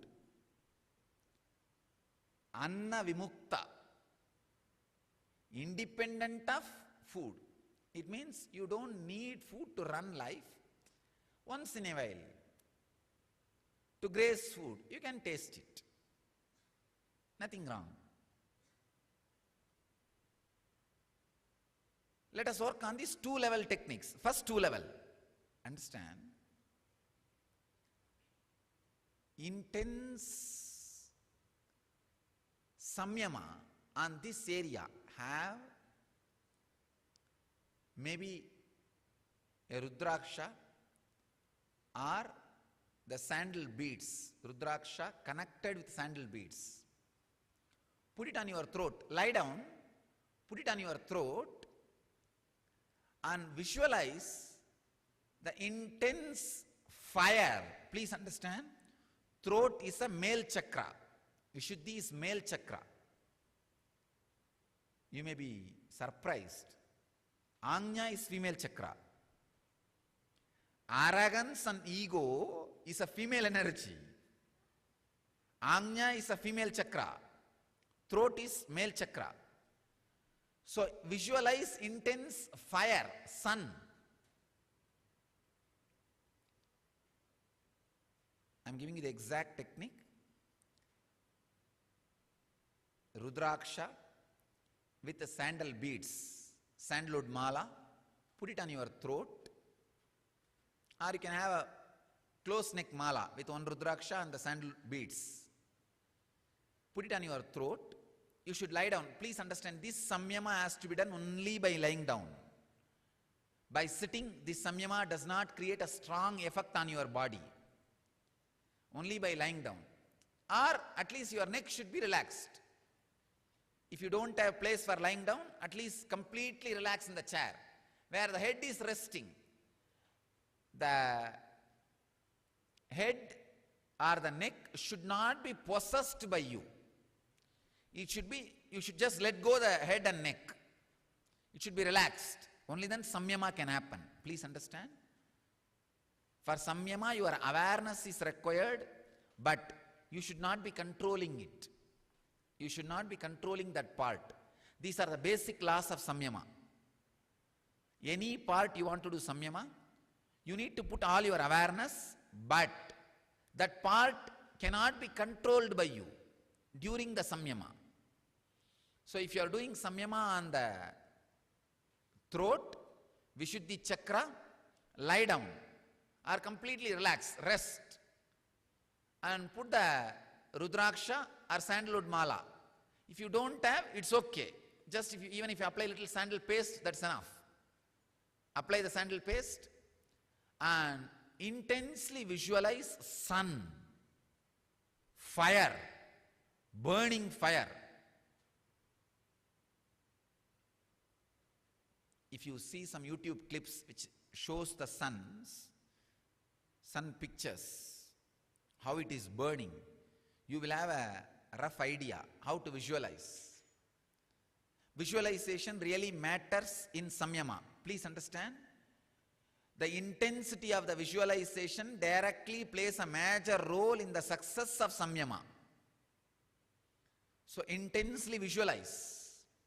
And if you are doing Chandra Samyama in the night time, you can do this in the daytime. Nothing wrong. Because both Samyama needs liquid diet. You are already on liquid diet. It will help you. It will help you. If you are on Chandra Samyama, you can do this in the daytime.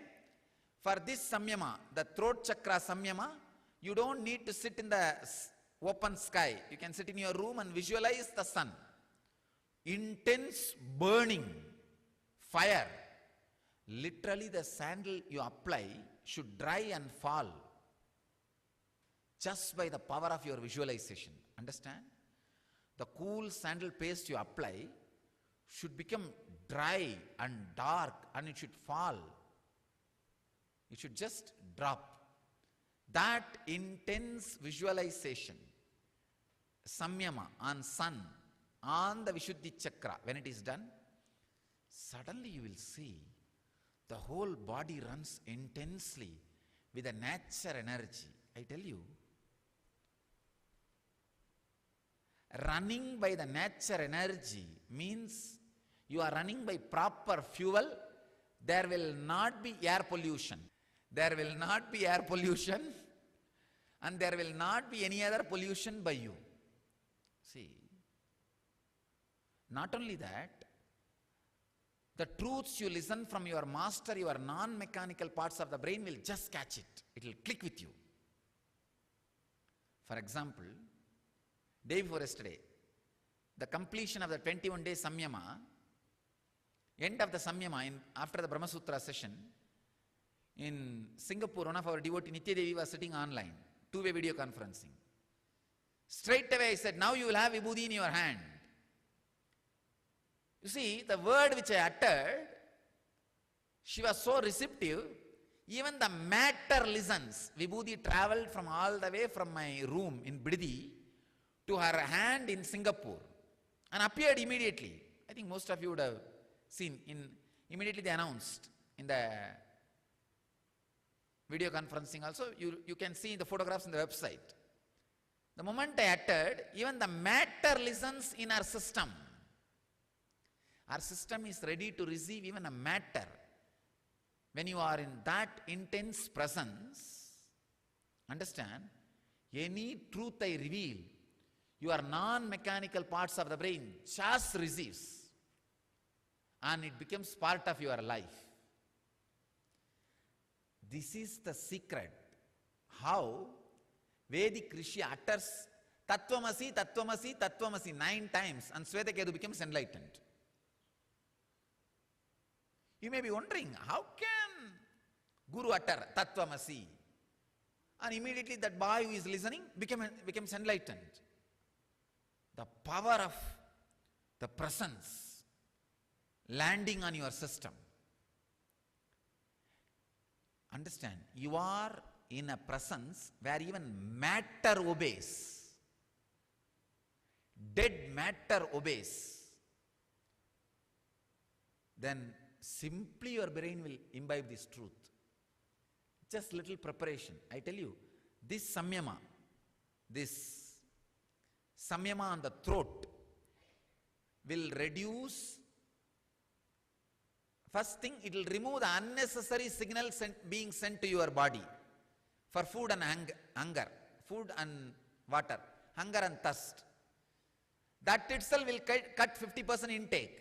Then second level, it will reduce even the necessity for food. It will start running in natural fuel. So that will reduce 25% more. So actually, samyama on this Vishuddhi, 21 day, can drastically reduce 75% of your food intake, increase your mitochondria energy 1000%, and proper weight balancing. I am not saying weight loss means you will become underweight, no. Proper weight balancing. I can guarantee within 21 days I can bring anybody to proper weight. sure ways. This Patanjali's method. See, the first problem is the signal, wrong signal. That has to be changed. Second thing is reducing even the necessary intake. Third, automatically body will start increasing the energy. Understand? If you just directly cut food without doing the samyama and vishuddhi, you may lose weight, but you will be tired. But do this samyama, you will be supplied intense energy required for running the body, running the calorie burning workouts, and naturally the food intake will be less. The energy source will not be food anymore, it will be inner space. Instead of receiving energy to run your body from food, you are receiving from Kundalini Shakti. That's all. Nothing else. So understand, today I want you to practice this samyama. This is a very powerful samyama. See, the samyamas like a vishuddhi, anya and all quickly be awakened. It's very easy to do. In one day you will see the experience. Do the samyama and get back. Tomorrow I will continue the deeper dimensions of weight loss. This inner awakening, I will add one more unique feature, weight loss, guaranteed. Weight balancing, guaranteed. And I challenge anybody overweight, come for this inner awakening. Within that 21 days, I will make you proper BMI, the body mass indexing, and you will fall into the proper weight, I guarantee. And I challenge, we will do the perfect weight loss program in this inner awakening. And I bless you all. Let's all achieve, experience, live, express, radiate, and share the eternal bliss. Nityananda. Thank you.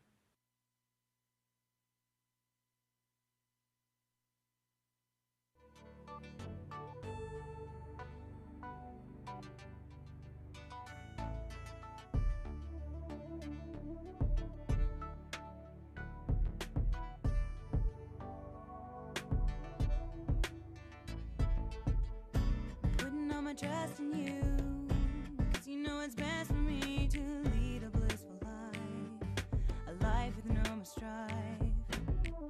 I can't believe the things I do, just to spend a little time with you. Nothing will compare, I know you will take care. You're always showing us compassion. Your love is endless like an ocean. Nityananda, Nityananda. My life's become a meditation. Ever since we had a deep connection. Nityananda, Nityananda. Oh, every time I see you, my consciousness expands. Oh, my heart begins to dance. Every time I think When I think of you, I just start to melt. I just start to so much melt. beauty to be felt. Yeah. Ooh, ooh, ooh, ooh.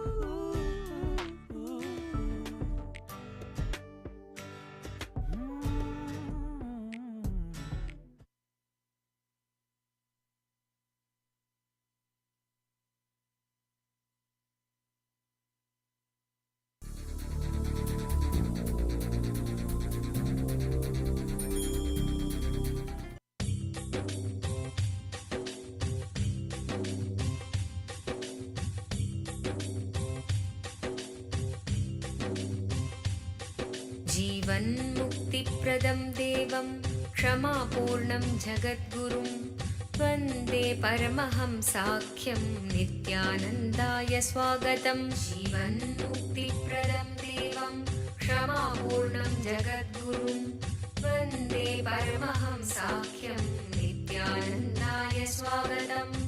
आनन्दानुभवास्वादं सर्वरोगनिवारकं वन्दे पापविनाशक्तं नित्यानन्दाय स्वागतम् आनन्दानुभवास्वादं सर्वरोगनिवारकं वन्दे पापविनाशक्तं नित्यानन्दाय स्वागतम् नित्यमुक्तं निर्विकल्पं ध्यानलोकप्रदीपकं वन्दे शान्ति Paramahamsa Nityananda, a compelling spiritual force of our millennium, founder of an international socio-spiritual movement, pioneer of a modern Vedic renaissance, born in the sacred town of Tiruvannamalai in southern India, a yogi by birth, fearless spiritual explorer, beacon of divine power, Paramahamsa Nityananda is today an inspiration for millions on the path.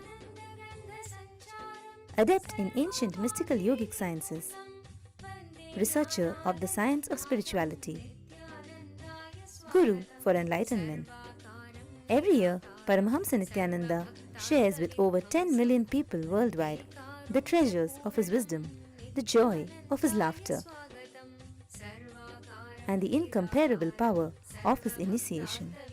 Now, Paramahamsa Nityananda reveals the secrets of living enlightenment. Join us for an unforgettable spiritual experience. सच्चिदानन्दरूपिणं वन्दे सनातनं पुण्यं नित्यानन्दाय स्वागतं सर्वधर्मप्रणेतारं सच्चिदानन्दरूपिणं वन्दे सनातनं पुण्यं नित्यानन्दाय स्वागतं वेदवेदान्तसंवेद्यं देवदेवी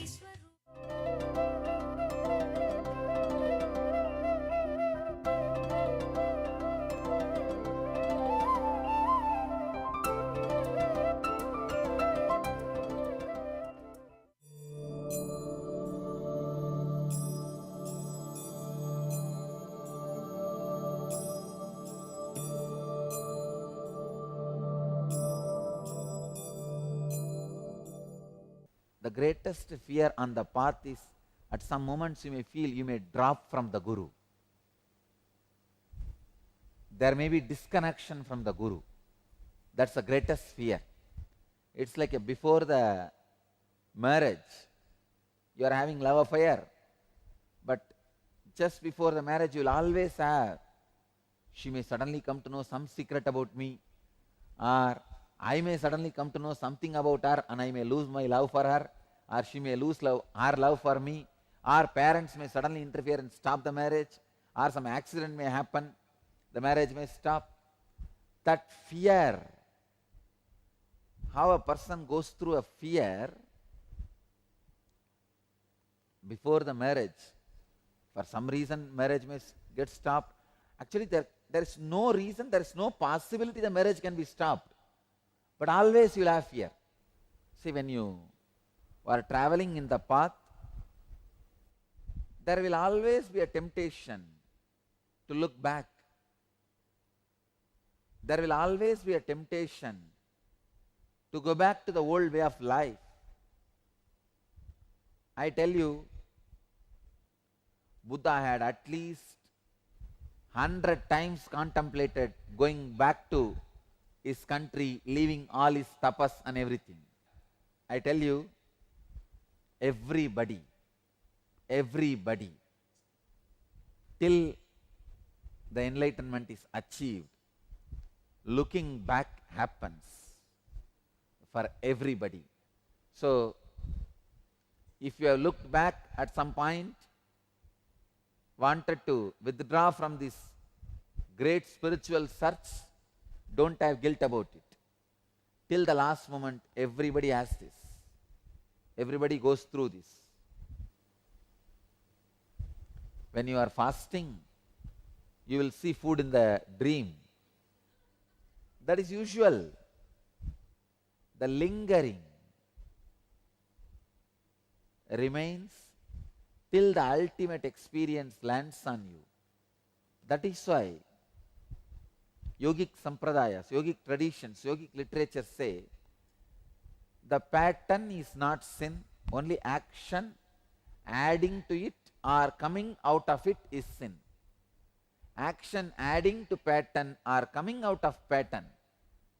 Means actions done based on the patterns, actions adding strength to the patterns. Only these two are sin. Pattern itself is not sin, because till the last moment the pattern will not break, pattern will not die. Only in the last moment pattern will die. So please understand,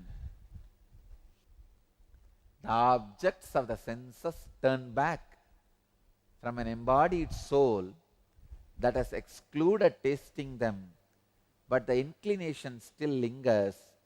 Even that lingering ceases when he visualizes the highest truth. When the sense objects turn away from the body, desires remain. It's like you just quit the lower frequency life. You are here. You are working for the higher frequency of your being, the complete cognitive shift. Naturally, sometimes you will turn back. See, life is only if you are engaged, you are alive. If you are physically engaged, your body will be alive.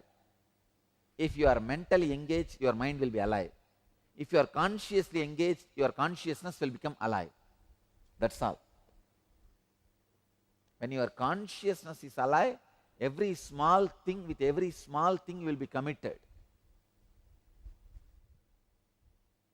You will be constantly committed. Being committed will be the personality of you, existence of you.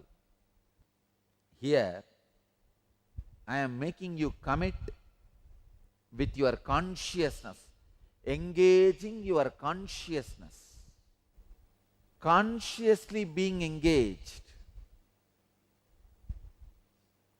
See, only when you are consciously engaged, your consciousness will first of all awaken.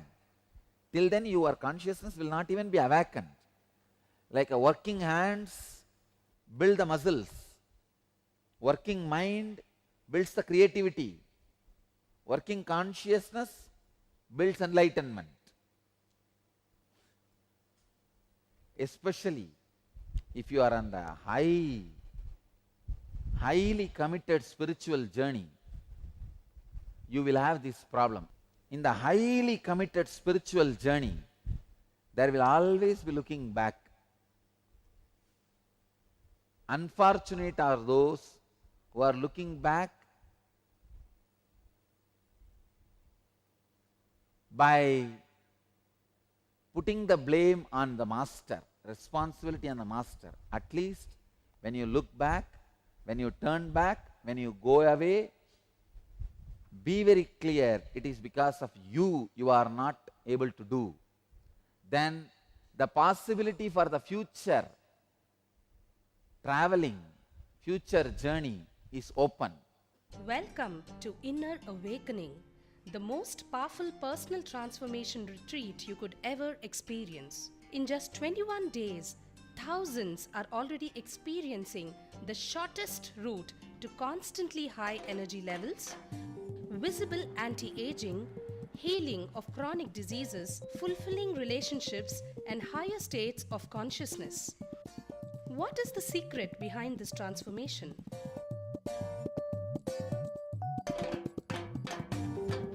Kundalini means the inner potential energy. Once it is awakened, opens the different doors for the conscious experience in you. I can say which is a master key for all extraordinary spiritual experience.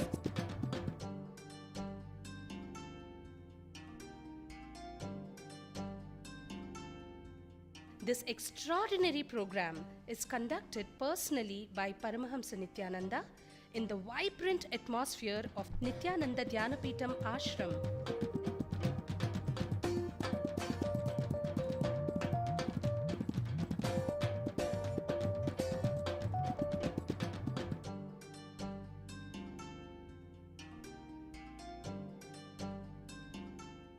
Open yourself to the benefits of Nitya Yoga and practical meditation. Experience physical and mental healing. discover simple ways to handle life with success. Above all, enjoy individual darshan and blessings from Paramahamsa Nityananda every day. Take 21 days for yourself and carry home the transformation of a lifetime.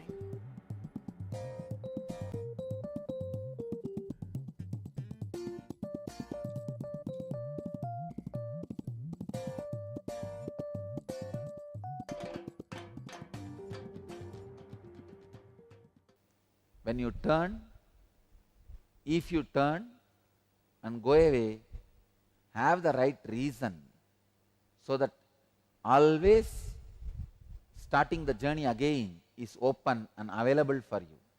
Inclination will be there for some sweet, for some sleep. For example, you give up women, or taste, or music, or visual scenes. Some things you give up. And naturally you don't touch it again, you manage. It is called active vairagya, active detachment. But at some places, very passive attachments will start getting developed. That is lying down in the easy chair 24 hours. Sleeping off whole day, somehow passing time. That is why yogis say, even if you slip off from the sensory disciplines, that is forgivable and repairable. But if you are sleeping, nothing can be done. That's a powerful pattern or powerful way of wasting your life. Even if you slipped once in the sensory pleasure, you slip and come back. Nothing much is wasted. But if you sleep off continuously and become that, if that becomes a life, then whole life is wasted. That is why in Yoga Sampradaya, attachment to sleep is also considered as one more attachment. So, understand the different ways, cunning ways your mind can play game.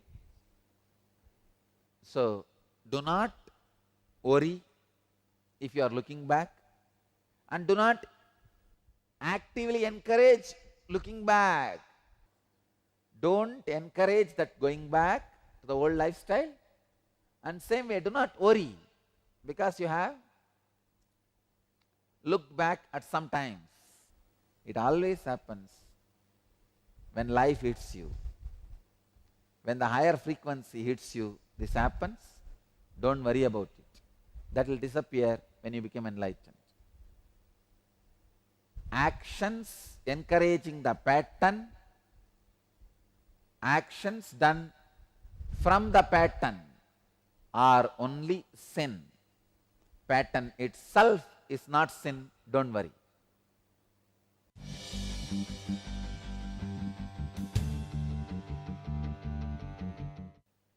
Ganesh Venkat from Virginia, USA, and Nitya Veda Swarupa from Kuwait. Dear Swamiji, can Kundalini awakening also happen to people who are not levitating? Yes, who are not levitating also can have Kundalini awakening. What other symptoms are there to know? You will feel heavy, body will not even move. You will feel like your body is made out of stone. End of the session, you will feel like, wow, you are like a stone, established, sthita. That can be one symptom. And huge, expanded, you will feel, or shrunk, you will feel. These all also symptoms. Like you will feel your body is too small than what it is, or too big than what it is, or too heavy than what it is, too light than what it is. These are the other symptoms. Megan from Calgary, Amarnath. Can long-term problems like OCD, obsessive compulsive disorder, and ADHD, attention deficit hyperactivity disorder, be resolved through Kundalini awakening? Megan, yes. It can be healed through Kundalini awakening, but having initiation at least for 21 days. Ma Nitya Ramya from Singapore Center. Swamiji, with your blessings, I am 3 months pregnant. What are the effects of Kundalini awakening on pregnant mothers? Yes. Don't do the Kriya, just sit in my presence. When the Kundalini is awakened, you will prepare a high frequency conscious body. So naturally the conscious enlightened souls will land in the body. You will have yoga prashtas or almost enlightened souls landing in your womb, coming to you as a child. Next question is from Sadhana, Vancouver, Canada. Parambujya Baba Nityananda ji, during Kundalini session, I felt like copper wire and immense amount of energy flow through all my chakras. I am wondering if any amount of energy stayed in my body and opened my chakras, or is just passed through. Sadhana, don't worry, it is not passed through. It is given to you. It is a gift given to you. It stays in you.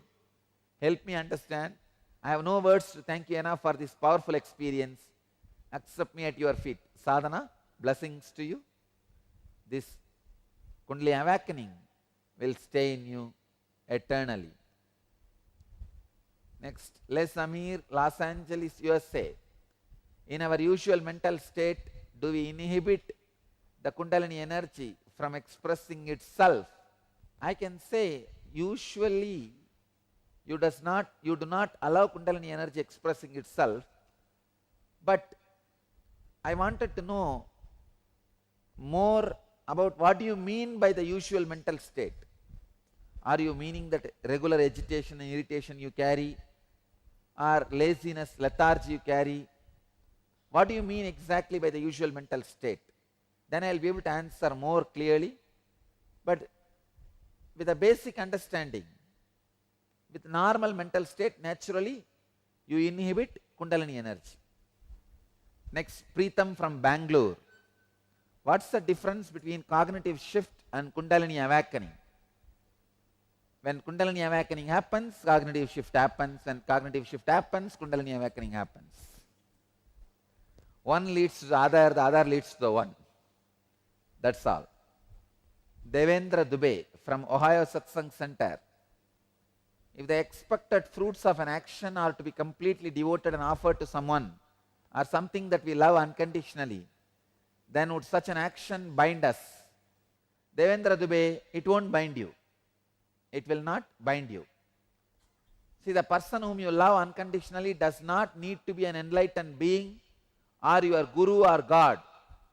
Even if it is your wife, you are unconditionally loving her. And all the results of the action, your fruits of your action, you are offering it to her. Even then, it won't bind you. It will not bind you. So, it won't bind you.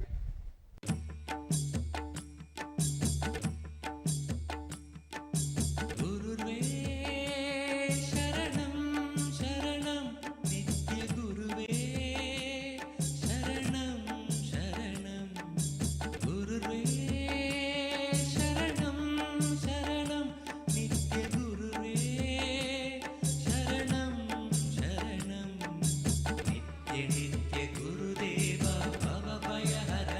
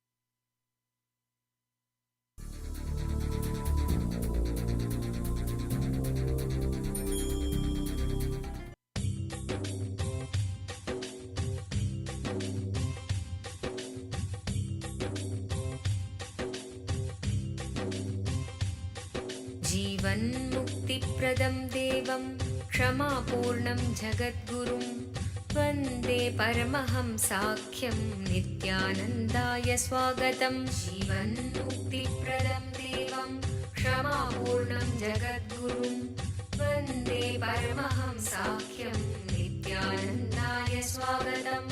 आनन्दानुभवास्वादं सर्वरोगनिवारकं वन्दे पापविनाशक्तं नित्यानन्दाय स्वागतम्।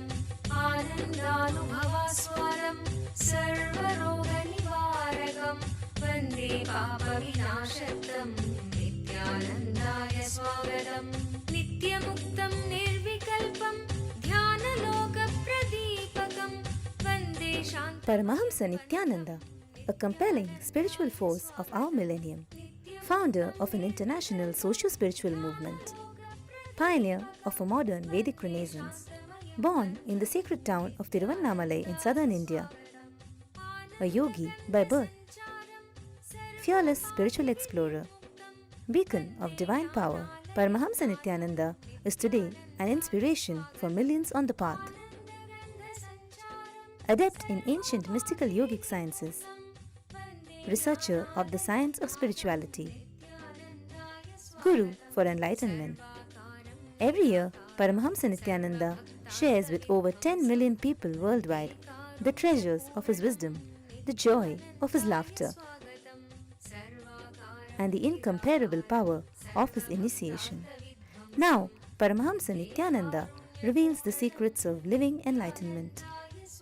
Join us for an unforgettable spiritual experience. सच्चिदानन्दरूपिणं वन्दे सनातनं पुण्यं नित्यानन्दाय स्वागतं। सर्वधर्मप्रणेतारं सच्चिदानन्दरूपिणं वन्दे सनातनं पुण्यं नित्यानन्दाय स्वागतं। वेदवेदान्तसंवेद्यं देवदेवी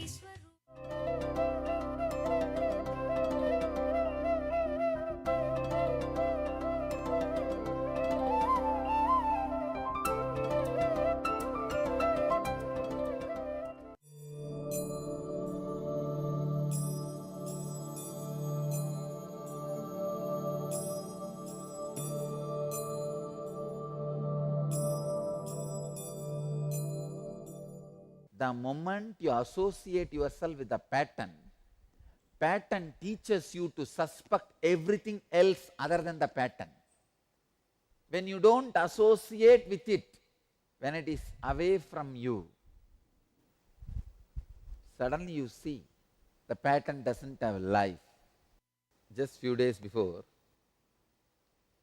one of my rishis are telling another on Swami, the problem I have, if others are having, I will be able to bring them out easily. But when it comes to me, I don't know what to do. It is not one person's problem, everybody's problem. The problem which you are having, if somebody else is having, you can easily lift that person out. You are all too intelligent when it comes to others. Why? Then why that is not happening when it comes to you? Please catch the truth. Let me repeat once more. When you have not associated yourself with the pattern, it doesn't have your presence to infuse life to it. The moment you associate yourself with the pattern, pattern gets life. Now it becomes independent, intelligent. It starts making you suspect everything other than itself. That is why you find when somebody else is in a problem, very easy to lift them out of that problem. But when you are in the same mess, you are struggling. You can't do anything. You are not able to attend. You are not even able to be balanced. Bhagavan beautifully says, O son of Kundi, the tormenting power of the senses forcibly deprive the faculty of discrimination. of even the awakened one who is ever watchful. Krishna goes to the extreme of saying, even the mind of a wise man is snatched away. The faculty of discrimination is snatched away, even the mind of a wise man. Of course, he gives you with the factor of safety he is talking, but actually it doesn't snatch you after a certain frequency. But he wants to emphasize, Bhagavan wants to emphasize, till the complete cognitive shift happens. Bhagavan is saying, even the intelligent ones, the mind can be snatched away by the pattern. Understand? Here I will translate the word, the power of senses, what the Sanskrit word indriyani. I will replace the word indriyani with English word, the pattern.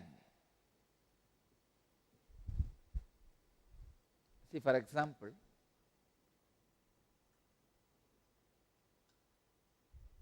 you will always have certain pattern when you deal with people. First, you will have the friendliness when you are introduced, and you will fall all over, head over the heels, roll. In 2-3 days, you will realize your expectations are different, the person is different, then distance, then utter few words behind the back. They don't even need to see each other. There are some other people who will not fall head over heels immediately, slowly, step by step, step by step. But once they build a relationship, they feel, they respect. Relationships are extension of their very self. I tell you, build wealth properly based on your ability to create and maintain. Why do you think all over the world so many millions of people get millions of dollars in lottery, but you will not find a single man who has become rich by lottery? Because the wealth came through the lottery was never part of his own personality. It is not extension of his personality. It is something infused from outside. It will naturally only become cancer, never become muscle. Anything which is extension of your personality is your muscle. Anything which is forced outside from you suddenly is cancer. I just know the power of Lakshmi when you are able to create and maintain, when you have respect for her, when you have respect for the wealth, nobody can snatch it away from you. It is extension of your personality. Same way, relationships. All relationships are extension of your personality. If you respect them as extension of your personality, they will never be snatched away from you. You will never lose them. You will never ever lose them. Anything which is not extension of your personality, anything which you don't respect as yourself cannot stay with you. Understand? Understand this mental pattern. If you have the pattern of being careless with the people, you will always catch it wrong. Understand? Don't fall head over heels. Do it step by step, step by step, step by step. Wait before building any relationship. When I say wait, I don't mean say no. I mean say yes slowly. Yes.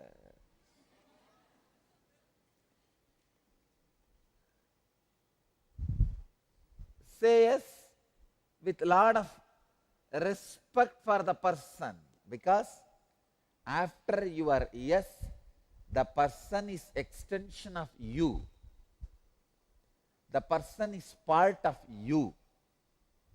Not able to maintain health, not able to maintain wealth, not able to maintain relationships, all are because of wrong mental patterns. If you break free from all your bondages consciously, it is a eternal, nitya. You can again never be bound. Over, that's all. There can never be again bondage for you. Same way, if you break the mental patterns and free from psychological bondages, again you can never be bound again. It's almost impossible to bind you again. You are free from that mental pattern. Maybe some other patterns can bind you, but this pattern itself will not bind you. That is also almost eternal, nitya. But the body pattern, if you did yoga for 1 year, then you stop, drop. Don't think the body pattern you created is eternal. No. Body goes on changing. Body has to be maintained. Welcome to Inner Awakening, the most powerful personal transformation retreat you could ever experience. In just 21 days, thousands are already experiencing the shortest route to constantly high energy levels, visible anti-aging, healing of chronic diseases, fulfilling relationships, and higher states of consciousness. What is the secret behind this transformation?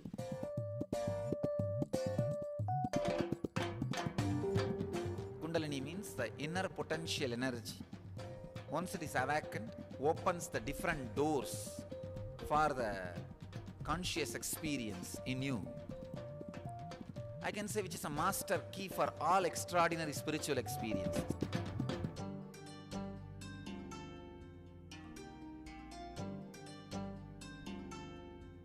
This extraordinary program is conducted personally by Paramahamsa Nityananda in the vibrant atmosphere of Nityananda Dhyanapitham Ashram.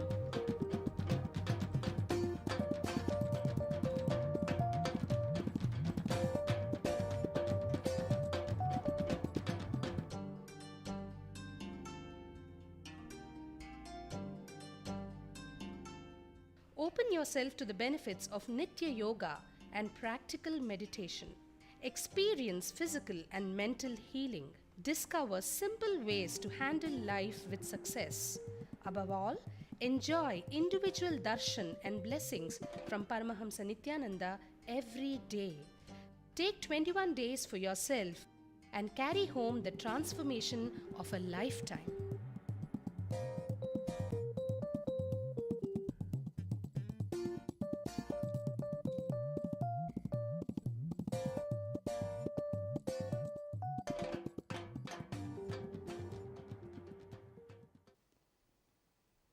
When you don't maintain, health cannot be retained. Health, wealth, and relationships, all three are dependent on your pattern. If you have a wrong pattern,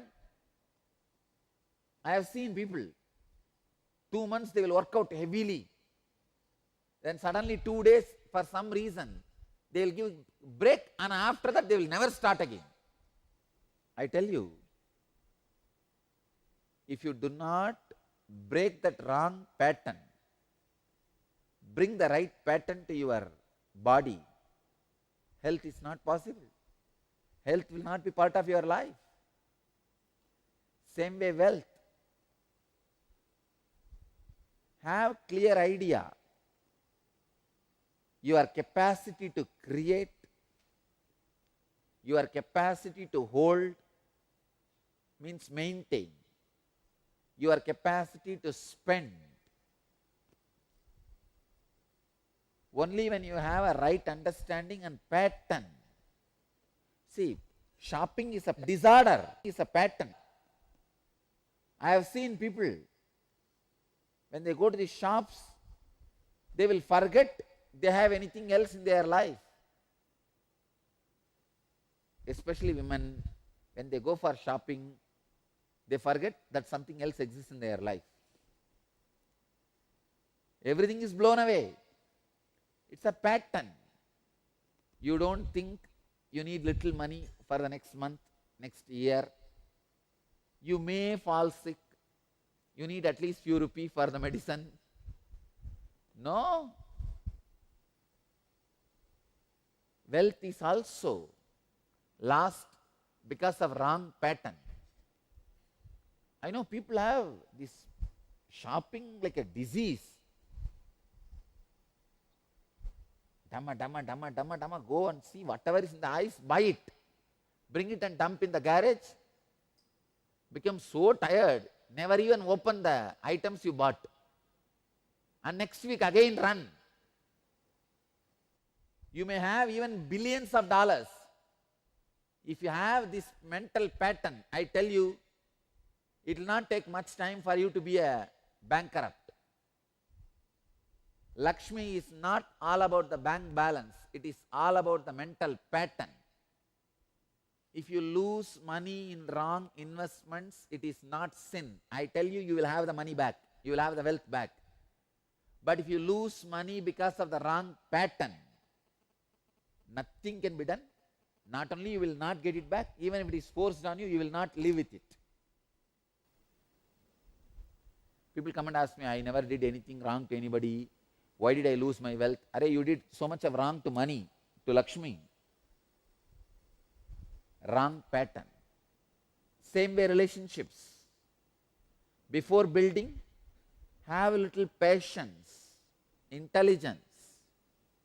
Maintain that patience before saying yes. Otherwise, you will get into the pattern of creating enemies. Beware of patterns. Beware of mental patterns. Depression is a pattern, understand. First 2 days, if you decide to lie down in your couch saying, oh, I have depression, I don't want to do anything. Then third, fourth day, it will become a pattern. Break the patterns. Be free from the patterns. That is living enlightenment.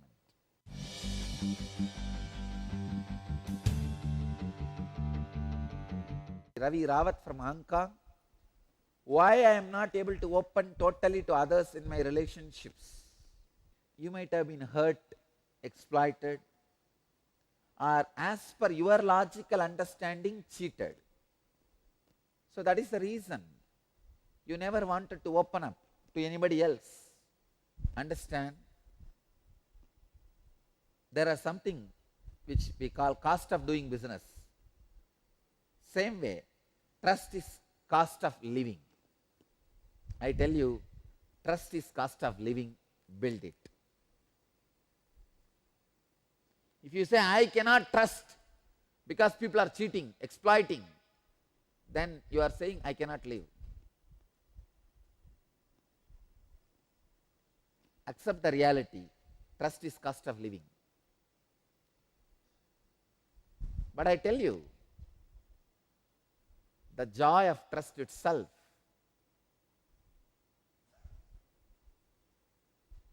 is something extraordinary. The joy you enjoy as long as the trust is there between you and the person you are relating is juice of living. That is why I tell you, build relationships with a lot of patience and discrimination so that the trust, the bridge which you build, the trust bridge is not broken. I tell you, the worst thing can happen in your life is losing relationships. Especially a relationship with a guru. I always tell people, commit slowly, slowly with Guru. In every level. Whether you are going to be volunteering, whether you are going to share your time, or treasure, or talent, or your devotion, heart. Commit slowly, slowly, with a lot of discrimination. But once you commit, see that it is only getting strengthened. Never you put your step back. I am telling, even with ordinary friend, brother, sister, mother, as how do I trust him and feel him as my extension? I really feel somewhere you may be depriving him or cheating him. You may not be supporting, offering what he is expecting you from you. What he is expecting from wife, you may not be giving.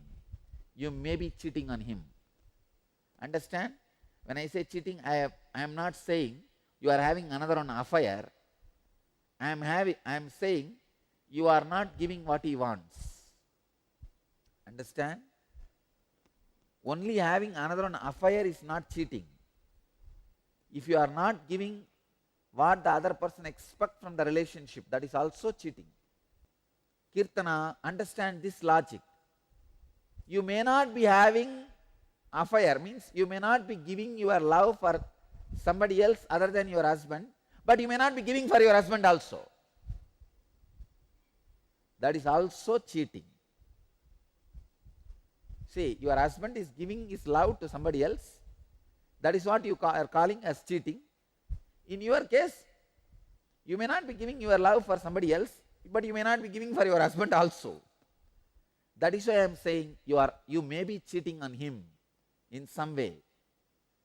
You may not be fulfilling some of his honest expectations. Understand? People don't get into another one affair just for small whims and fantasies, because they also know affair means maintenance job. Really, it's a big job. It's not an easy joke. Come on. So Kirtana, I wanted you to look into yourself to see where you are cheating your husband. Work on it. I can see very clearly your relationship with your husband can be bridged again. The trust can be created again. Feeling him as extension can happen again. I bless you also. Let you have happy relationship.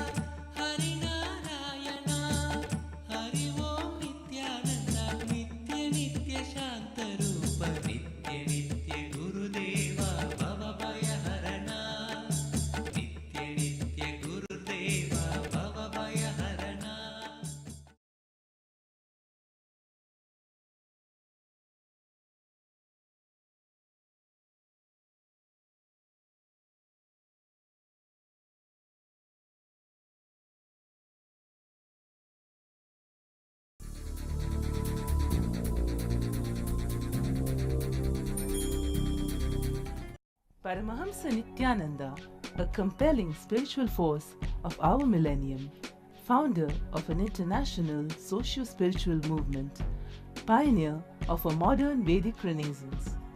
Born in the sacred town of Tiruvannamalai, a yogi by birth, fearless spiritual explorer, beacon of divine power. Paramahamsa Nityananda is today an inspiration for millions on the path.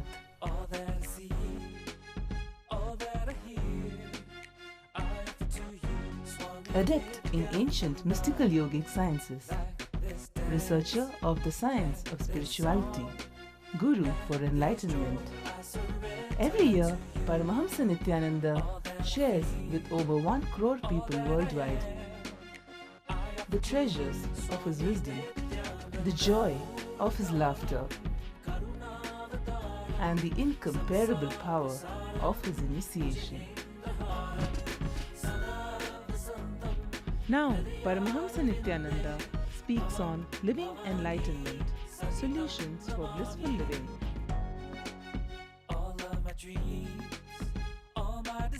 Join us for an unforgettable spiritual experience.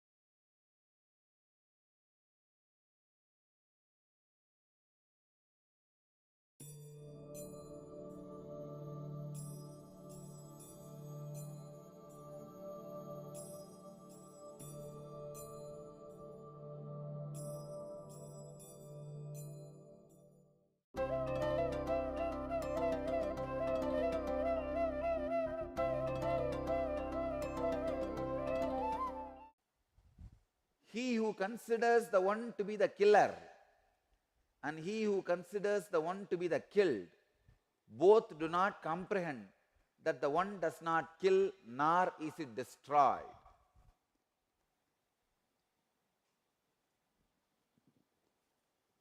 Very beautifully Ramana Maharshi says, the man who thinks I am sannyasi can never be sannyasi. The man who does not think I am sannyasi or grihastha or anything, even if he is in householder life, married life, he is beyond sannyasi. He is more than a sannyasi. The person who thinks I am sannyasi can never be a sannyasi. That word is enough to make him householder. The man who does not even feel is a sannyasi or grihastha is the real sannyasi. That's what exactly Krishna means here. I understand the very idea you are a killer or one going to be killed. Both are lies.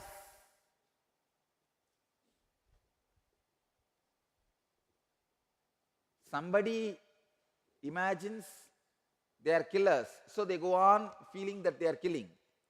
Somebody imagines they will be killed and they will always experience being killed. It is just your simple decision. See in your life, many times you will see. Take this verse as a technique, not as a teaching. Technique. When you are in upper hand in some situations of your life, see how you feel, behave. When you are suppressed, somebody else is in upper hand, just see how your mind behaves. It is just your identification. When you feel somebody else is having the upper hand, you expect sympathy. When you are in upper hand, you are not ready to show sympathy. And you say, what can be done? This is the way everything is. I am not saying change your way of working or thinking or attitude. No. See, Krishna is not saying change your way, because he is not asking you to asking Arjuna to run away from the war field. No. See, after all, now Arjuna is in the upper hand. He is not saying run away without killing, showing sympathy. No.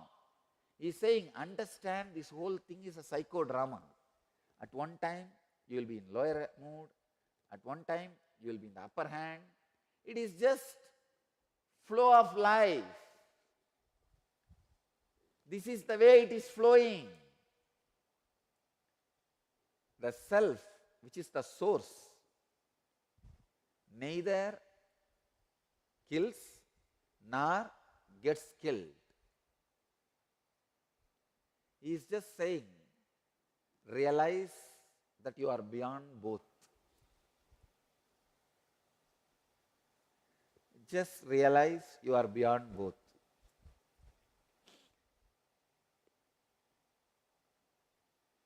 Yayenam vetti hantaram yaschainam manyate hatam. Please understand. Just like the other day, I was giving you a technique to decode pleasure and pain into heat and cold. Now I am giving you a powerful process to decode ahankara mamakara. Ahankara is the one always makes you feel you are in the upper hand. Mamakara is the one always makes you feel you are suppressed. Please understand, you feeling you are in upper hand, you are in the higher position, or you are in lower position has nothing to do with outer incident. Like you feeling pain or pleasure has nothing to do with outer incident, outer happening. It is something to do with the heat or the cold you feel inside and the software with which you are functioning inside. It is just your coding. If you are asked to do yoga, you feel all kinds of pain and suffering. But if you are climbing the hill on your own, trekking, that is much more difficult than this yoga, but you feel all pleasure. Wow, what a great thing. Pleasure and pain are nothing to do with the outer happenings. It has something to do with the way you are coded and the experience of heat and the cold. Same way, feeling you are killed or you are killer, you are powerful or weak, you are going to destroy or going to be destroyed, is just something to do with your ahankara and mamakara. Please understand. You feeling you are powerful, you are the killer, or you feeling you are weak and you are killed, you will be killed. This both has nothing to do with the outer situation. It has something to do with whether you are caught with ahankara or mamakara.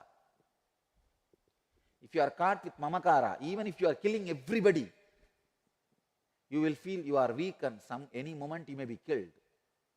Same way, ahankara also. Feeling that you are a killer. Your whole army is killed. Still these fellows are feeling that they will be the killer. Like Duryodhana. His whole army was killed. Even the last moment he is shouting, I. There are some Duryodhanas. Even when they are sinking, they will say, you are killed, you are killed, you are killed. This is just a psychodrama. Understand? Just like how pain and pleasure has nothing to do with the objects coming in contact with your senses. It has more to do with your software programming, the coding with which you are functioning. Same way, feeling you are killing, you are a killer or getting killed, both have nothing to do with the outer situation. It has something to do with your coding, the software with which you are programmed. Decode. In your life, many times, when you are crushed by your boss, you will feel you are being killed. Just code how you are feeling at that moment. Don't try to respond to the outer world situation. I am not teaching you that. I am teaching you how you are feeling. Try to decode. What is exactly you are feeling? Same way, when you are in the upper hand, your subordinate has done some big mistake and you caught it exactly and he tried to hide from you and you have caught him red-handed. Now you are in upper hand. You are in the mood of a killer. Just see how you are functioning.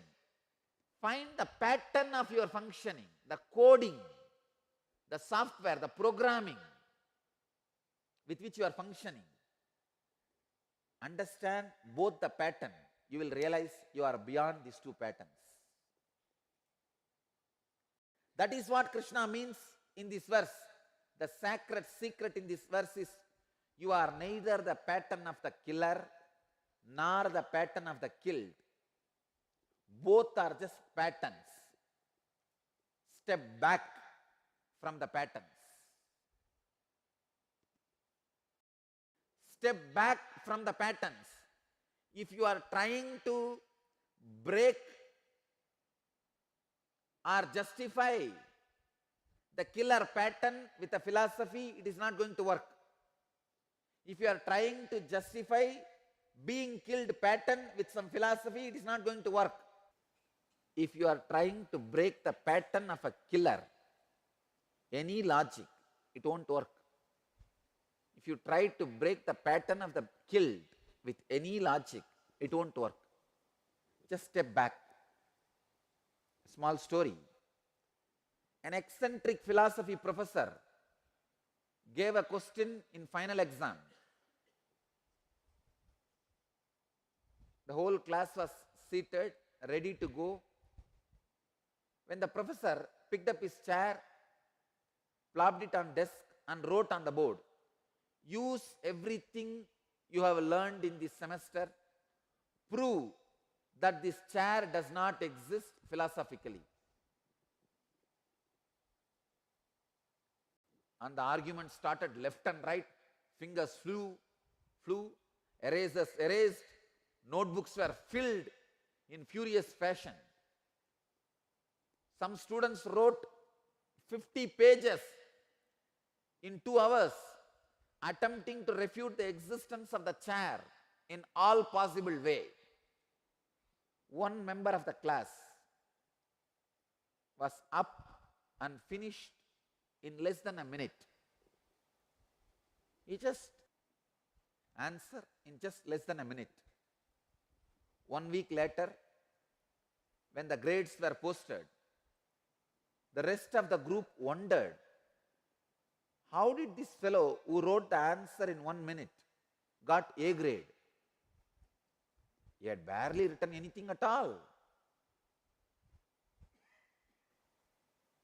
They all questioned the professor, how can you give A grade for him? The professor said, his answer was just 2 words. What? Chair? That's all. Understand, by philosophical argument, you cannot break the pattern.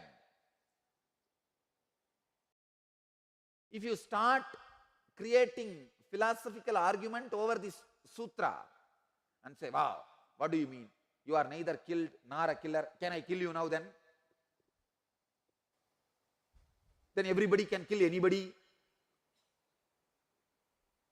Then Krishna is promoting a violent, immature, or might is right kind of a culture, or what? Anybody can kill anybody. Neither you are killed nor you are a killer. What is this? It's like almost giving license to killing. It's like a barbarous civilization. Please understand, no philosophical argument can make you understand this verse. This verse is not for creating any philosophical argument or theology. It's a technique. Even Hindu gurus have struggled a lot to decode this sutra, this verse.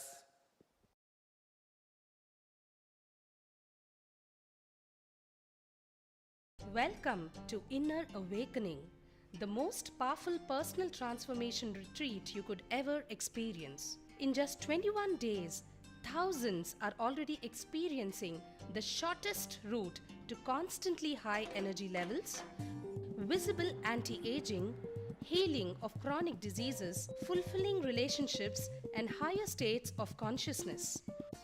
What is the secret behind this transformation?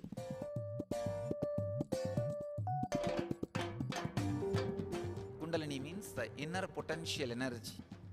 Once it is awakened, opens the different doors for the conscious experience in you. I can say which is a master key for all extraordinary spiritual experiences.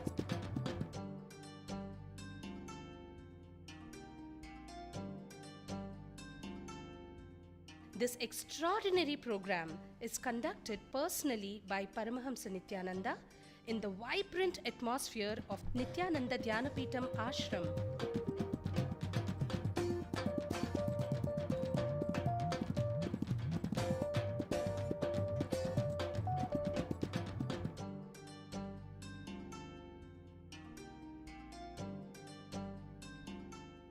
Open yourself to the benefits of Nitya Yoga and practical meditation. Experience physical and mental healing. Discover simple ways to handle life with success.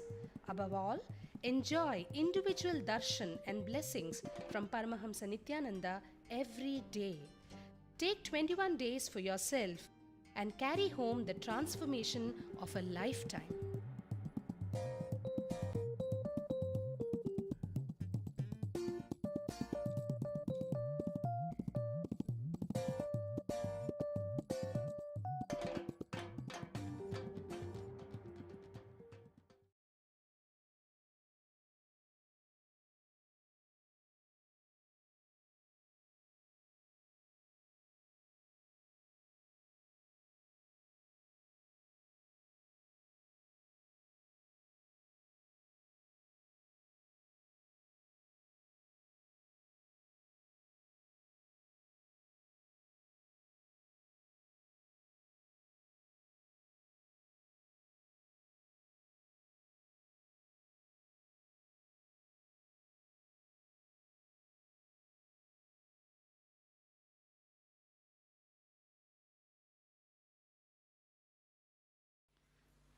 सदाशिवसमारम्भां शङ्कराचार्यमध्यमाम् अस्मदाचार्यपर्यन्तां वन्दे गुरुपरम्पराम्.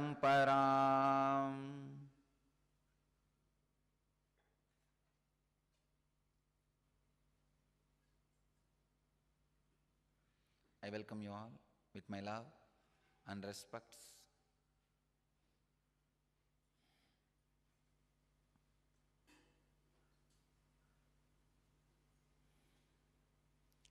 I welcome all the devotees, disciples who are sitting with us around the world at this moment in 515 places, in 188 cities, in 22 countries. And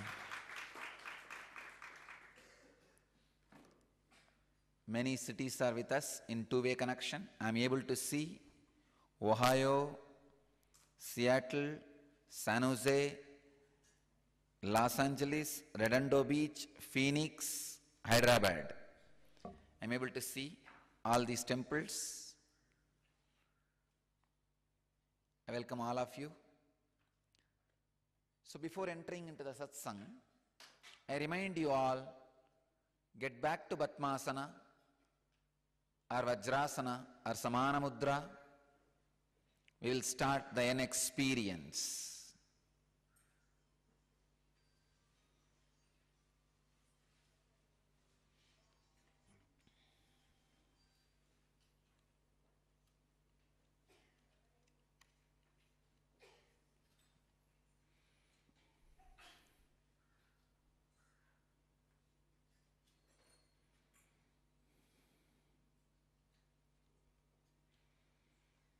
I am continuing on the same 119th sutra in Patanjali's Yoga Sutra.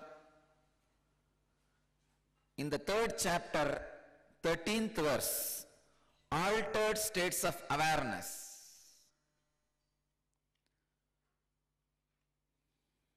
Parinama avastha.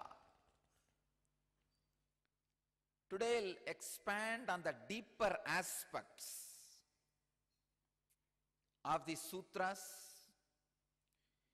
Yetena bhuta indriyeshu dharma lakshana avastha parinama vyakyataha.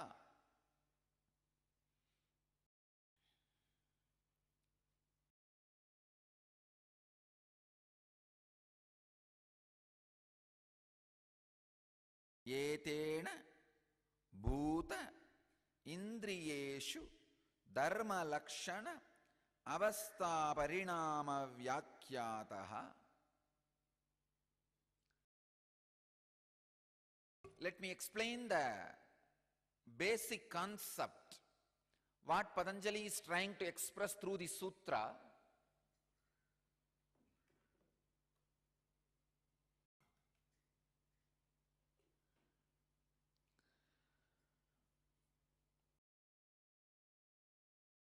When you broaden your understanding, the strategy planning and the technical decisions you make about life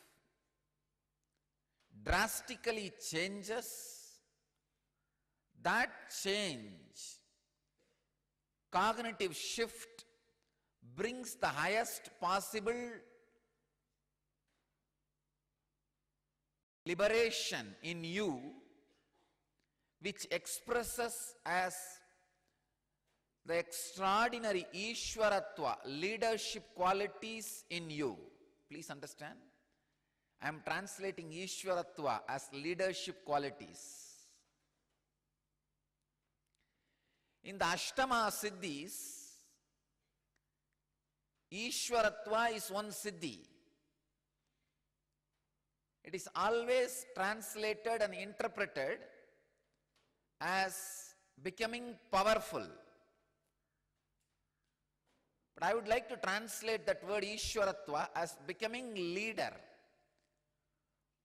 Becoming leader is nowhere related to powerful or forceful. No. Just realizing by innate nature you are a leader. And the extraordinary qualities of leader.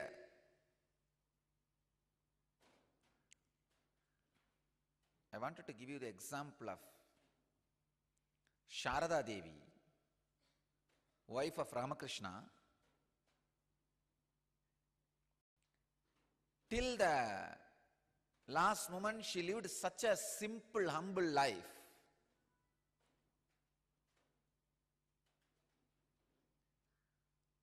Ordinary way of living.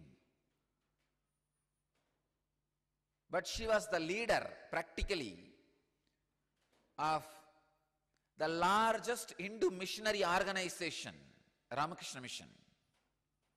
Till the end, all the major strategic plannings and decisions were taken to her presence. Only with her consent and her blessings, all major strategic plannings were done. All major strategic decisions were taken. I can neither define her as powerful or forceful, but just because of her leadership qualities, a non-controversial acceptance about her decisions happened in the organization.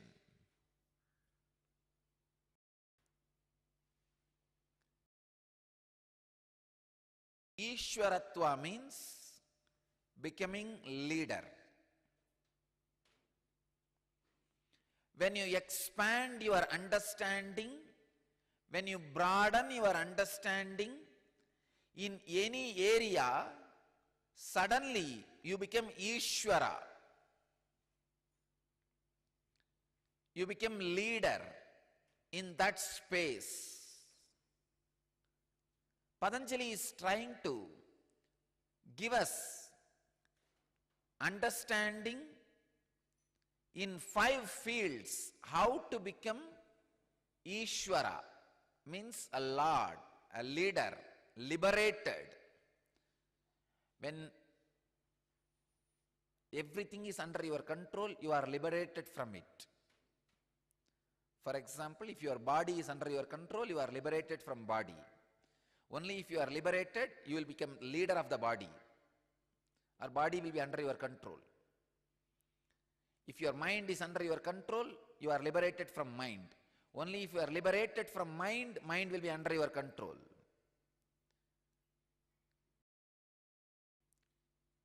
Only if you are liberated from emotions, only you become higher than emotions. Only if the emotions are under your control, you can become leader of emotions.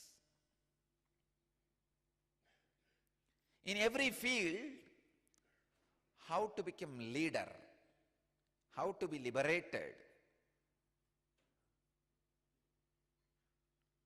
When you have the broad understanding,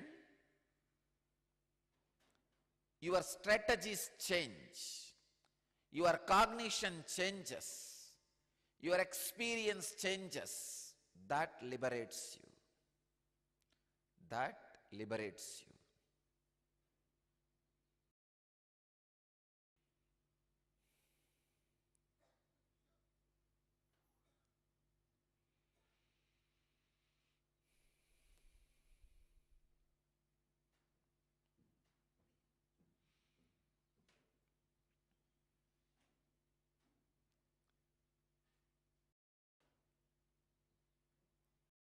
One example, Patanjali says here, Indriyeshu, senses.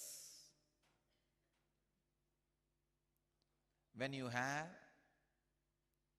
complete understanding about senses, suddenly all your desire, greed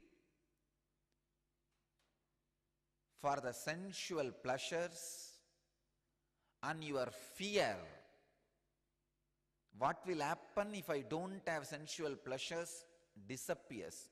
You will have a different understanding about sense and sensual pleasures. I am not saying you will throw away all the sense pleasures. No. Same way, I am not saying you will indulge in all sense pleasures. No. Neither suppression nor expression. An extraordinary understanding, a cognitive shift will happen when you have understanding about senses. Let me enter into that understanding. I'll take you step by step into the understanding about senses. See, when you are having a very narrow understanding about senses, a little bit of excitement which happens in your eyes when you see some scene or person whom you want to see, you are addicted to it.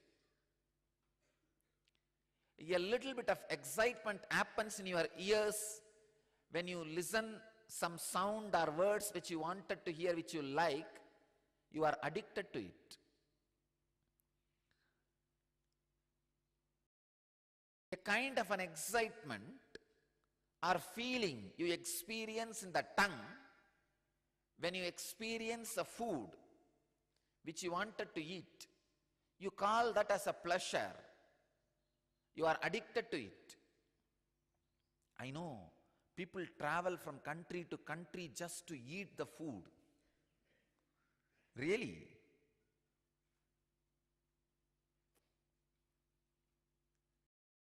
I can't understand.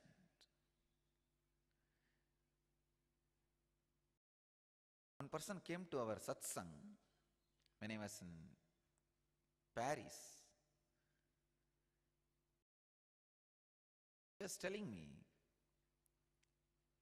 every week he goes to Italy. Of course, Paris and Italy is not too far away, but he drives all the way to Italy just to eat particular food. I said, I can't understand this. He made a comment. Same way, I can't understand Why will you go from place to place to talk to people? Then I said, all right, you are in a different world, I am in a different world. Let us depart as friends. People go from place to place just to eat. People travel from country to country just to hear particular music shows, music programs. And the same way, a particular person's touch, when it excites you, you are addicted to it. When you have very narrow understanding about senses, you are having different kind of greed or fear to the senses. Please understand, I am making an important statement. A narrow understanding about senses drastically reduces the Kundalini awakening in your biomemory, in turn reduces the mitochondria cell energy level and makes your senses dull, but your greed violent, which makes a deep frustration and depression in your life. Narrow understanding is what I will call as caught in the sense pleasures.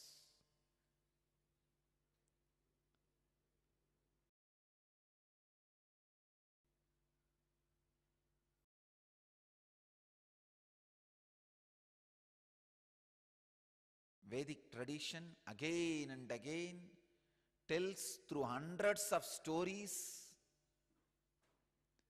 incidents,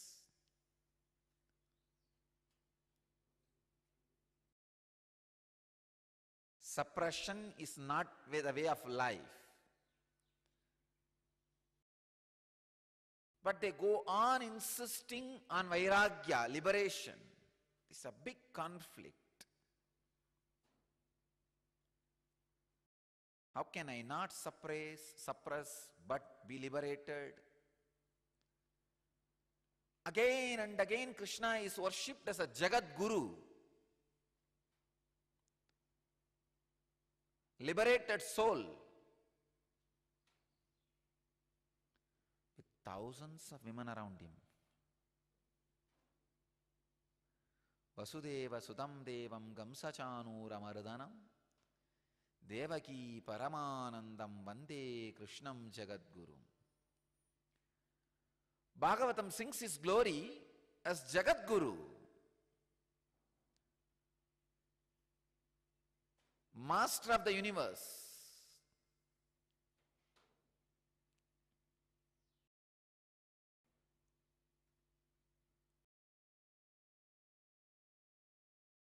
Then how he can be a liberated being? Because he had a broad, complete understanding about senses. I am only telling, I wanted to make it clear. I only wanted to tell you, have broad understanding about senses like Krishna.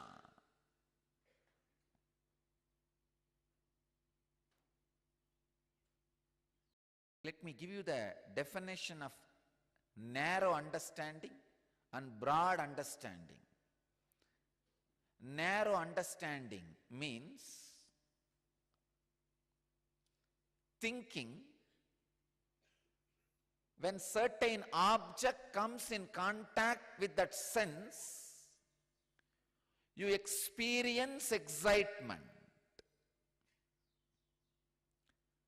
The broad understanding, the right understanding is the awareness which is alive in you being sucked to that sense particularly intensely when those objects come in contact with that sense. Please understand.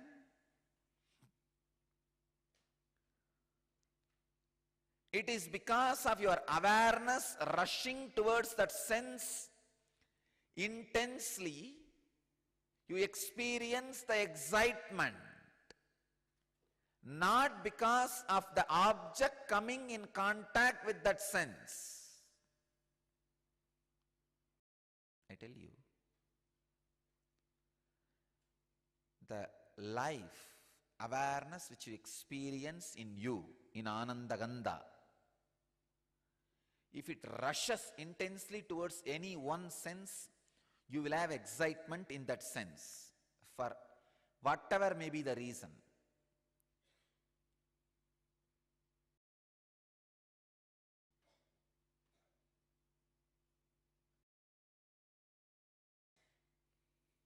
If you know this truth, suddenly you will have a broad understanding about senses. Then you know, oh God, then just the object coming in contact may not be an immediate necessity, may not be an exact necessity for me to have sensual pleasures. With this understanding, many of your needs and greeds will disappear. Many of your fears will disappear. When you have a greed for certain man or woman in your life, you will have fear that he or she may not be in your life forever.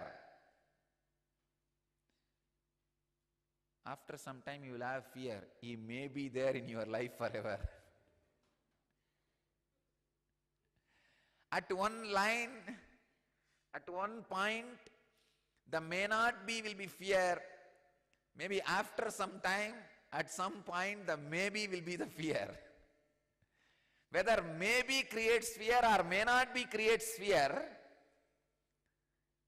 the fear will be there as long as the understanding is narrow. Understanding is too shallow.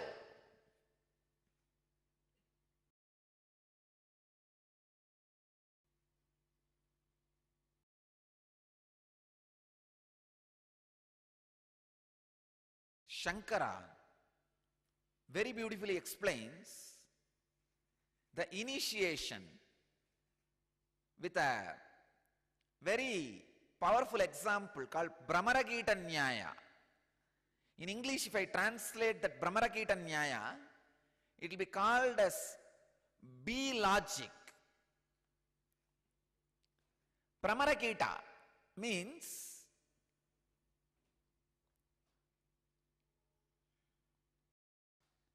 when a bee wants to expand its family, it goes and picks up few worms and makes a small mud shell and keeps the worms inside, sits in the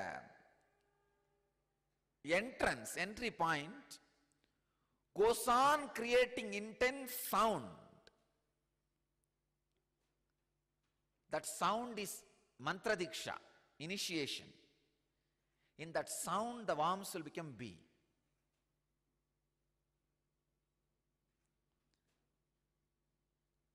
Just using the sense of sound, the bee is able to reproduce. It doesn't need any other organ for reproduction. You may think, why I give this example? Please understand, I wanted you to know, all your five senses can do the job of all other four senses without the need of other four senses. Your eyes can hear, smell, experience the touch pleasure and taste without the use of ears, nose, tongue and touch. Please understand. I have seen yogis. I have seen yogis physically able to play the other roles of senses through one sense. I am not even asking you to go to the extreme of physically demonstrating. Even if you have the understanding, your understanding, fear, greed about the senses will expand and make you as a leader. See, if you can practice Hatha Yoga, you will become leader even physically. I have seen my own teacher, Raghupati Yogi.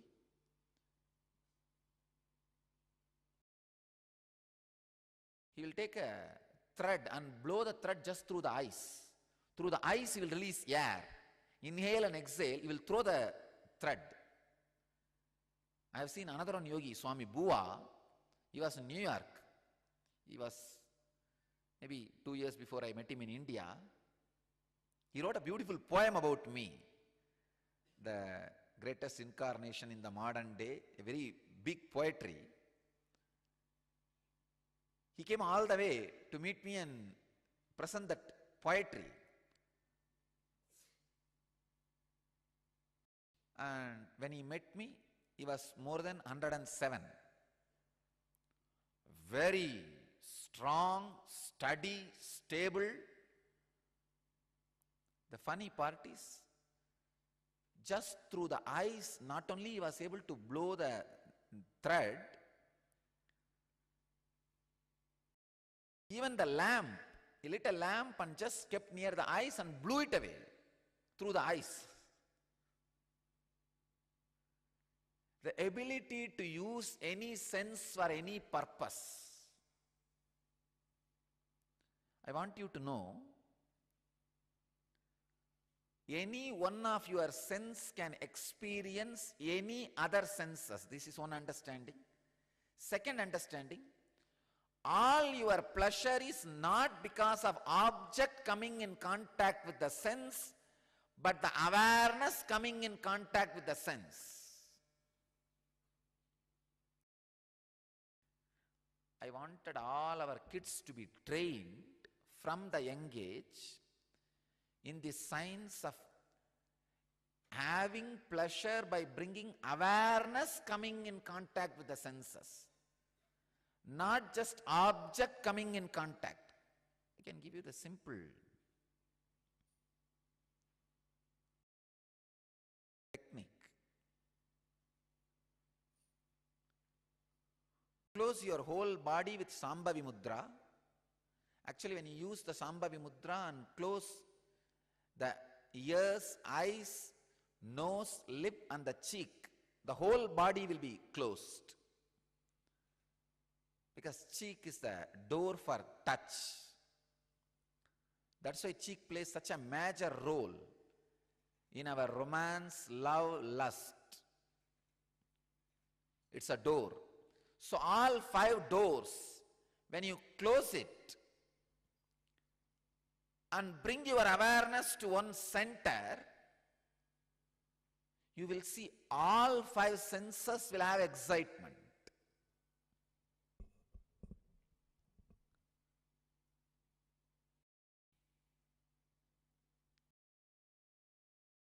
Even these roller coasters, why do you think people enjoy? Because when your body is completely twisted,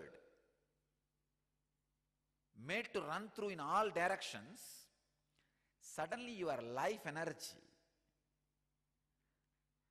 explodes and gushes to all the senses.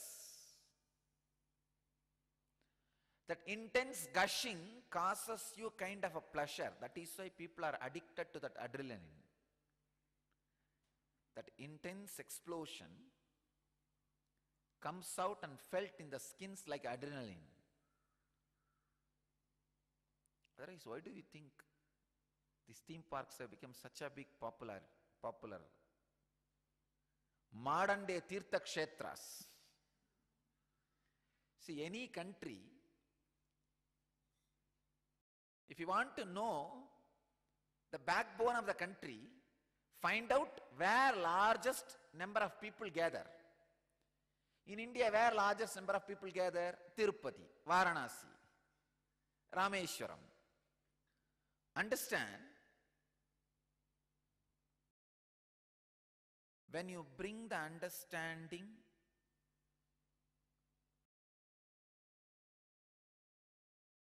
the joy and excitement in the senses is not because of the object coming in contact with them, but your attention and awareness coming in contact with them.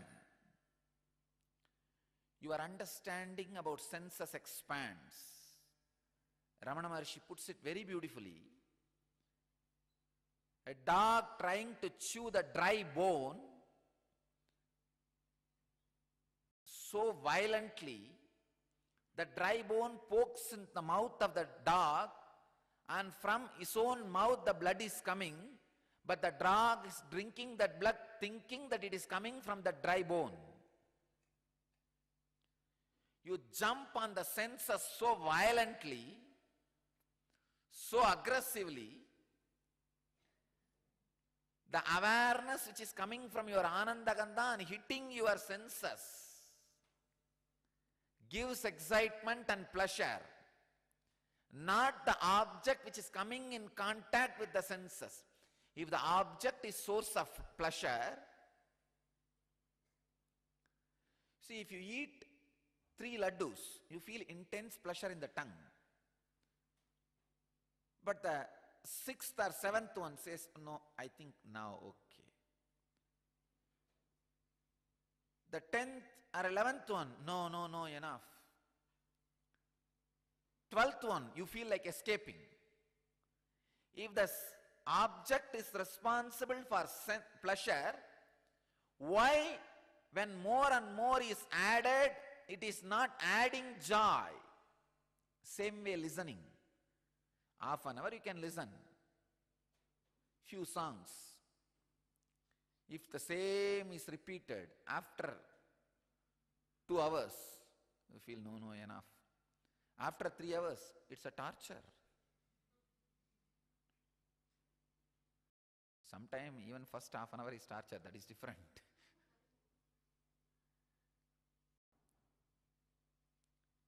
Any sense experience, if object is responsible for the pleasure, it could, when it more and more is added, it is supposed to expand and continue. Then why it is not happening?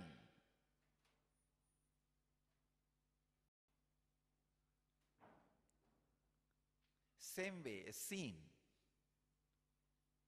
After a few minutes, you feel like it's okay, let's see something else. The constant change is required because object is not responsible for the pleasure. It is the subject gushing into the indriyas, into the senses, which is responsible for joy. If you inculcate this understanding,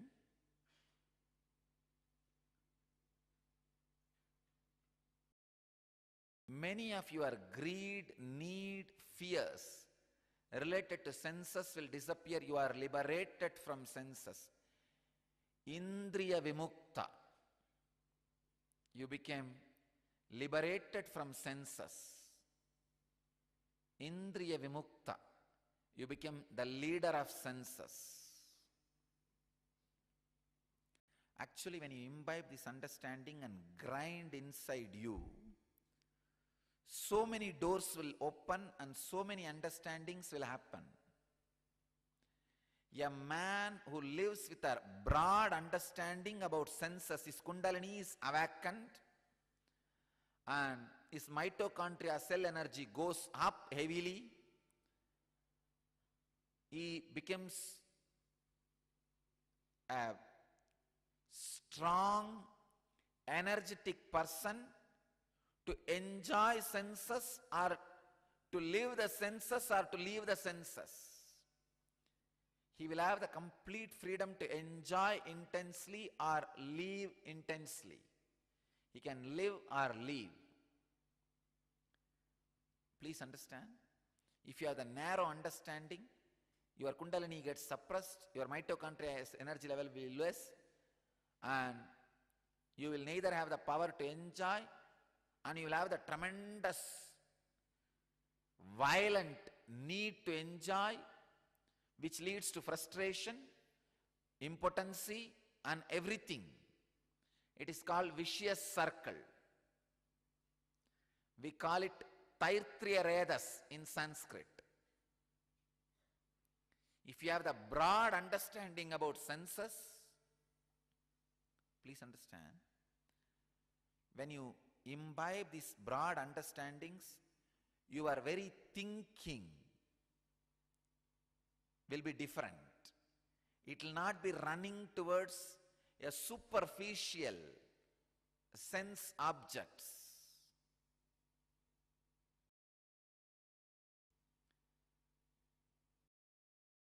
A nun is giving her lessons to all the high school girls who are leaving their school. In the farewell speech, she is saying, don't spoil your life just for 1 hour pleasure. A long sermon was over. One last row girl raised her hand. The nun was very happy that the sermon was received well, and she is raising the hand to clarify her doubts. Because that girl used to be very notorious and disobedient. Nun was very happy that her sermon was understood, and she has transformed the notorious girl. Girl stood up and asked, how do you make it long for 1 hour? If you understand, understand.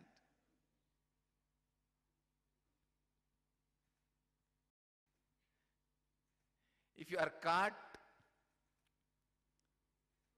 with the narrow understanding of senses, neither you will be able to make it long, nor you will be able to get out of the desire to make it long,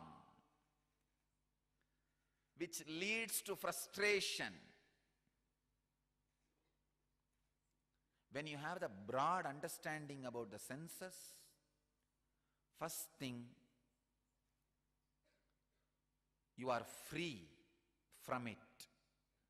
Second thing, if you decide, you can make it any longer. Because the source of joy, you will be in intense joy eternally. Whether you have the other person or not, you will not even bother. You will neither bother to have nor bother to throw away. You will be just there. Having the broad understanding about the senses, and because of that Kundalini being awakened, neither you feel the need, and you have the extraordinary capacity to live this liberated leadership experience is a virtuous circle. This is what we call Taitriya Urtvaredas. Please understand. The vicious circle of neither having energy, you will not have energy, but intense violent desire. This cycle is called vicious circle. Taitriya Redas, you will have extraordinary energy, but no desire. This is called Urtvaredas, virtuous circle. Just a cognitive shift in the understanding about sense liberates you from sense and makes you a leader in the level of sense. Same way, time, lakshana,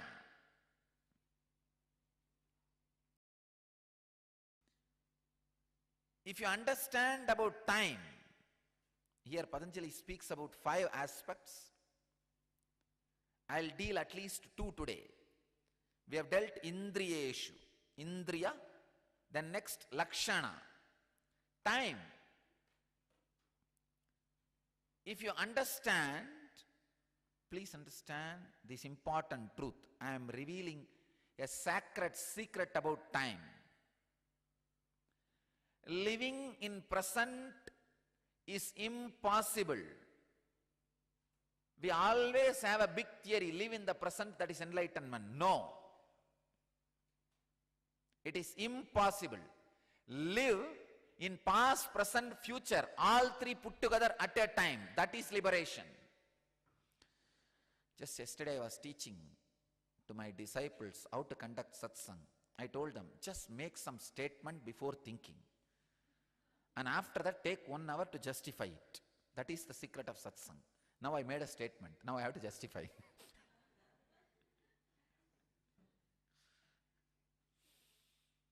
Understand? Of course, I have made a statement without thinking, but it is truth. I have made 2 statements. Living in the present is impossible. I am challenging all the gurus, sad gurus, who go on teaching, live in the present moment, you will become enlightened, and who are giving advices freely. I wanted all of them to know, if you are teaching people to live in the present moment, you are making them schizophrenic. I am asking. After all, at this moment, thousands of seekers are sitting with me, in front of me. You all would have tried to live in present enough number of times. Then the number of times you tried to have pleasure through the senses. At least when you try to have pleasure through senses, few seconds you will have pleasure. But when you try to live in the present moment, even that few moments you will have only fear. When will I lose this present moment? I tell you, living in the present moment is the conspiracy created against the humanity to control human beings by these pseudo-gurus. If a psychiatrist promises you he will cure you, he is not only a liar or just hypocrite, he is a criminal. How the psychiatry is built on a false promise, people can be cured. There is a big group of pseudo-spiritual leaders build their tradition and the philosophy by promising people will be liberated by living in the present moment. No. Living in the present moment is impossible. Come on, try. Present moment, present moment, present moment. Already it has become past and future. The very idea, present moment, one part is already swallowed by past, one part is still coming out of the present. It is like when child comes out of the womb, death is swallowing the child. The mouth of the womb and the mouth of the death has no gap. In that gap you are trying to live. No. Then what is liberation? Liberation means living in all the 3 at a time. I am present in my past, in my present, in my future. Means all 3 has become part of me, from me. I am the womb from which all 3 are getting delivered. Please understand, if you try to live in present, you will have the dent of the past and future in that egg.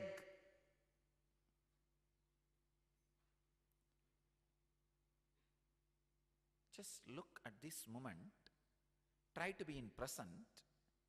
You will have that underlying sorrow you carry from the past, under the underlying insecurity you have about future, will be there part of this egg. Then how can you hate enlightenment? Egg from hen cannot hatch horse or tiger.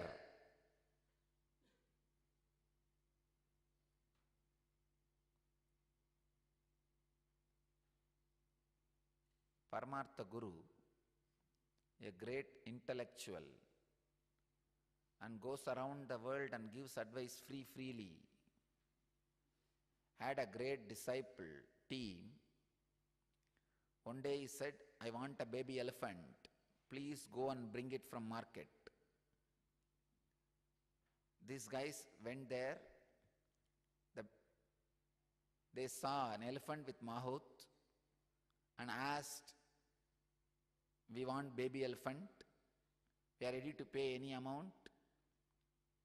Please get us a baby elephant. By talking few minutes with these fellows, the mahout realized these guys are fools. So he said, wait, by evening it will lay the eggs. You take the eggs and keep it in your ashram. And then, after a few days, the baby elephant will come out of the egg. So these fools waited. By evening, that elephant dropped. And all the disciples were very happy seeing the elephant dropping. And they started singing and dancing around the drop. And they asked the mahout, when will the baby elephant come out of it? The mahout said, you have to take this very carefully and keep it in your ashram and wait for 21 days. Maybe once in a while sit and chant Bhagavad Gita and pray. So when the baby elephant comes out, it will also start chanting Bhagavad Gita. Pregnancy care. And gave all the instructions, took 1,000 gold coins, sent the disciples' team with a drop of elephant, and these great disciples, very intelligent,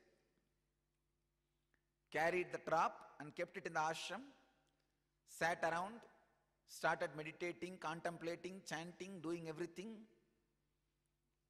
You know, after the 21 days, what they would have got? They saw a few worms coming out of the elephant drop. They thought these worms only will grow and become elephant. They caught hold of all the worms and feeding them. They said, oh, really now we are going to have at least 200 elephants because 200 worms are there. And they waited. The end, what they would have got, you know.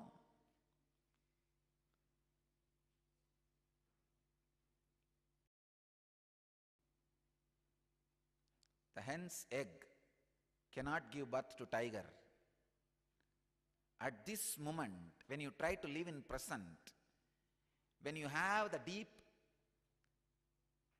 suffering of past and fear of insecurity embedded inside this egg, how can this egg give birth to enlightenment in all three space, past, present and future? How to? Just understand, time does not exist. Time does not exist. Just think, suddenly all the clocks and calendars disappear from the planet Earth.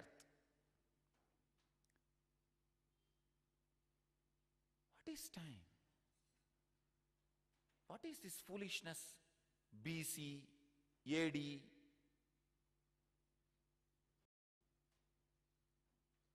How do you know it is 211? What is calculation of time?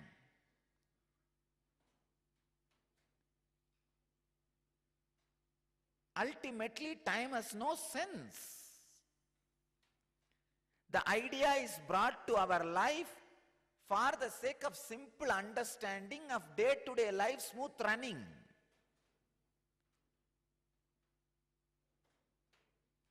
The greatest conspiracy called civilization has been forced upon the human being who are expecting all of us to wake up at some time and be in a certain place at some time.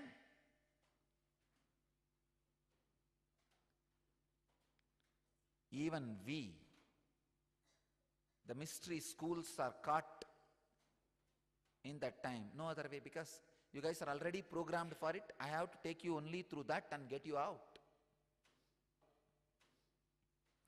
What is time? So remove all the intellectual understanding and the day-to-day life of pressure about time on you. I know one Swami, Sundananda. His name was Swami Sundananda. He was living in Mangalore. He is a Swami from Ramakrishna order. I can say, one of a rare gem who managed to get enlightened in spite of being in an organization.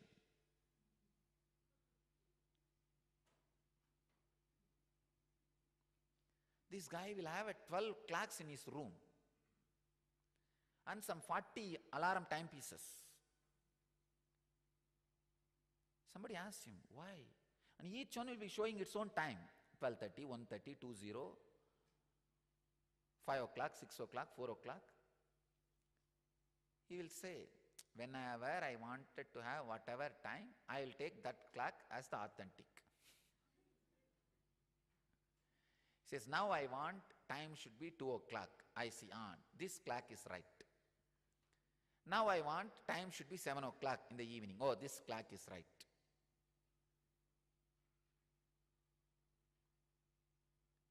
Time does not exist.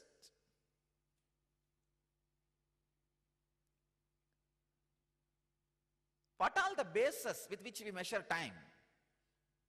The earth is rotating itself and going around the sun. I want all of you to know it's a lie taught to you by the limited visionary scientists. I am telling you very clearly, sun is going around the earth. No, I am going to reveal the truth to you.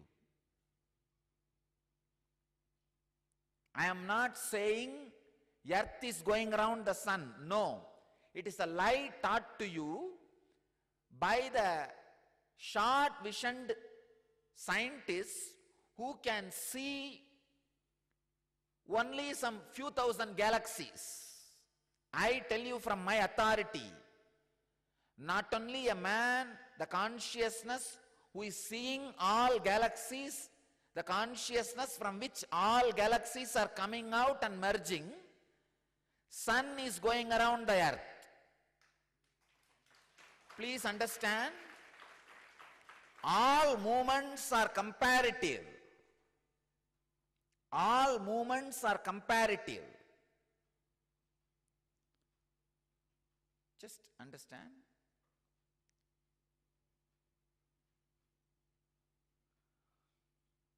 Imagine, visualize that this is a ball, this is sun, and this is planet Earth. It was supposed to be, this is supposed to be rotating and going around. This is what the scientists are saying. But I tell you, they came to this understanding because they take this as a center. From this spot, they are measuring the movement. But I am telling you, from the source when you see, not just this is going around this is also going around this. Because this going around this takes billions of years beyond our comprehension, we insist, emphasize only this going around this. Understand? This going around this only can be calculated by these short-sighted scientists of NASA, all astronauts, all space scientists. Because they can calculate only few billion years. I tell you from the conscious source, from where the time and space comes out and goes back. this is going around this, which takes few more billion years, that's all. Then where is the question of time being calculated by this going around this? No. The very idea with which time is being calculated is a comparative reality.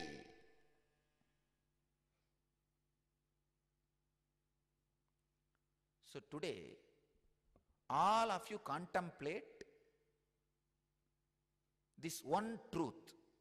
Sun is going around the earth. And I wanted you to convince at least 5 people about this truth. Sun is going around the earth.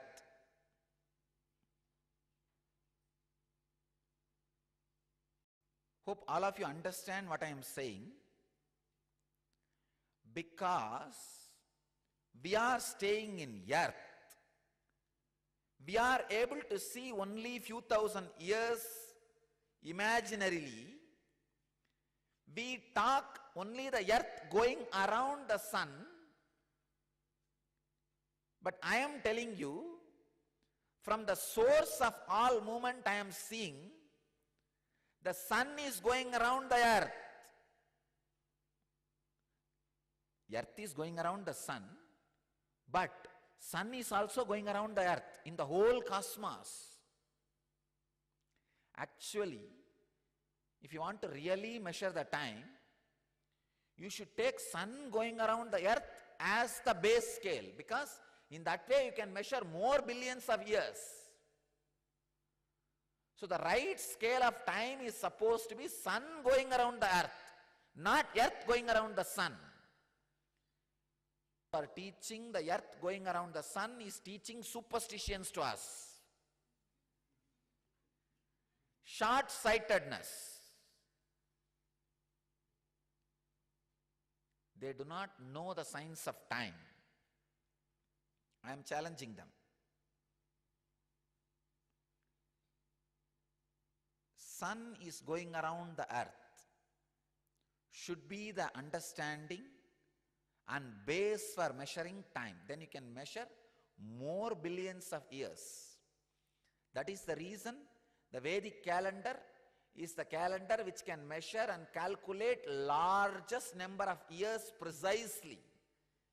Because we look at from the time, we look at the time from the zone beyond time. Kala atitaha. We look at the deha from dehatrayadita. We look at the time from kalatrayadita. So I want you to understand, your vision and understanding about time is short-sighted. Have broad understanding about time.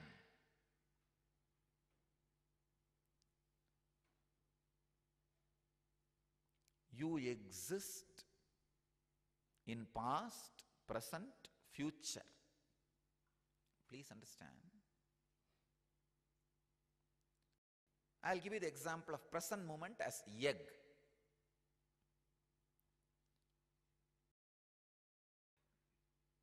This as a trace of all your past and all your future and present. If you go on trying to be in the present, avoiding the past and avoiding the future, how are you going to deliver enlightenment? No, it will be an aborted child.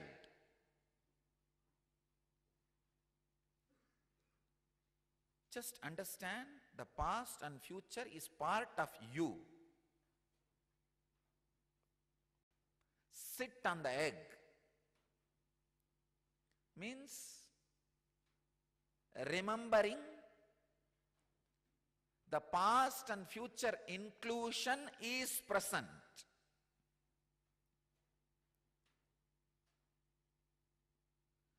So whenever a wave comes from the past, understand the wave from the past is also coming in present. So don't hate saying that it is past. No. Understand?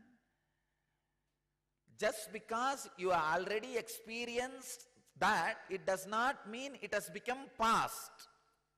It is happening only in this moment. For example, what you call as past? If you are getting the third laddu, you call this as a past experience. Oh, I already had two, so third is past. No, this laddu is present experience. This sweet is a present experience. If you remember a experience which you had 2 years before, you think, oh, past is disturbing me. No. The thought which you are having at this moment about what happened 2 years before is not past, it is present. The thought is present. Your idea about future is wrong, short and narrow. That is why you constantly struggle to live in present. Even if you are sitting and cherishing or remembering all your glorious past, you are in present. Because the remembrance and cherishing happens only in present. Past is a dead screen. In that no scenes can appear. If any scene need to appear, you need to have a light of present moment, awareness. So when there is a light of present moment, awareness, how can anything be past? For example, here is a projector. In that projector, the light is the present moment, awareness. But the scenes are being shown which happened in 1950. You think, oh, I am seeing a movie related to past, it is not enlightenment. No. But the awareness through which you are seeing the 1940 movie, that awareness is present. That awareness is this moment.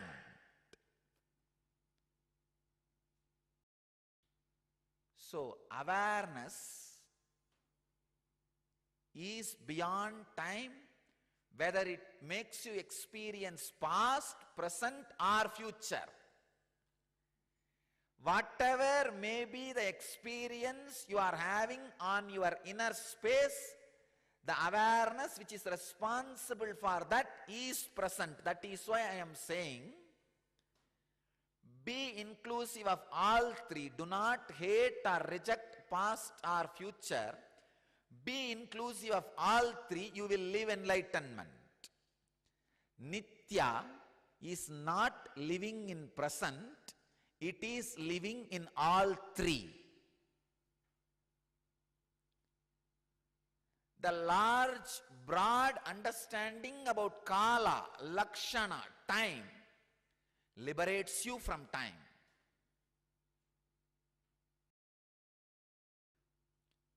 Today, we will dedicate whole day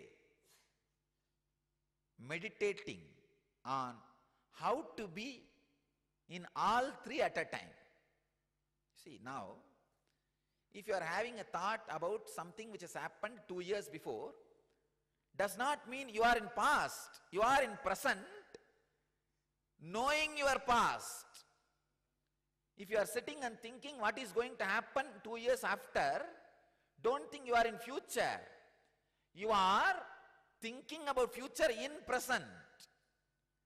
So you are all inclusive. Carry this understanding in you like a light, fire. Put this fire on at least 5 people. If they create doubt in you, they have finished off your fire. They have blown away your fire. If you create understanding in them, you put the fire in them. Come back tomorrow, either fire and 5 more people with fire, or the blown away darkness, at least come back. So tomorrow bring either the questions you had when you transacted, or answers you got when you transacted, or the satsangis you got after you convinced them. To the satsanga, Still I am not getting large number of emails. I think people are not practicing much. Today I'll announce a special email ID to which I request all of you to do this homework and send the report. Don't think I am not seeing. I am seeing. So I don't want this to be just like some Bhagavata Pravachana. Rama came, Sita came, they fell in love, got married, and Sita was kidnapped by Ravana. I don't want you to be just sitting and listening to some stories. No.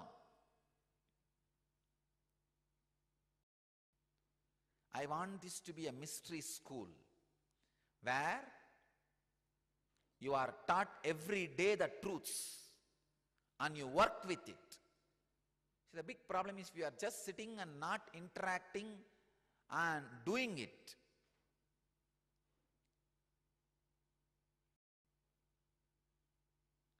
It will all just enter this year and go away through this year.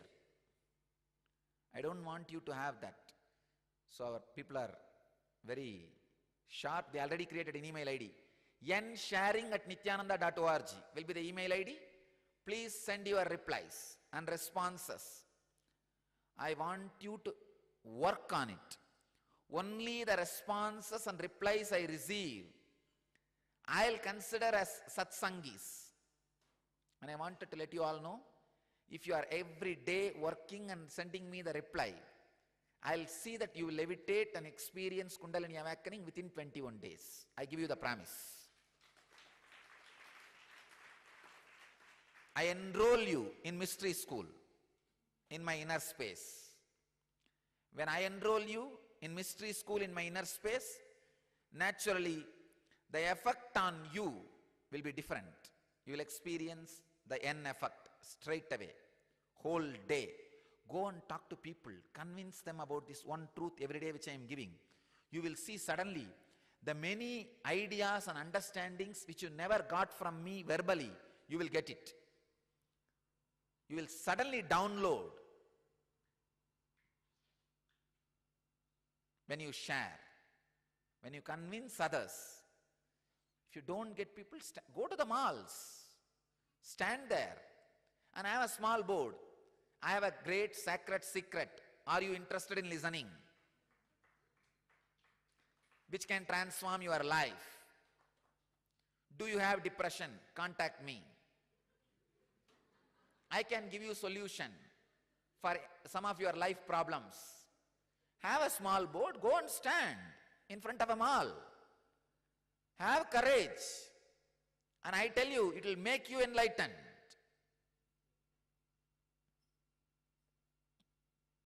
So this one truth. Now, I want you to sit with this one truth. Sit. Even if you think about past or future, don't hate yourself. Don't cut, oh, I am thinking about past, I am thinking about future. Drop your axe.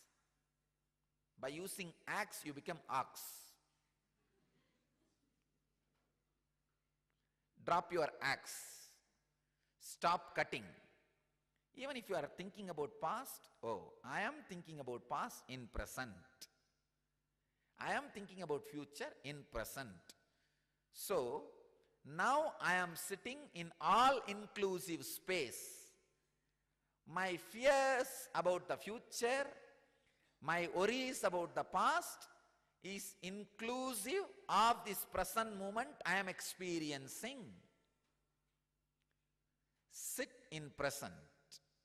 Just for a few minutes, you will experience the great sacred secret Patanjali is revealing in the sutra about time.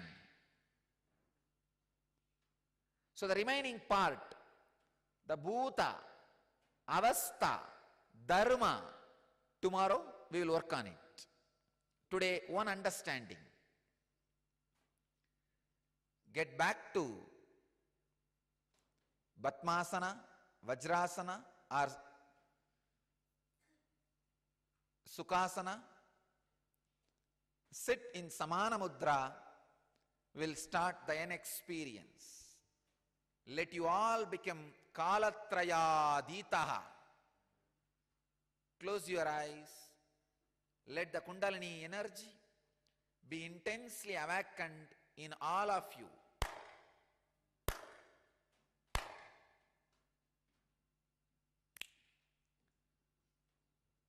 Have that intense awareness, whether it's a past or present or future, you are experiencing in this moment, all inclusive. Let the Kundalini Shakti be intensely awakened in you all. Let you all become Kalatrayaditaha.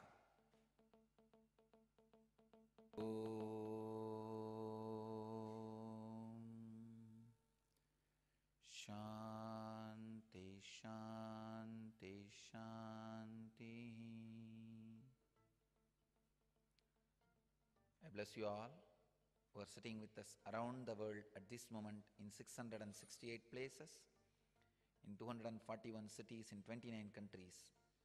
Let all of you achieve, experience, live, express, radiate, and share the eternal bliss, Nityananda. Thank you.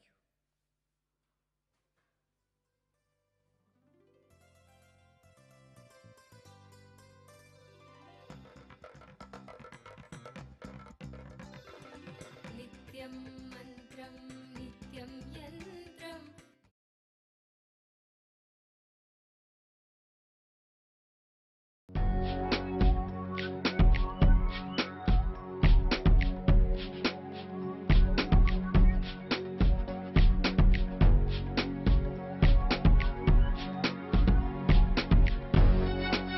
All that I taste, all that I smell, I offer to you, Swami Nityananda. All that I see, all that I hear, I offer to you, Swami Nityananda. Like this dance, and this song, and this joy, I surrender to you. All that I feel, all that I am, I offer to you, Swami Nityananda. Uragaram, Karunavataram, Samsara Saram, Bhujagendraharam, Sada Vasantam, Hridayarvinde, Bhavam Bhavani, Sahitam Namami.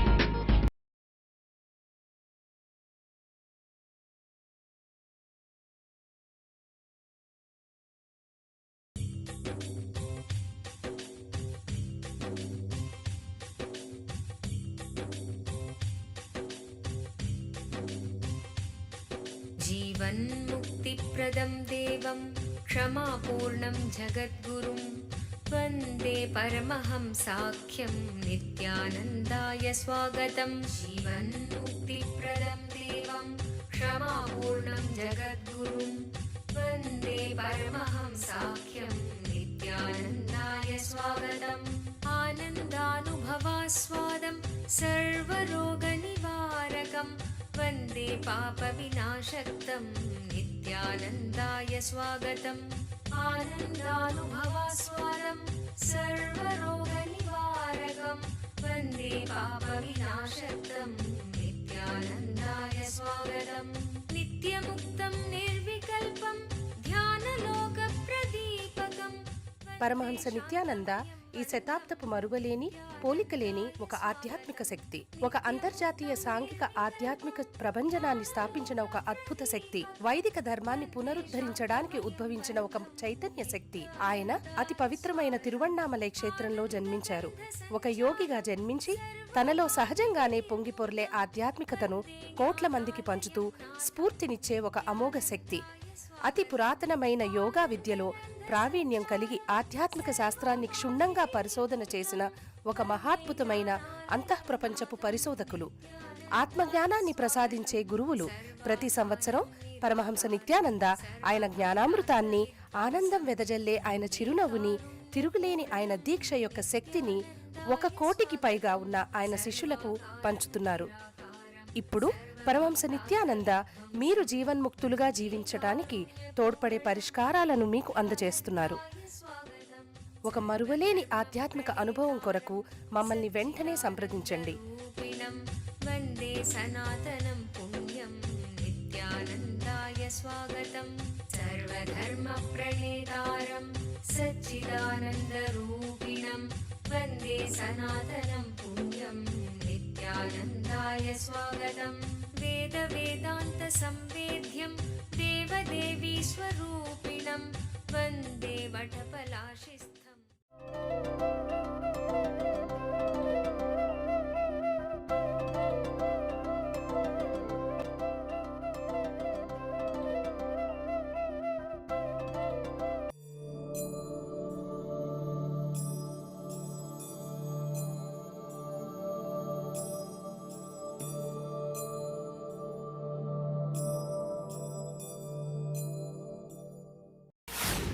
Teaching is of two types. One, introducing some new truth and raising you to the next spectrum, or clearing the ideas with which you are living and making them straight.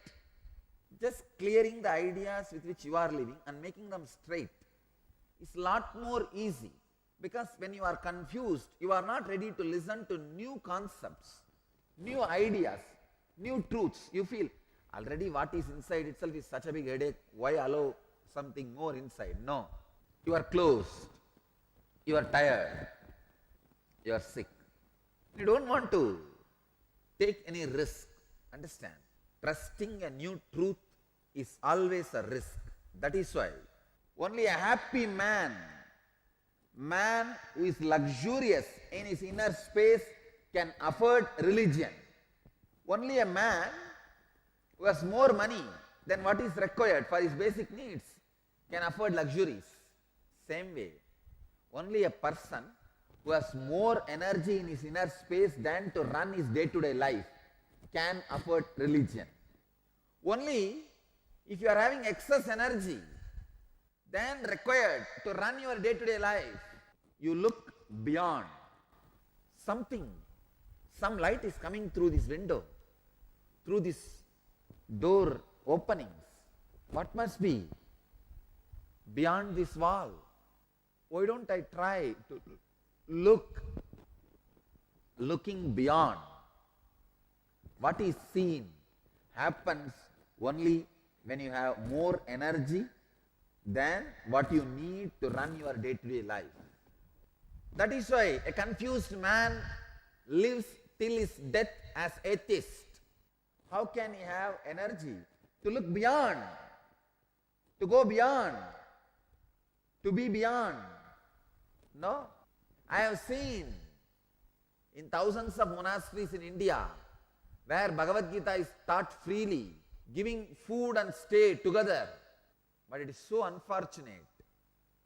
You can't understand Bhagavad Gita unless you are a person of life. Now, before forgetting, I wanted to put it on record my gratitude to the great sadhu Ramananda Saraswati of Omkareshwar, at whose feet I learnt Sanskrit version of Bhagavad Gita. I have studied Bhagavad Gita in a very young age through a translation by Swami Chidbhavananda. He has done amazing translation in Tamil. But a great sadhu, Ramananda Saraswati of Omkareshwar, great, very great way of living. Amazing sadhu, lived for quite a long time. I think he lived at least above 90. He used to stay in Omkareshwar in Madhya Pradesh. He will stay there for 6 months and teach Bhagavad Gita. Whoever comes to learn, he will give them free food and shelter. When he finishes that course after 6 months, he will start living his Parivarajaka life. He will go from house to house and beg and eat, sleep under the trees. Whatever money he gets from the devotees, whatever contribution he gets, He will collect all that for 6 months, keep it with him. By the end of the 6 months, he will come back to Omkareshwar and start teaching. Again, when I studied at his feet, around 1,700 people lived with him. The whole Omkareshwar will be filled by his disciples. Omkareshwar is a small place, but there are many ashrams. He had his own ashram. Ashram is not a huge infrastructure, a reasonable place. He will start the classes again. After 6 months, again he will go for yatra. Sometimes devotees will come and tell, why do you travel? No, you stay here, we will get you money and you start teaching. He says, no. I wanted to go door to door and beg and come back, teach Gita. Till his life. Kalpataru మీలోని కుండలిని శక్తిని తెలుసుకోగల ఒక ప్రత్యేక కార్యక్రమము కల్పతరు. పూర్తిగా ఒకరోజు జరిగే ఈ కార్యక్రమములో ఆరోగ్యకరమైన అద్భుతమైన మార్పును పొందగలరు. అవతారమూర్తి పరమహంస నిత్యానంద స్వామి వారి ఆశీస్సులను ప్రత్యేకంగా పొందగల కార్యక్రమం కల్పతరు. కుండలిని అంటే ఏమిటి? కుండలిని అంటే ప్రతి ఒక్కరిలోనూ దాగి ఉన్న అద్భుత శక్తి. కుండలిని శక్తి ఒక ధ్యానోదయమైన గురుదేవుల దీక్షతో చైతన్యపరచవచ్చు. ఈ కుండలిని శక్తి మీ జీవితంలో అన్ని దశలలోనూ అభివృద్ధికరమైన మార్పులను తేగలిగే శక్తి.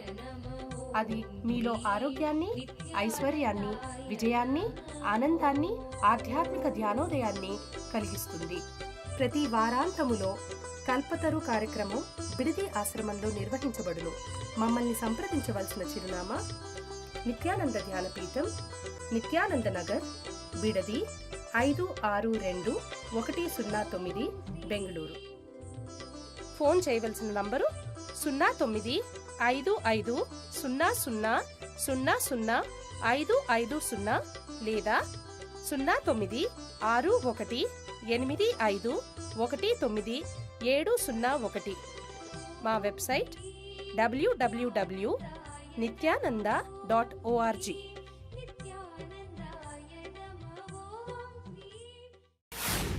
Till he left the body, he lived the same life. 6 months he will sit and teach Gita, and 6 months he will spend in begging, going from door to door. He will not stay more than 2 days in a place. Amazing sadhu life he lived. I wanted to remember him and offer my gratitude.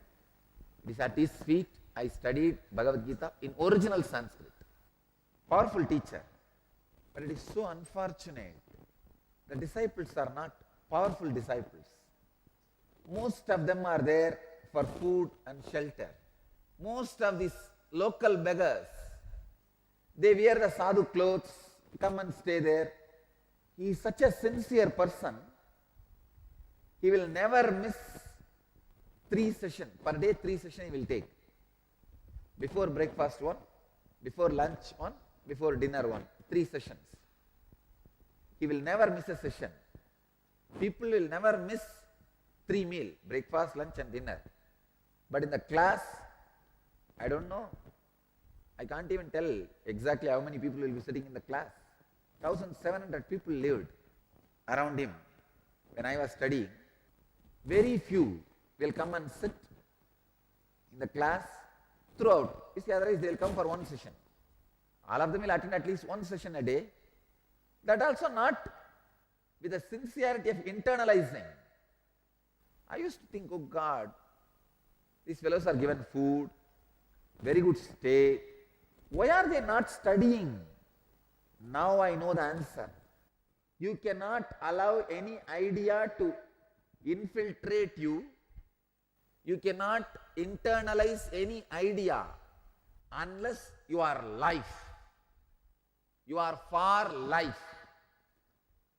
As I said, non-suffering should become your religion. Non-suffering should become your life standard. Non-suffering should be echoing in your every thought, deed, action, word, in everything. See, from today, all over Bengal, West Bengal, especially in Calcutta. Anywhere you stand, you will hear that word, Jaima, Jaima, Jaima, Jaima. It will be echoing all over the West Bengal. Durga Puja. Durga Puja starts. I have seen Mumbai Ganesh Chaturthi. I have seen Tamil Nadu Skanda Sashti. I have seen Tiruvannamalai Deepam. I have seen so many big festivals, but nothing like Navaratri, Durga Puja of West Bengal. Oh God, people live with her. Bengalis are basically the devotion-based people. They literally live with her. See, if you have a daughter, how you save money and you get her to your house for Diwali or some other celebration, and you spend all the money on her, give her a lot of gifts and send them back to her house. Exactly same way, even a middle class, lower middle class man in Bengal will save money. All of them look upon Devi as a daughter. Daughter is called home for this Navaratri day, 9 days. She is given all the gifts and she is taken care and she is sent back to Kailash after the Dasami, 10th day. I should say, people are literally in Bhava Samadhi. These 10 days they live in Bhava Samadhi. The way they bring the Devi to the house, the deity, and the way the puja happens, the way they spend. If somebody is making 1,000 rupees per month, I can easily tell, I can safely tell, he will spend 2,000 rupees just for this Durga Puja. At least 2 month income, they will save it and spend on Devi, Durga Puja. Whole Bengal will vibrate with that one word, Jaima, Jaima, Jaima, Jaima, Jaima, day and night. Just how Bengal reverberates with Devi. Your life should reverberate with one truth, non-suffering.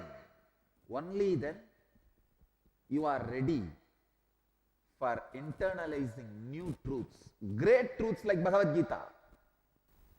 Man who can internalize new truths is living enlightenment.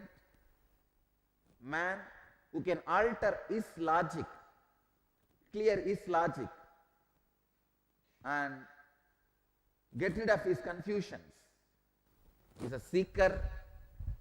Man who can neither internalize new truths nor get rid of his confusion by altering his understanding is atheist.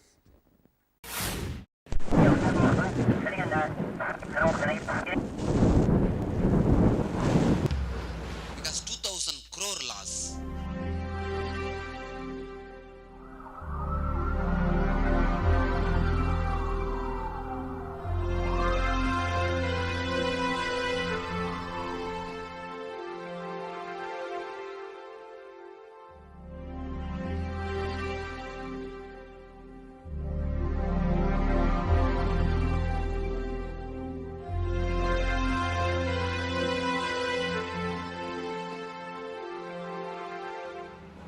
I have decided that I myself going personally sitting in Pondicherry and going to do the relief work.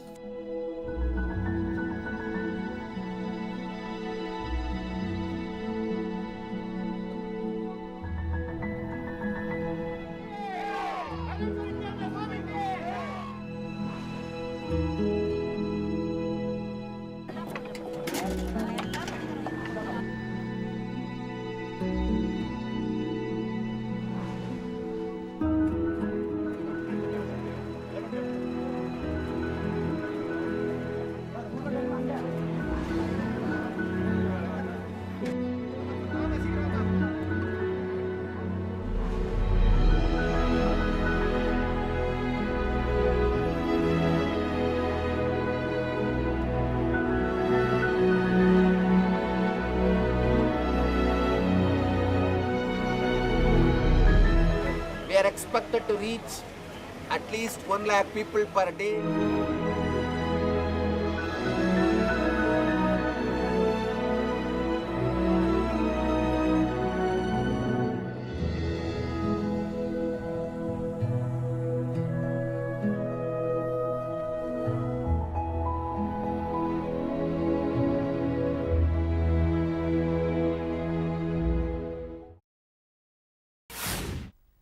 In the beginning, God created the earth and rested. Then God created man who are his devotees,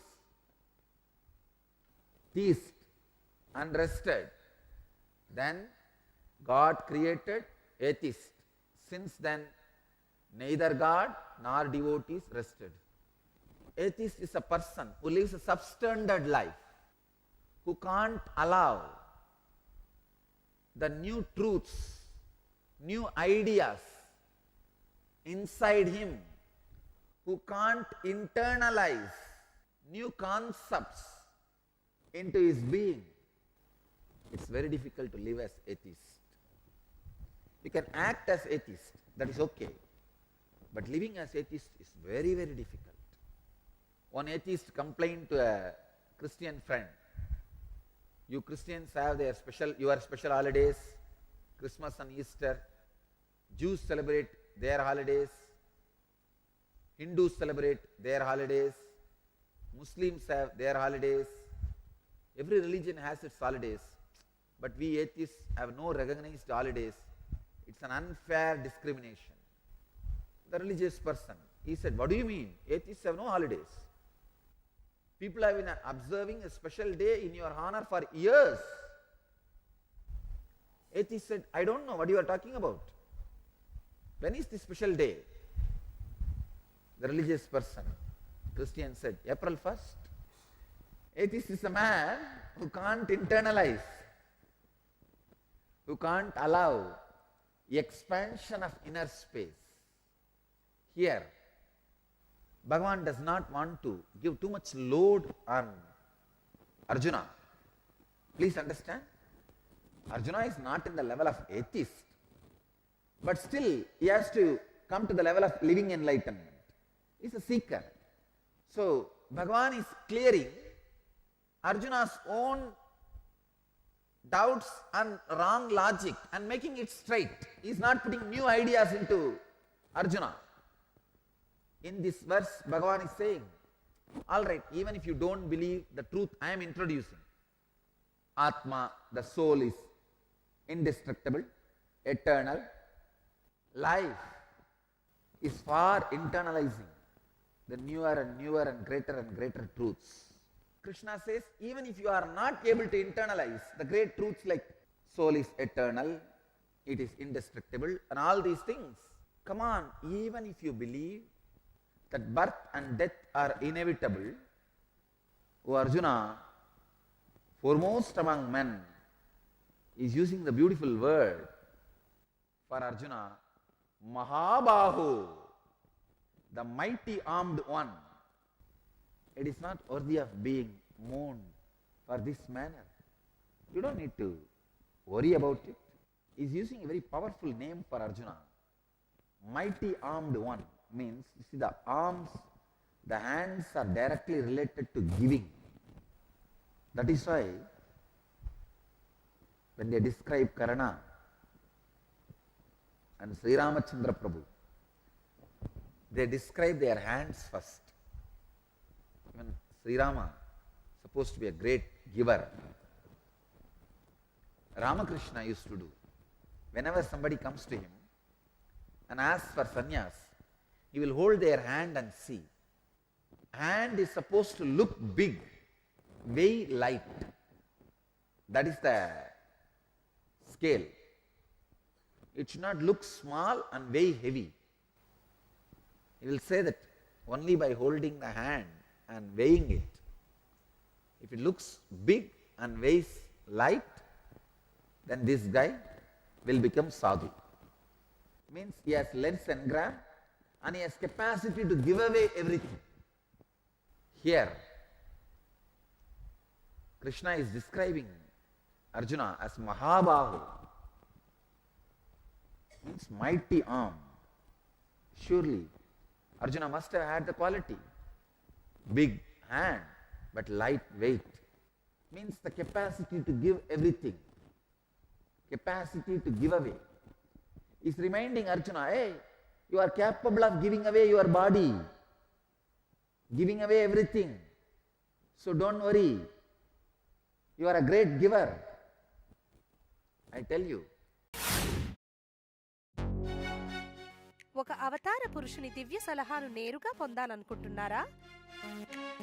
ఇప్పుడు మీకు పరమహంసతో ముఖాముఖి. Nityananda here. ఓ, మీరు బాగున్నారా? పరమహంస నిత్యానంద మరొక్కసారి పోలిక లేని ఒక విభిన్నమైన కానుకను ప్రపంచానికి అందచేస్తున్నారు. I also support him by healing.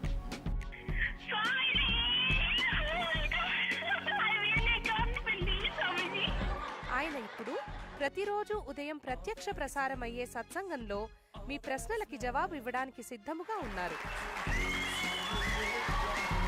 మీకు న్యాయం అవుతుంది, నేను చూసుకుంటాను. So, no, you ask anything you want in your life. Ask me any boon you want.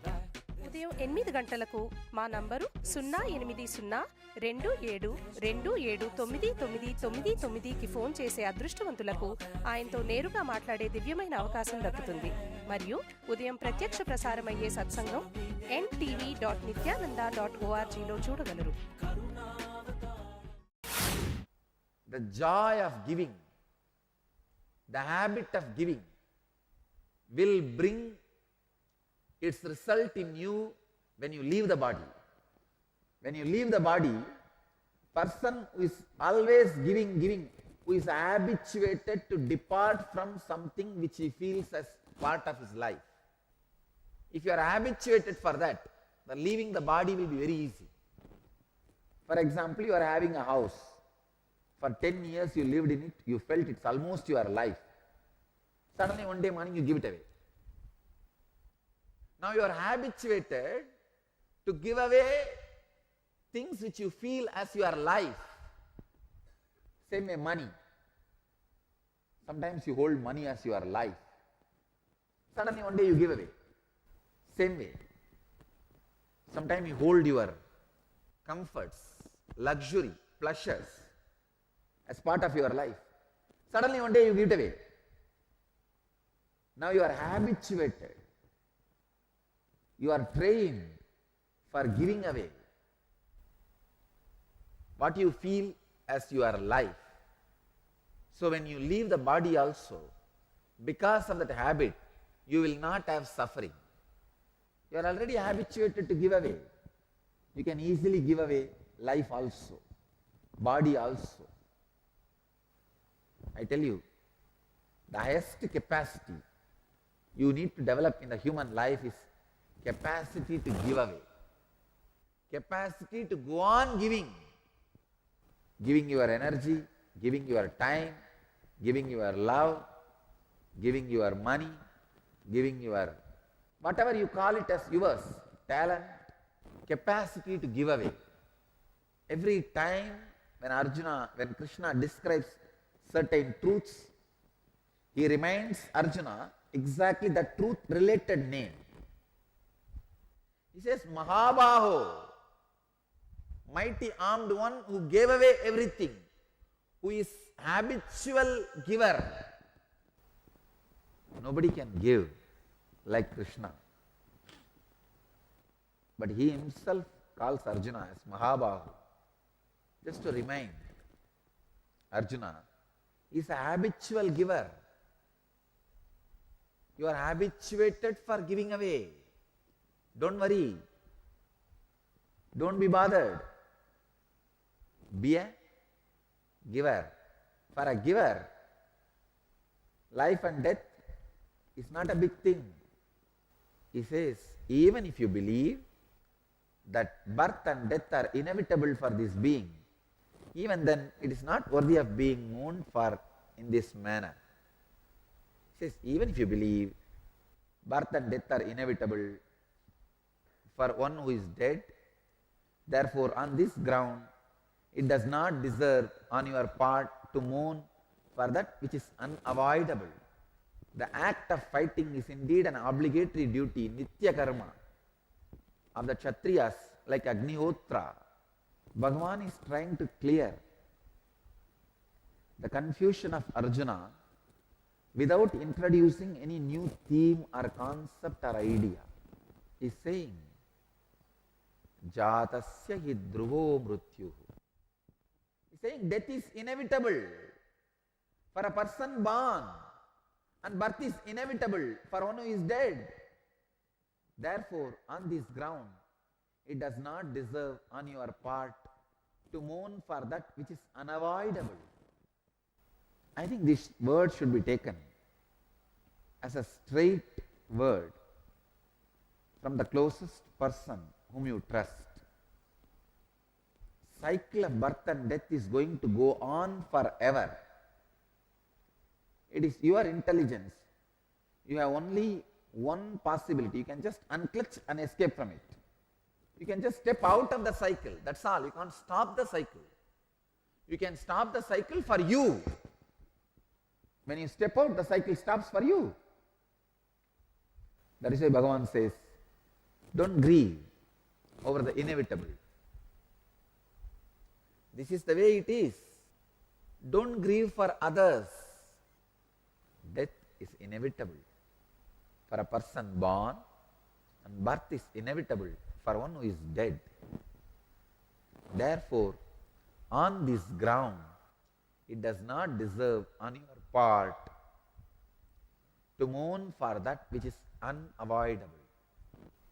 He says, don't worry. It is just life.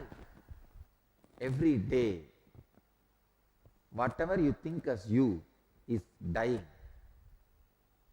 What is you is taking birth. Please understand. Death is inevitable. Birth is inevitable. And don't mourn for it. Here Bhagavan is saying it should lead you to more and more joy and courage, not to more and more suffering, pain and discouraging. Sit with this one great truth.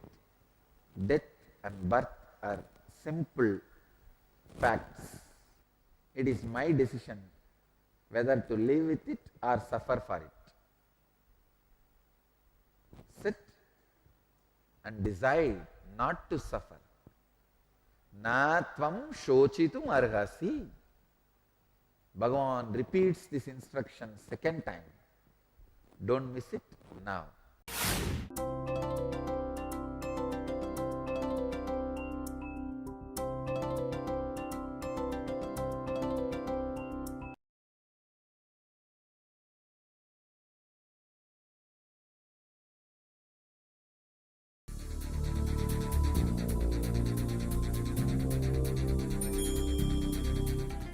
Paramahamsa Nityananda, a compelling spiritual force of our millennium, founder of an international socio-spiritual movement, pioneer of a modern Vedic Renaissance.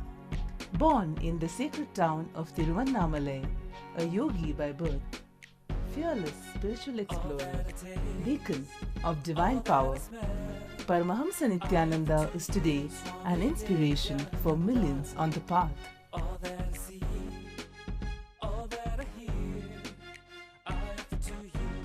Adept in ancient mystical yogic sciences, researcher of the science of spirituality, guru for enlightenment. Every year, Paramahamsa Nityananda shares with over 1 crore people worldwide the treasures of his wisdom, the joy of his laughter, and the incomparable power of his initiation. Now, Paramahamsa Nityananda speaks on living enlightenment, solutions for blissful living.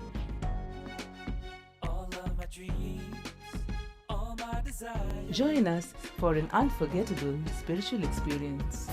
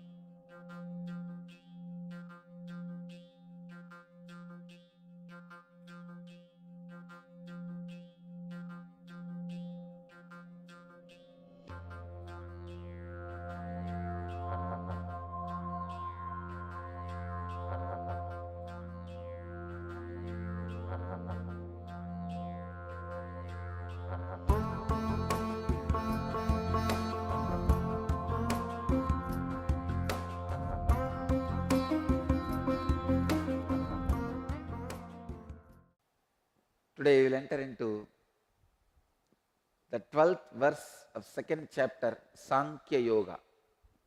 न त्वेवाहं जातु नासं न त्वं नेमे जनाधिपा न त्वेवाहं जातु नासं न त्वां नेमे जनाधिपा न चैव न भविष्यामः सर्वे वयम् अतः परम् Natvevaham jatunasam natvam neme janatipaha nachaiva na bhavishyamaha sarve vayamatapparam. The translation says, there was not a time when in the past I did not exist, nor was there a time when you and these kings did not exist. There will neither be a time when all of us would cease to exist after this war. Krishna is straight away giving the truth. Please understand. You need to understand the context of this verse uttered.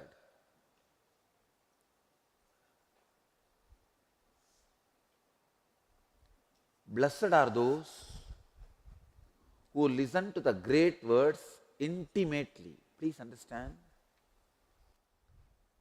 This is not an intellectual statement. Here, the close friend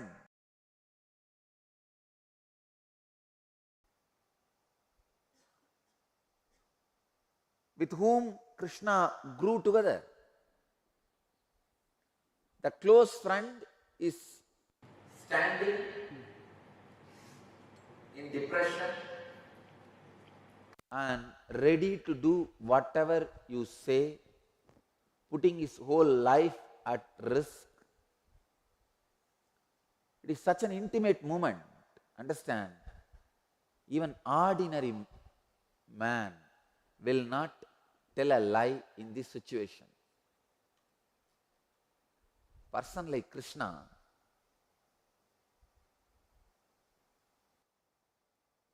this is not a statement uttered by somebody sitting in a stage and to somebody who may not listen.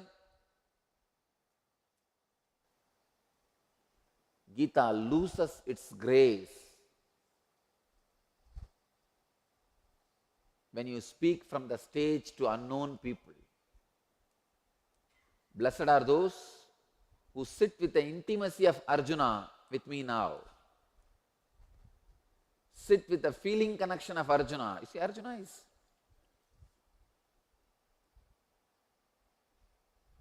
is practically grew up together. Both of them have grew up together. Both of them are from the same Gurukul, Santipani.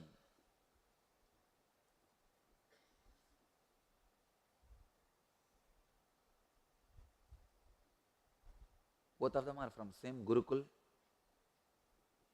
They grew up together. I can say that it is an intimate moment, the situation of life and death. Not only Arjuna knows Krishna thoroughly, they were classmates and classmates, both. They were doing all good things together and naughty things together. Too close. That kind of a intimacy, personal connection. And he is in depression.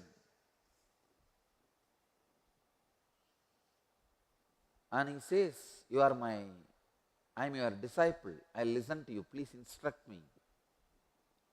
I am taken over by the suffering and confusion. Even ordinary people, I can say even worst people, will not talk, not only they will not talk anything wrong, they will not waste time beating around the bush. They will not be waste time beating around the bush at this kind of moments. I tell you, unless I make you understand the context, the power of these words, you won't understand. It's like somebody who lives with me for 50 years and takes care of me from morning till night, giving me food and taking care of my clothes and serving me. He knows my whole life.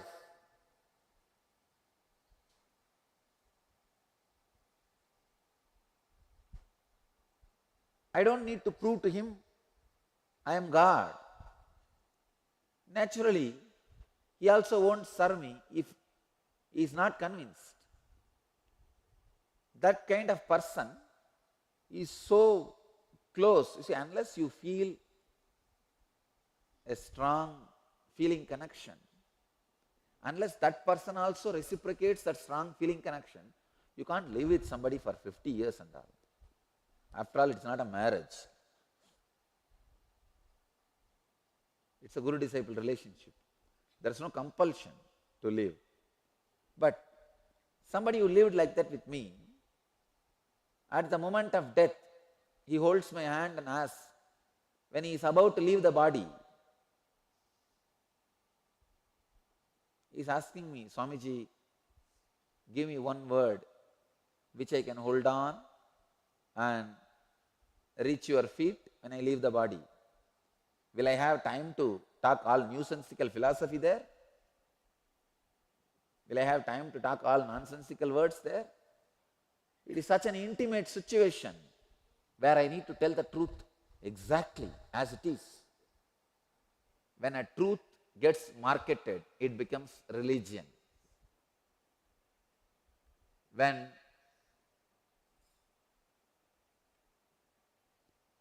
commercials are created and spread, naturally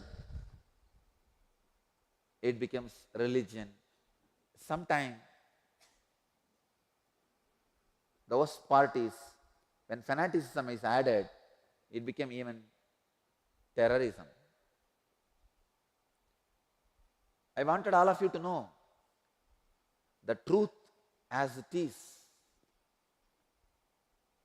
is too simple, but to listen to that, to imbibe that, you need simple feeling connection. Arjuna is going to take whatever Krishna says in face value. Arjuna is trusting Krishna's intelligence more than his logic.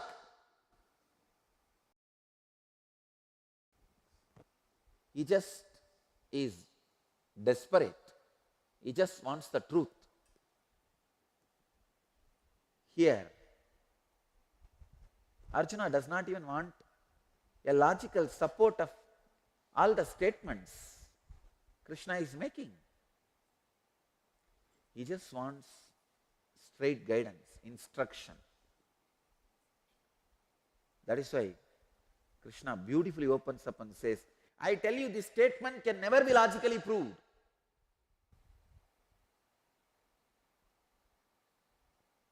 This can only be realized in intimacy. This can never become realization in any of you by logical conviction. No. It can only become realization in all of you by the personal, intimate feeling connection. Feeling connection is the ground where the seed becomes the tree. Not the logic. Feeling connection is the ground where if the seeds are sown, seeds of the truth, it becomes the reality of experience, the tree of experience. Here, Arjuna is having the tremendous feeling connection. There were two enlightened masters in a small village. One achieved enlightenment through Advaita, the monistic philosophy, non-dualistic philosophy. Other one achieved enlightenment through the bhakti. So both of them were staying in the same village. Of course, they did not have any big conflict, but both of them will always be playing with each other, trying to prove the greatness of the path they traveled. So one day this first guy, the Advaiti, he went and wrote in the temple wall in a big way, Soham, means I am that. This Bhakta, who achieved enlightenment through the dualistic path, he went and just added one letter, Da. It became Dasoham. I am your servant. But these Advaitis are always clever. Next day, he went again and put the word Sa in front of the Sadasoham.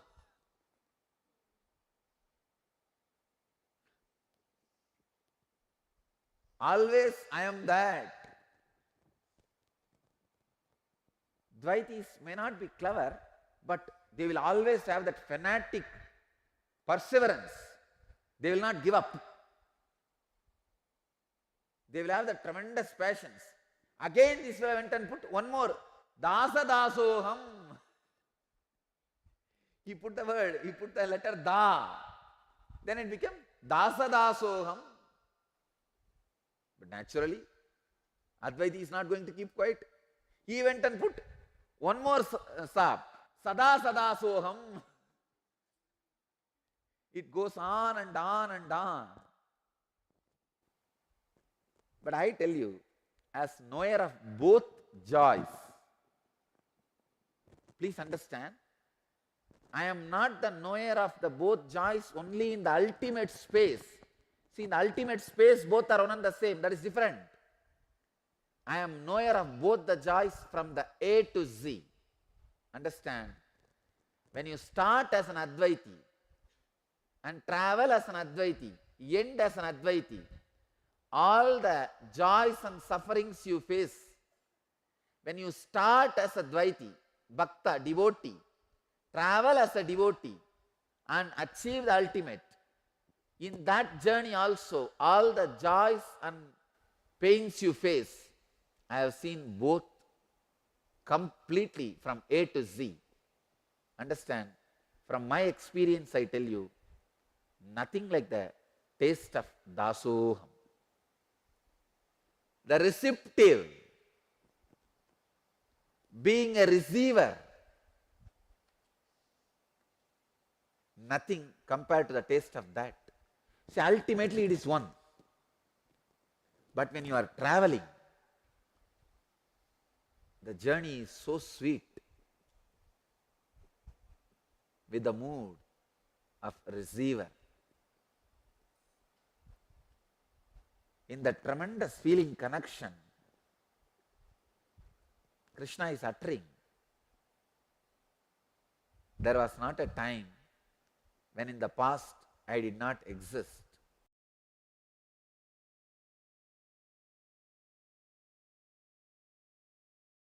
Welcome to Inner Awakening, the most powerful personal transformation retreat you could ever experience. In just 21 days, thousands are already experiencing the shortest route to constantly high energy levels, visible anti-aging, healing of chronic diseases, fulfilling relationships, and higher states of consciousness. What is the secret behind this transformation?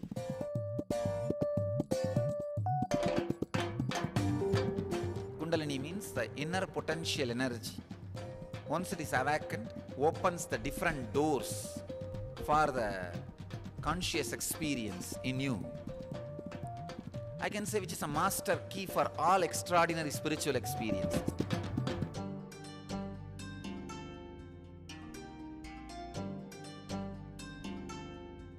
This extraordinary program is conducted personally by Paramahamsa Nityananda in the vibrant atmosphere of Nityananda Dhyanapitham Ashram.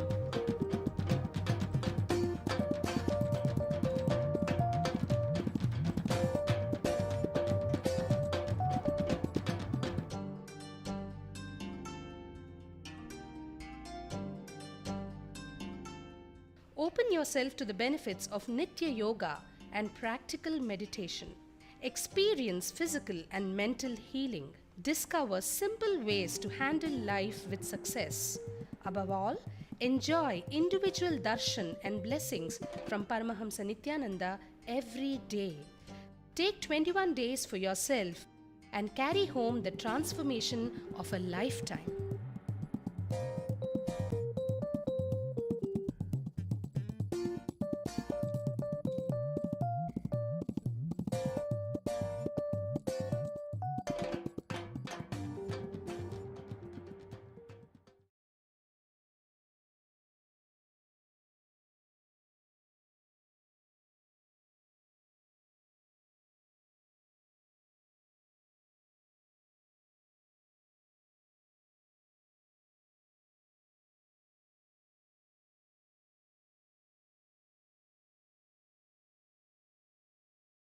Siddha, master, is a person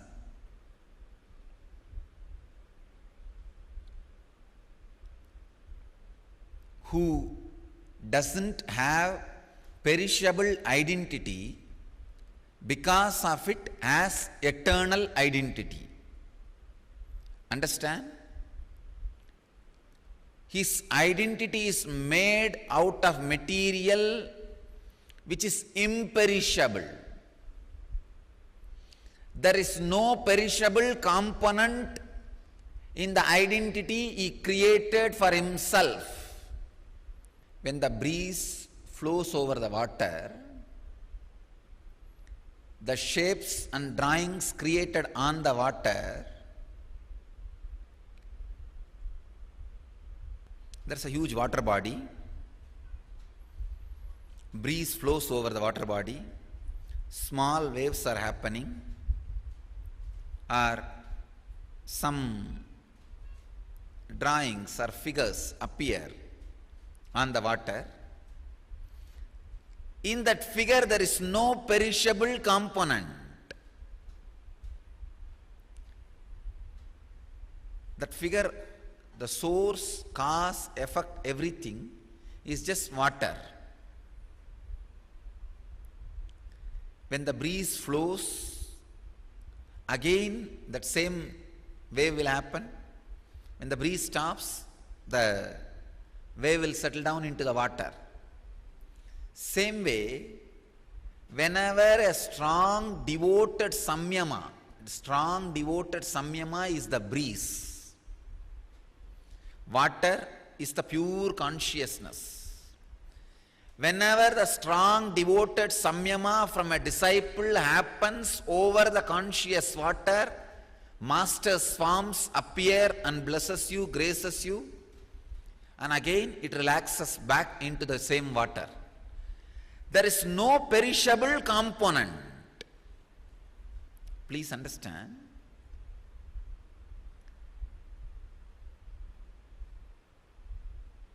There is no perishable component in the system.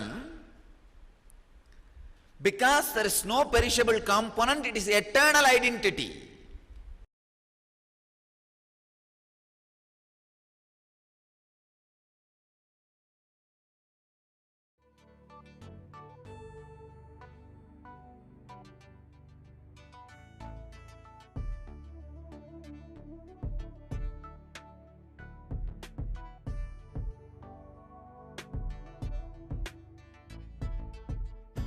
Putting all my trust in you, 'cause you know it's best for me to lead a blissful life, a life with no more strife.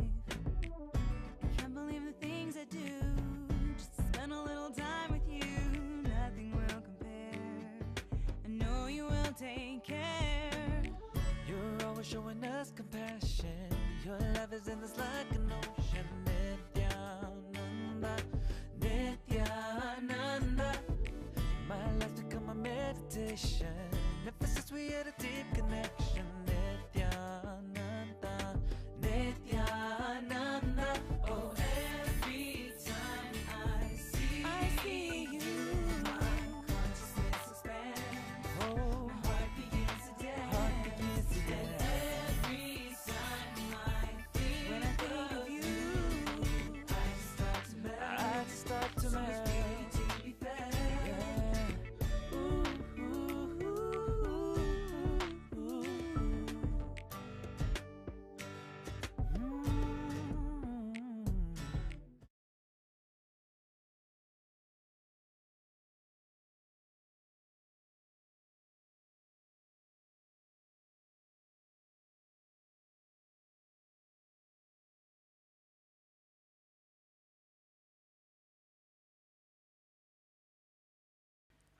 सदाशिवसमारम्भां शङ्कराचार्यमध्यमाम् अस्मदाचार्यपर्यन्तां वन्दे गुरुपरम्पराम्.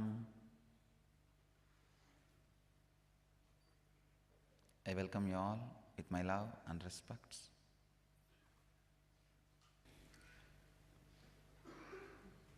So before entering into today's satsang, I wanted to remind all of you, these satsangs are specially for creating an effect on people. So I wanted all of you to sit in Padmasana and Samana Mudra.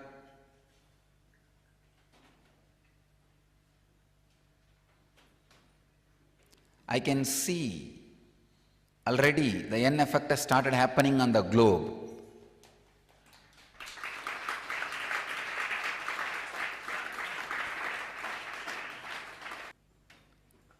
Today's subject is become invisible, unknowable.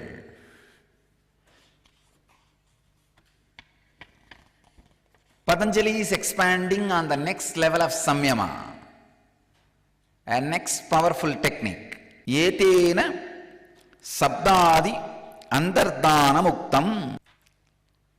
Vivekananda translates this sutra as, in this manner the disappearance or concealment of words which are being spoken and such other things are also explained. Swami Prabhavananda translates this sutra as, thus also its sounds cease to be heard.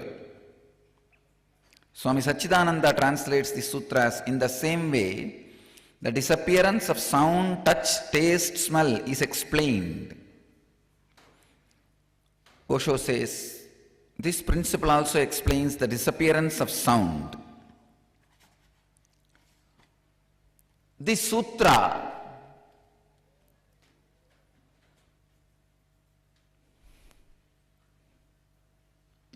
explains the technique of disappearance of sound also. The yesterday's sutra was giving us the samyama technique for disappearance of seen. If you practice that samyama, how you can disappear invisible from others' eyes, or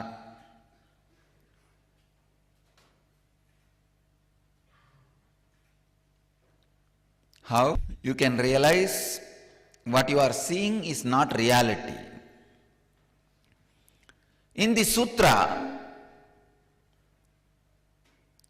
Patanjali explains a method or process for same way making you inaudible. For example, if you apply the same principle of samyama which you understood yesterday in last sutra, for the ears, You can stop hearing others. A particular person should not hear you. He will not be able to hear you. You can separate. What's the technique? When you create a sound, do samyama on how sound happens, and do samyama on the ears of a person who is receiving the sound, on whose ears the sound is becoming meaningful words. Once you do samyama on the person who is hearing, on his ears, and give a command, let it be separated, you will be talking or shouting, doing what you want, the person will not be able to listen, hear. He will not be able to understand what is being taught or what is being told. These are some of the extraordinary powers. The same way smell can be separated, touch can be separated. Somebody can touch you but you will not feel the touch. You can touch somebody and they will not feel your touch. It's almost like a mastery over the sensory realities.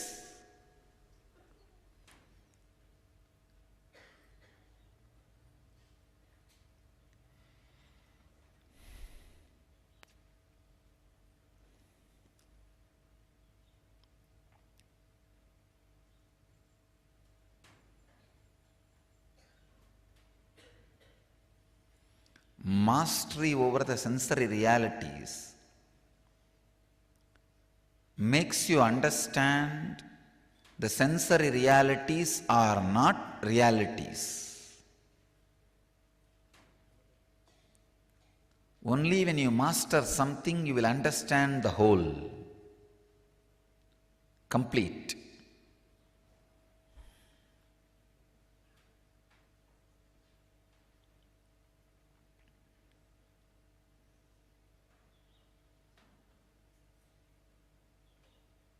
All the great miracles, extraordinary powers, expressions you read, study in different masters' lives, enlightened beings' lives, is all these great yogic powers. It is these great yogic siddhis.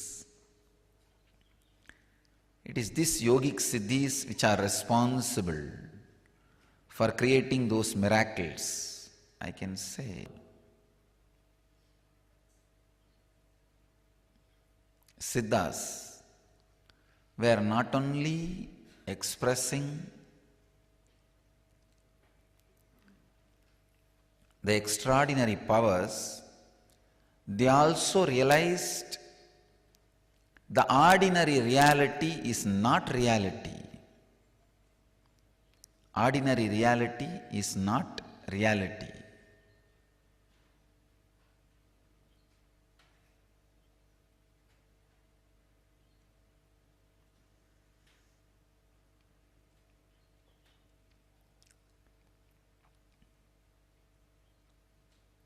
Try it on yourself.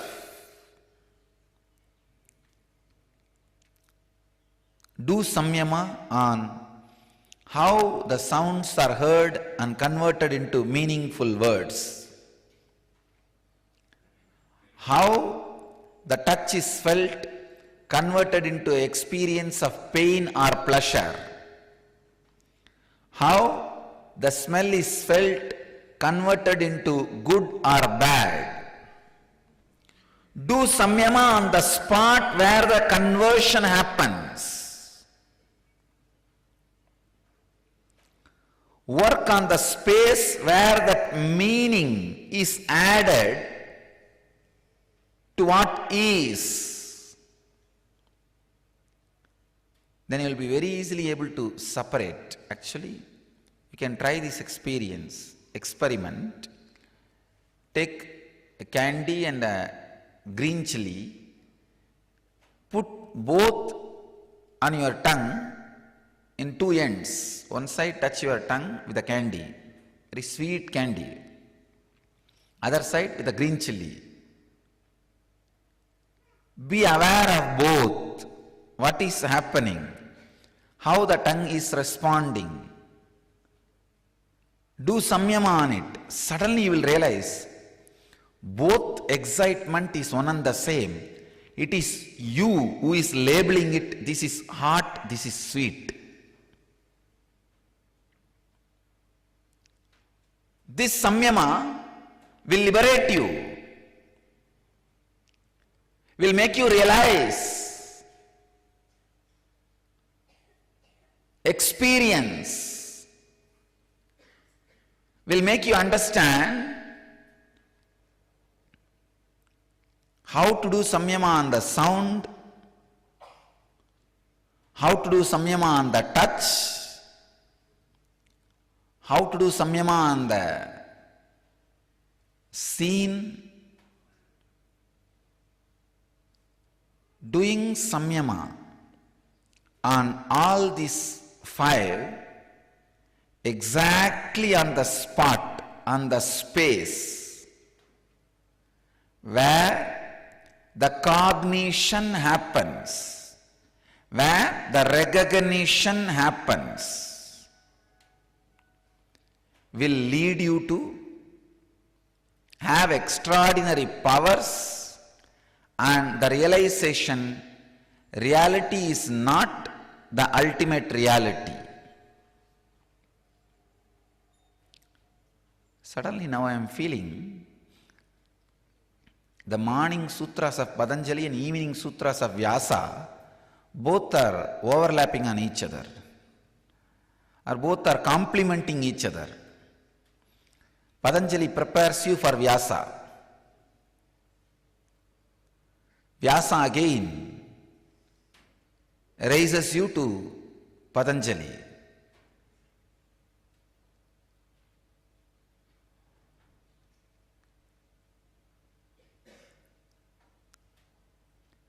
Morning Sutra is more like a knowledge with technique. By the time you practice the technique and either experience or tired, evening Vyasa breaks your head without any technique.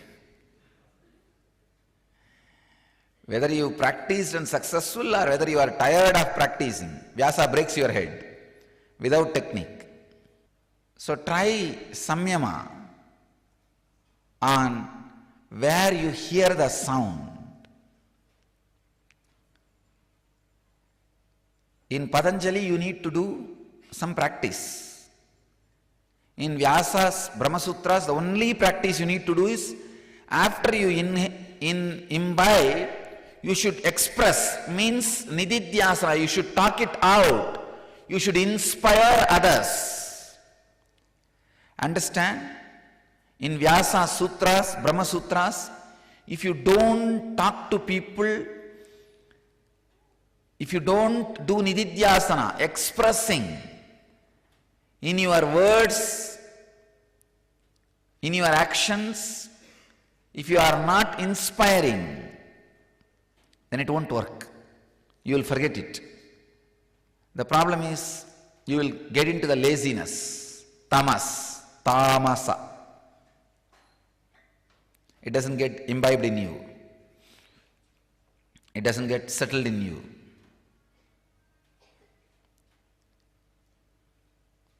Method in which Patanjali works is working in you. In Brahma Sutras, the method Vyasa works is you should talk it out. Only when you tell others, your own brain, your own dormant parts of the brain which has not understood or become aware or imbibed will suddenly open up and imbibe.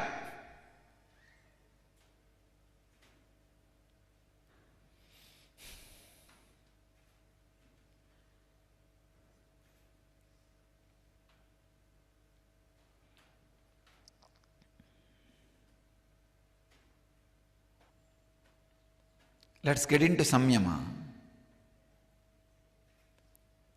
Bring your whole awareness to the ears. See how the sounds are heard. Please understand, I am not saying hear, I am saying see. See how the sounds are heard inside your head. How meanings are made for the sounds.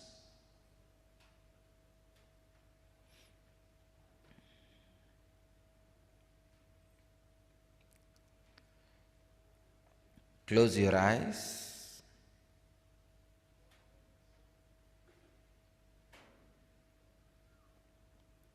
See how you make meaning for the sounds. Do samyama on that very space where the sounds are heard and meanings are made.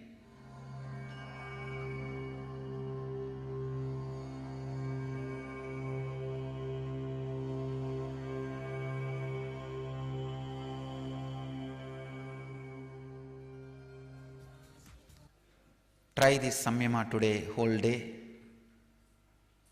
We'll gather again in the evening for Brahma Sutras. I bless you all to achieve, experience, live, radiate, express and share the eternal bliss. Nityananda. Thank you.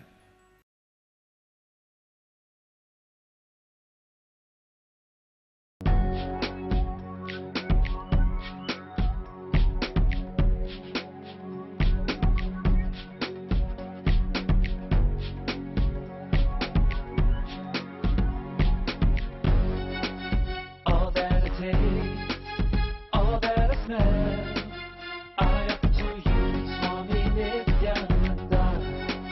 All that I see, all that I hear, I offer to you, Swami Nityananda. Like this dance, and this song, and this joy, I surrender to you. All that I feel, all that I am, I offer to you, Swami Nityananda. Puragaram, Karunavataram, Samsara Saram, Bhujagengaharam, Sada Vasantam, Hridayaravinday, Bhavam Bhavani, Sahitam Namami.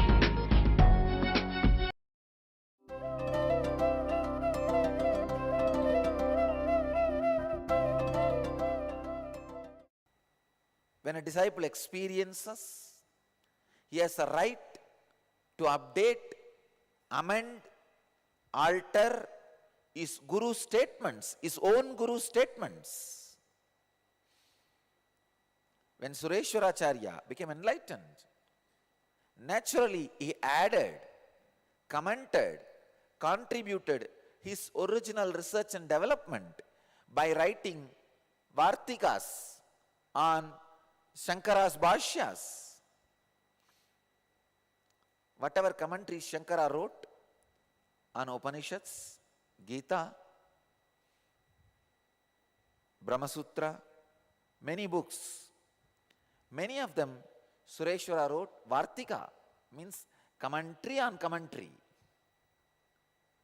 to express his own R&D. We allow updation and we encourage updation. We don't have a problem. But when the transfer of knowledge is happening, when the transmission of lamp is happening, when the initiation is happening, when you are ripening to a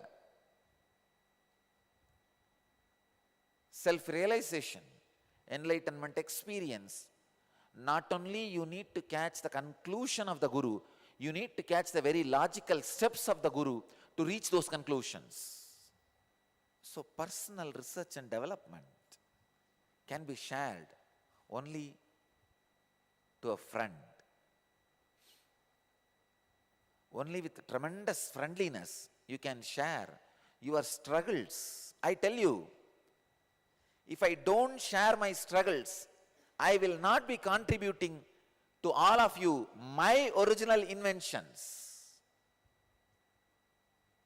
Whatever I achieved without struggle are all somebody else's inventions, somebody else's R&D. When I read Upanishads, I did not have conflict with many of the concepts. It means what? All those concepts are their R&D, not my R&D.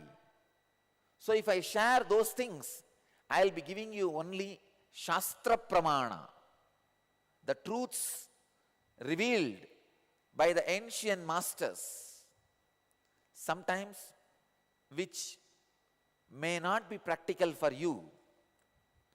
You may not be able to directly apply it in your life. But only when I explain my struggles, only when I explain my conflicts, the concepts with which I had conflict, the concepts with which I fought, the concepts with which I need to work to convince myself, to awaken by my biomemory, to experience those truths.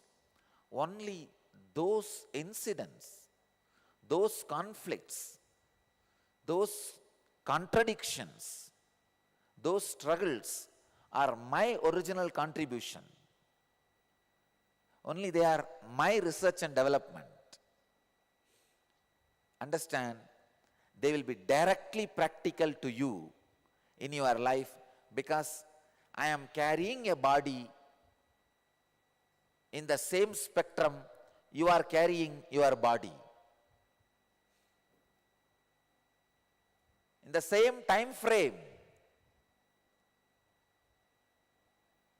When Krishna says, Sambhavami yuke yuke, he only bothers about the time. He does not say, I will happen in same place again and again. He says, I will happen again and again based on time. See, he is only saying, at different times I will happen again and again. He is not saying, I will happen in different places again and again. Because he is more bothered about the change of time than the change of geography. He knows the future is going to run based on the time, not on geography. The moment the communication revolution has happened, geography has lost value. Borders have lost value. Still, some perverted politicians go on hold the concept of borders. I have a vision. A borderless planet Earth.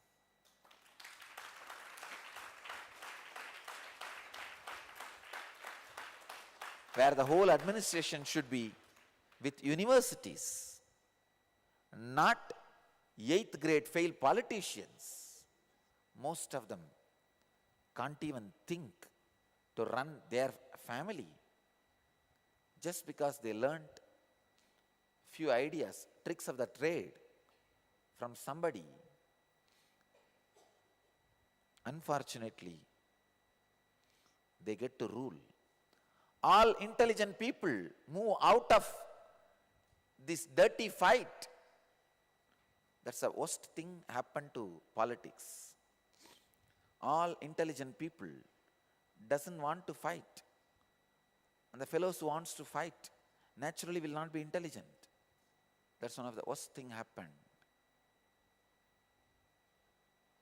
Even if you see in Gita, Arjuna's logic seems to be very intelligent. He does not want to fight. But Krishna emphasizes, intelligent people need to enter into the fight. Only to a close friend with whom you can open your heart. Your struggles can be opened only when you are able to respect somebody more and more by knowing his struggles, the conflicts he went through, the success he achieved. You became friend to him. By knowing somebody's struggles and conflicts, if you start judging him, there is no friendliness. It is the relationship waiting to vomit enmity. It's a seed sown with poison. Here, Krishna shares Gita to his close friend Arjuna, to whom he can really show Vishwarupa, with whom he has a freedom to say, do it, Kaunteya, son of Kunti, do it. Finally, he goes to the extreme of saying, Sarvadharman parityajya mamyekam saranam vraja. Give up all your concepts and ideas about right and wrong. Just surrender to me. I'll lead you. To say these words, what an intimate understanding and feeling connection should have been there between Krishna and Arjuna. He says, drop your life at my feet. I will not cheat you. I will think for you.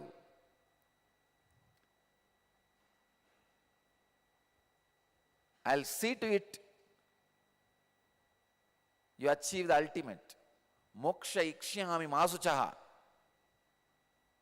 I will liberate you.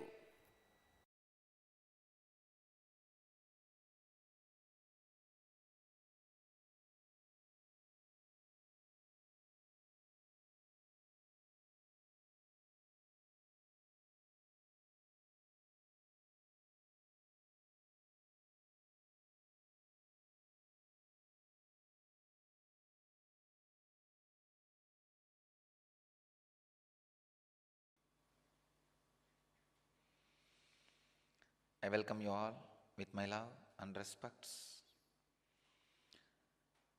I welcome all the thousands and thousands of devotees, disciples, and I welcome all of you. Before starting the satsanga, I remind you to get back to Padmasana or Vajrasana or Samana Mudra. We will enter the process. An experience, an kriya. An experience, the an effect.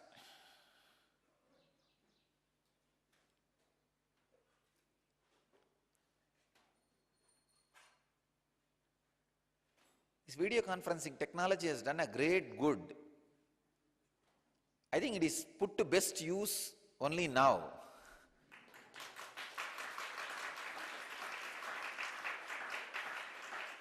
No, I can see actually many Swamis, yesterday they were sitting here, today they are sitting here. And it is completely around the world. Just 2 days before Bhaktananda was sitting here, and now Bhaktananda is sitting there. And Chandikananda, she was sitting here, and now she is sitting in Redondo Beach. And each one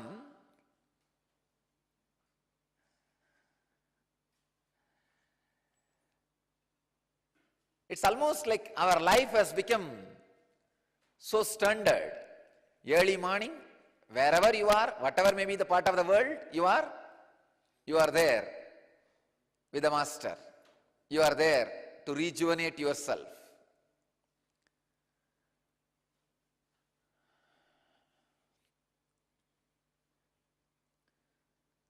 And not only that, just because every day I am seeing all the temples are now managed properly.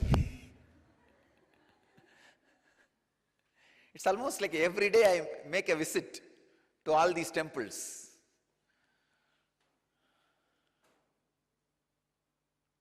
The technology has done a great service. Let's enter into today's subject.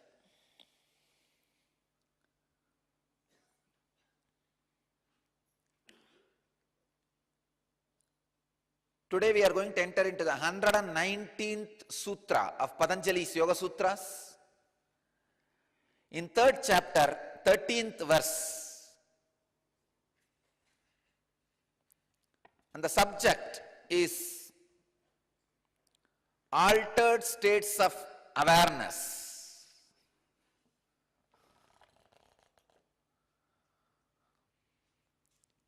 Let me read out the sutra and the translation, then we will try to understand. Yetena bhuta indriyeshu dharma lakshana avastha parinamaha vyakyataha.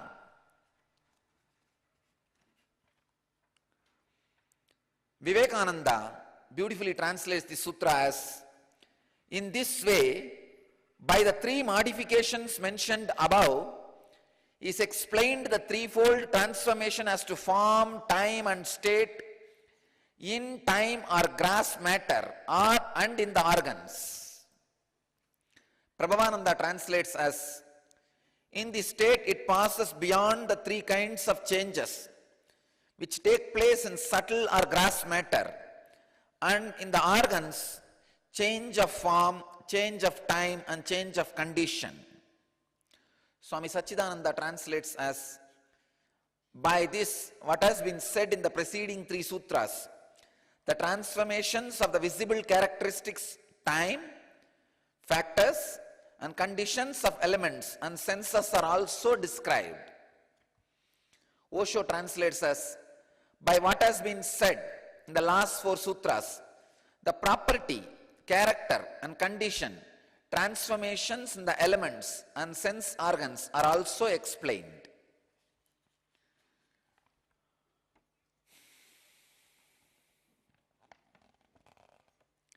Now I will come to the sutra for my own translation.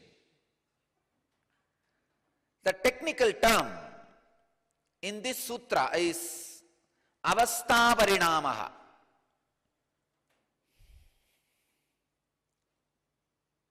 Please understand. This sutra is basically sutra to give you the strategy for the whole life planning.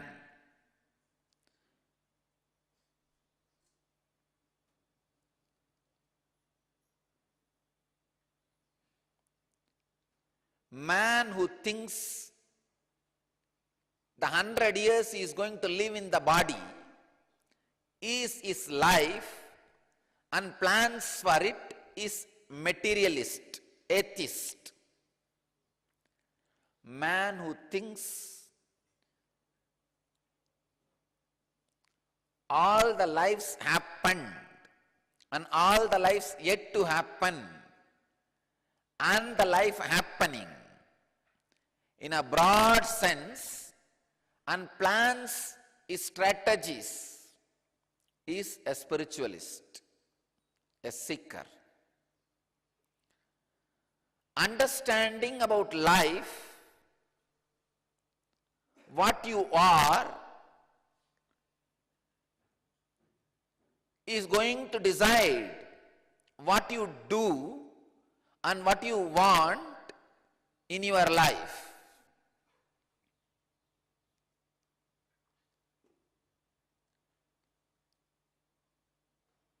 When you think you are a child and particular toy is going to give you joy and the toy is going to be adding life to you, or it is going to be your eternal companion, you feel so strongly attached to the toy. Even if your mother tries to take your toy away and asks you to eat, you shout at her, you disappear, you die, give me the toy.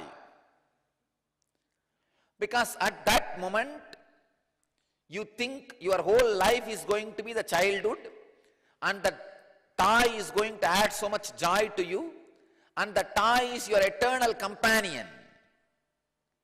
So naturally, you feel the toy is much more important than anything else. After some time, your understanding about yourself changes. So naturally, your needs changes. When your understanding about yourself evolves, your needs changes. Please understand, having the ultimate understanding about your life and having the right understanding about your needs is what I call renunciation.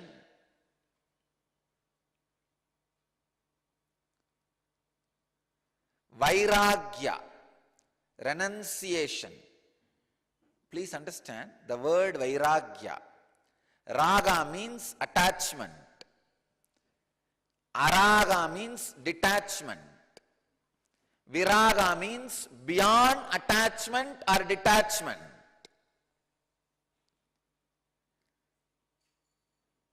Vairagya does not mean attachment or detachment. You need to understand the important truth. Viraga is neither attachment nor detachment. It is having the right understanding about your need. Yesterday, there was a press interview. They were constantly drilling me on this one idea. What is Paramahamsa? Is Paramahamsa is free to do anything? Is it licentiousness? But a common man can never understand. An evolved person does not have any attachment and his needs are totally different, which you can never comprehend and which never disturbs the world. I always tell people, because I don't disturb the world can't disturb me. They were asking me, you are growing, raising like anything. Suddenly you fell. Don't you feel? I said, I neither felt I was growing, nor felt I fell.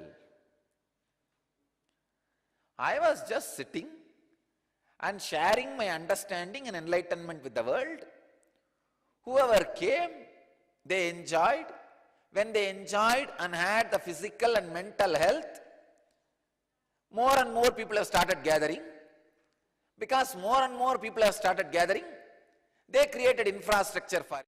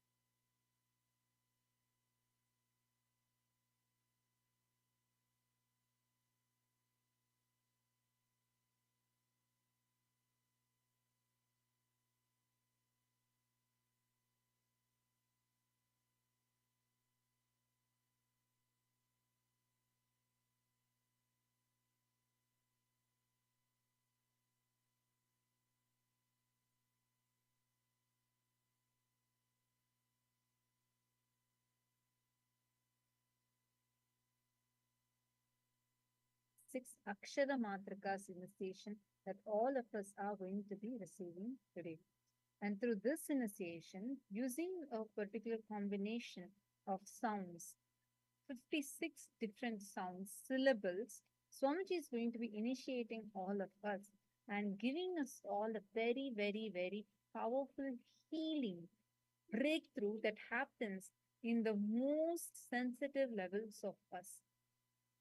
We all just now listen how this 56 Akshara Matrika initiation helps us, and in so many levels, how it gives us a breakthrough. Now, it is time for us to have the experience of the same. And all of us are going to be receiving the experience of the space of Ardhanarishwara, beyond all the genders, beyond all the um, beyond all the forms, genders, everything, to experience the real space of oneness in which we exist in. Now, for every one of us, you're all going to be experiencing the space where you're going to be transcending all the boundaries of gender that has been imposed on you, that society has created on you. And you're actually going to be receiving the space of complete completion in all aspects of gender, all aspects, ideas, understandings, and opinions you carry about gender inside of you. Now, for every one of you that are here, during the darshan today, the darshan of Bhagavan Ardhanarishwara Murti, all of us are going to be receiving, transcending to that very space, that very experience. So now, let us all prepare ourselves through the darshan. Please settle down. We are going to be preparing ourselves with a powerful meditation to receive the initiation and darshan today. I request all the participants to please be seated in front of the camera. Please settle down. To experience the darshan, you just need to settle yourself in the space of oneness. Settle yourself in the deep experience of that ultimate Paramashiva Sayujya. That is what is Ardhanarishwara. And we're all going to be experiencing that very space. First, we will be chanting the Dhyana Shloka of Bhagavan Ardhanarishwara Murti as we all prepare ourselves to receive the darshan. I request all the participants to please settle down. Sit with your head, neck, and spine in a straight line. Let us all get ready to receive the darshan. Please, for a few minutes, drop your gadgets, drop all your distractions. Prepare yourself for the darshan. Drop all the distractions that you have. Then settle down, relax into the space of oneness.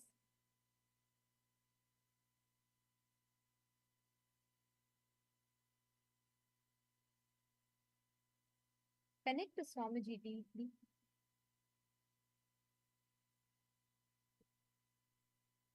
Meditate on the form of Ardhanarishwara as we chant the Dhyana Shloka.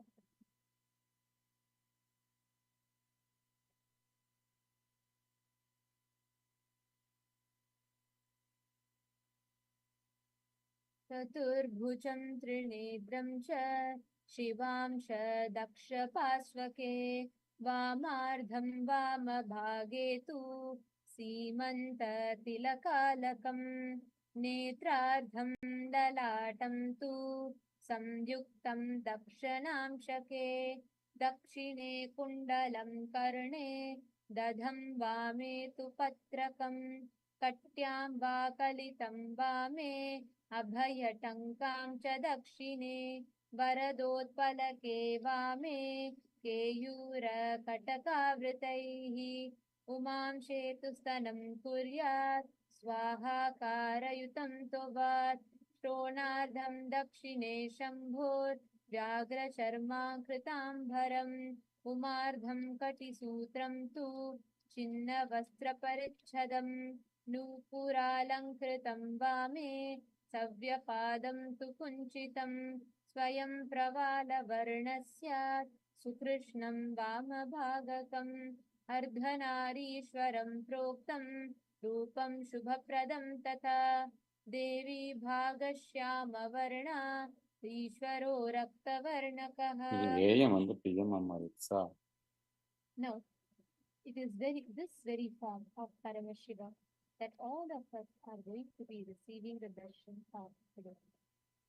Let us all settle in the deep state of gratitude to experience oneness with Ardhanarishwara.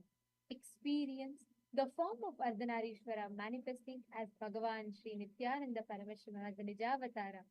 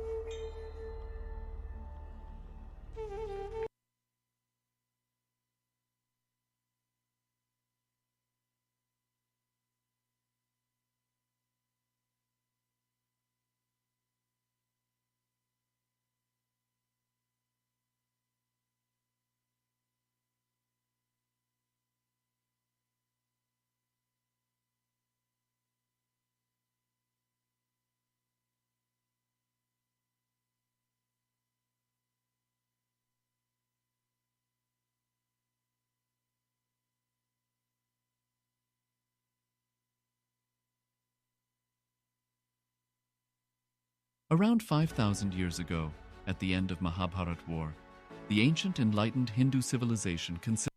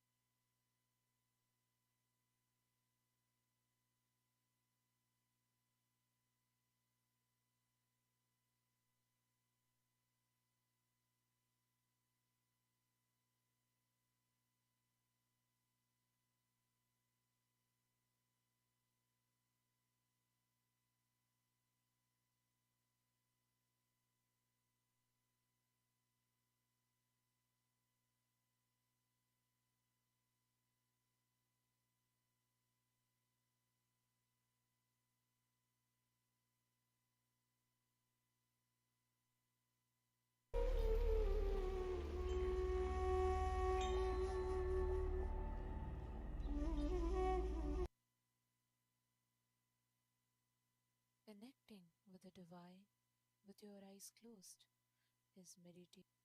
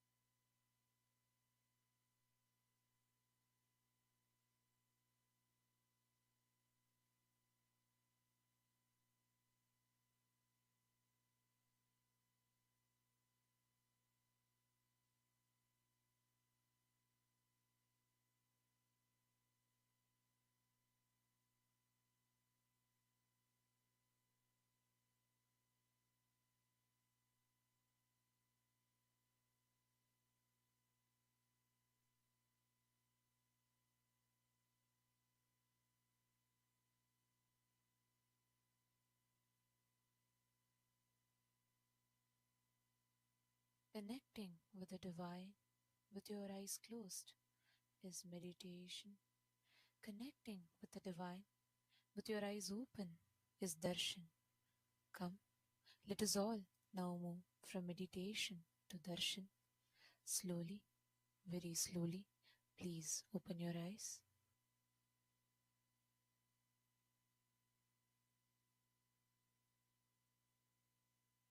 मम जीवनं नित्यानन्दा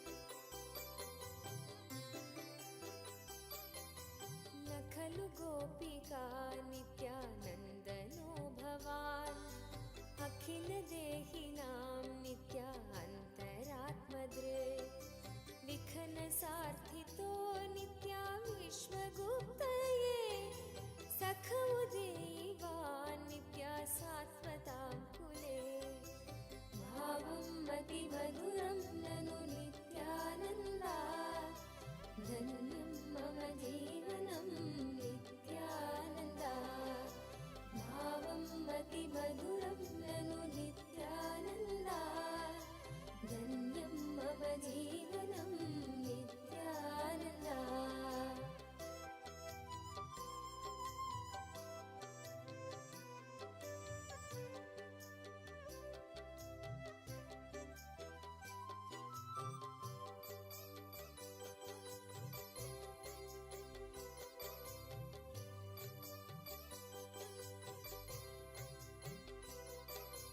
विरचिता भयं नित्या वृष्णिधुर्यते चरणमीयोषां नित्या संसृतेर्भयात् करसरोरुहं नित्या कान्तकामदं शिरसि देहिन नित्या श्रीकरग्रहम् भावं मतिमधुरं ननु नित्यानन्दा धन्यं मम जीवनं नित्या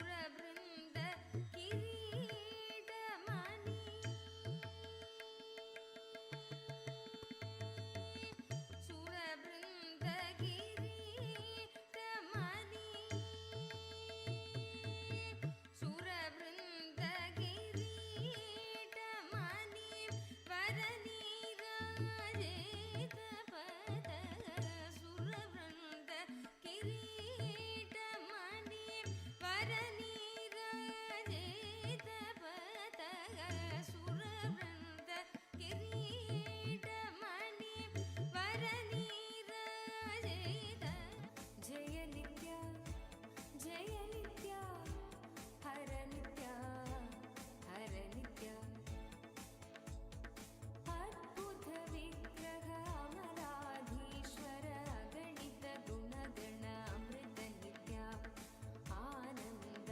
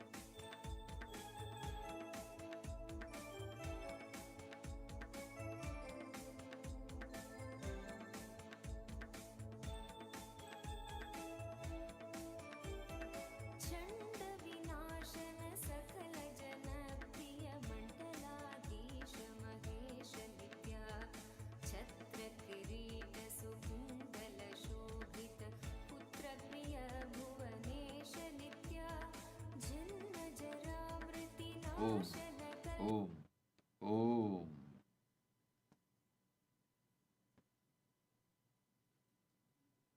As the ultimate manifestation of Paramashiva's Ardhanarishwara Murti,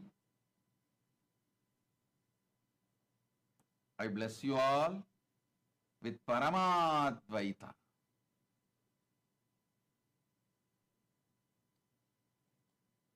Ardhanarishwara Murti, manifest in all of you. Om, Om, Om. All the Paramashivoham level 1 participants, I bless and initiate all of you with the experience of flowering in bhakti. Intense Guru Bhakti will become reality for you all. All the Paramashivoham level 2 participants, I give you all powerful Nirvikalpa Samadhi Diksha. Today I give you all the power and initiation of Nirvikalpa Samadhi. From today, you will have a formal Guru-disciple relationship with me. All the Paramashivoham level 2 participants, from today, the formal Guru-disciple relationship starts,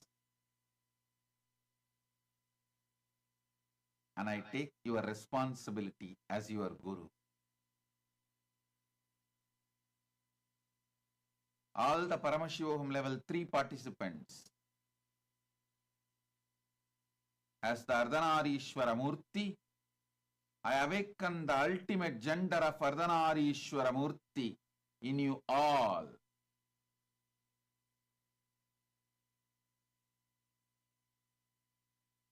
And I am infusing Paramashiva's very own DNA in your root chakra through the 56 sacred syllable sounds of the cosmos.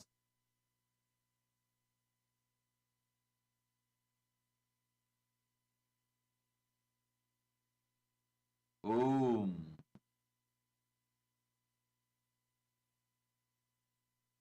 அசையும் பசுங்கொடி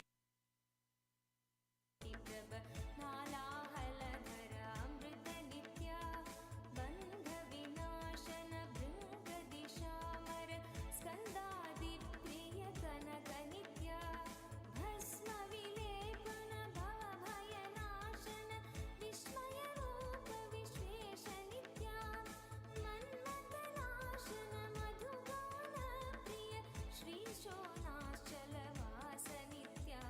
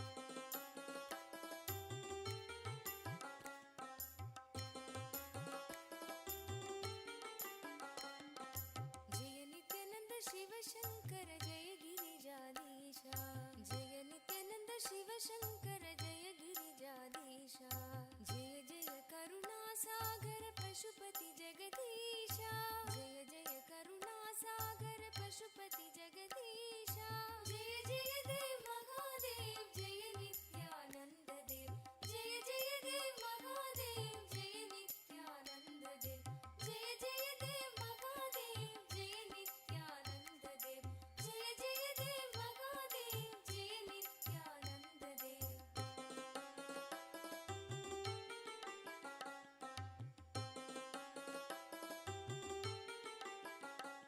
जटाजूट सिरवों पर सुरसरी धार चले जटाजूट सिरवों पर सुरसरी धार चले चंद्रकला मस्तक में मुंडन हार गले चंद्रकला मस्तक में मुंडन हार गले जय जय देव महादेव जय नित्यानंद देव जय जय देव महादेव जय नित्यानंद देव जय जय देव महादेव जय नित्यानंद देव जय जय देव महादेव जय नित्यानंद देव भाल विलोचन सुंदर कुंडल कानन में भाल विलोचन सुंदर कुंडल कानन में भूषण नाग विराजित बागंबर तन में भूषण नाग विराजित बागंबर तन में जय जय देव महादेव जय नित्यानंद देव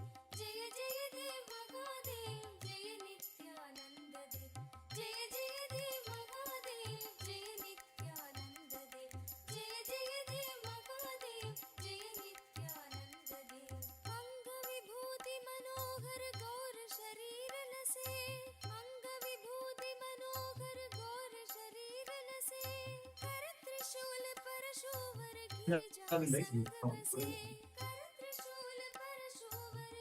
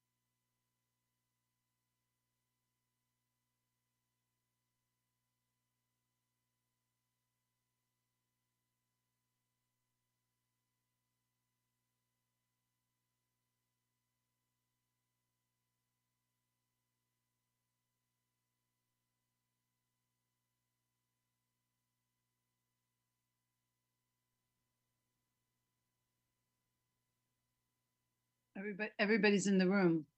Oops.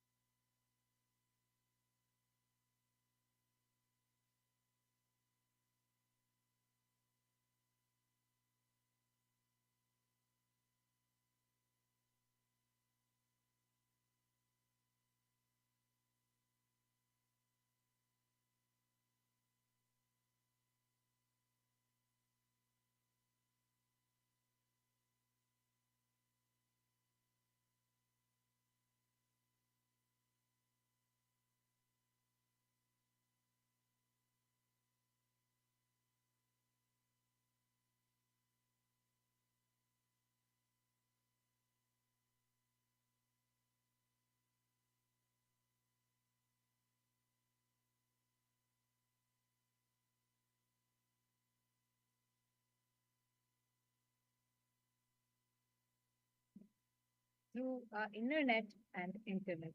We are going to be taking you all to the various different social media platforms through which you can directly post your prayers and receive the blessings from Swamiji. The first platform is Kailasa's SPH Nityananda YouTube channel.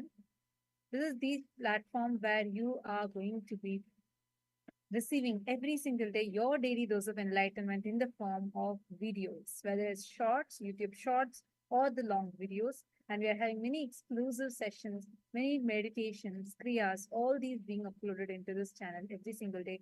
There are thousands of videos that you could watch from here. More than 15,000 hours of Swamiji's videos are available here. So do head to this channel, like and share, subscribe to this channel, go to the live video, and moment you go here towards the right side of you, you will see the live chat section. Here you can post your prayers and receive the direct blessings from Swamiji via YouTube. Today we're all receiving the darshan of Bhagavan Ardhanarishwara Murthy. any prayer you put pertaining to completion in your any level, anything like in your identity, in your gender identity, healing your emotional or any gender identity crisis that you're having, all of it, Bhagavan Ardhanarishwara Murthy will bestow you with all auspiciousness. So head to kailasa.org, tap on the WhatsApp icon. It will open up a pop-up notification for you to join the community.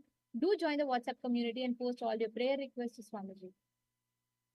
So the next platform is Twitter. Take a moment and kindly head to Kailasa's SPH Nityananda Parameshwaran Twitter handle. Follow this handle for all the latest tweets from directly from Kailasa. Follow it and go to the topmost pinned tweet. Tap on the reply icon. As a reply to the pinned tweet using the hashtag AskTheAvatar, you can post your prayers and receive direct blessings from Swamiji via Twitter. The next platform is Instagram. Kindly head to Kailasa's page Nityananda Instagram handle and click on the follow button. Follow this handle and post your prayers directly as live comments under the live video. You can just click on the profile picture and head to the live video and post your prayers. And this particular handle has so many beautiful photographs of Swamiji and many life solutions that Swamiji has given in the form of reels. So do go to this channel and check it out. The next platform is the Facebook page. Kindly head to Kailasa's SPH GGM Nityananda Parameshwaran Facebook page, like it and follow it, and go to the live video and post your prayers as comments. And share this video with as many people as possible.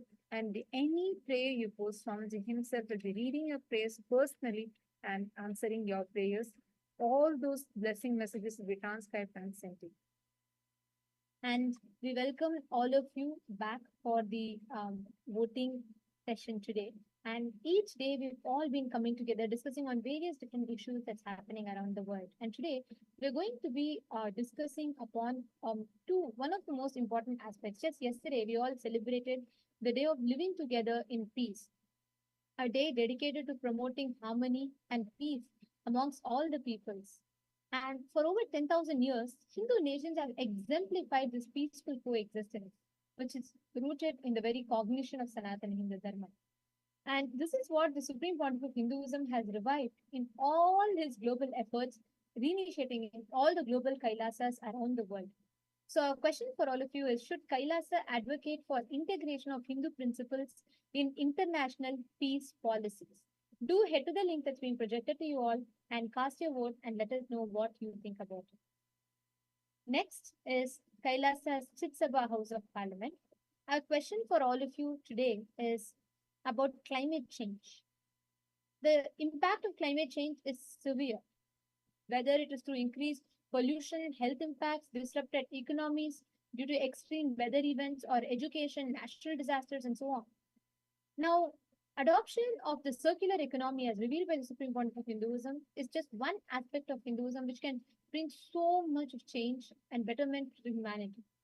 Our question is: should the Hindus promote the Charya Pada, which is introduced by Supreme Pontiff of Hinduism, as a sustainable model for development internationally? Do let us know what you think about it. You all can head to kailasa.org/Hindu-votes and you all can cast your vote. Now, we request all of you to please head to the link. Make sure you're casting your vote. We thank all of you for your participation. Let us all continue receiving the darshan of Bhagavan Ardhanarishwara Murthy form of Paramashiva.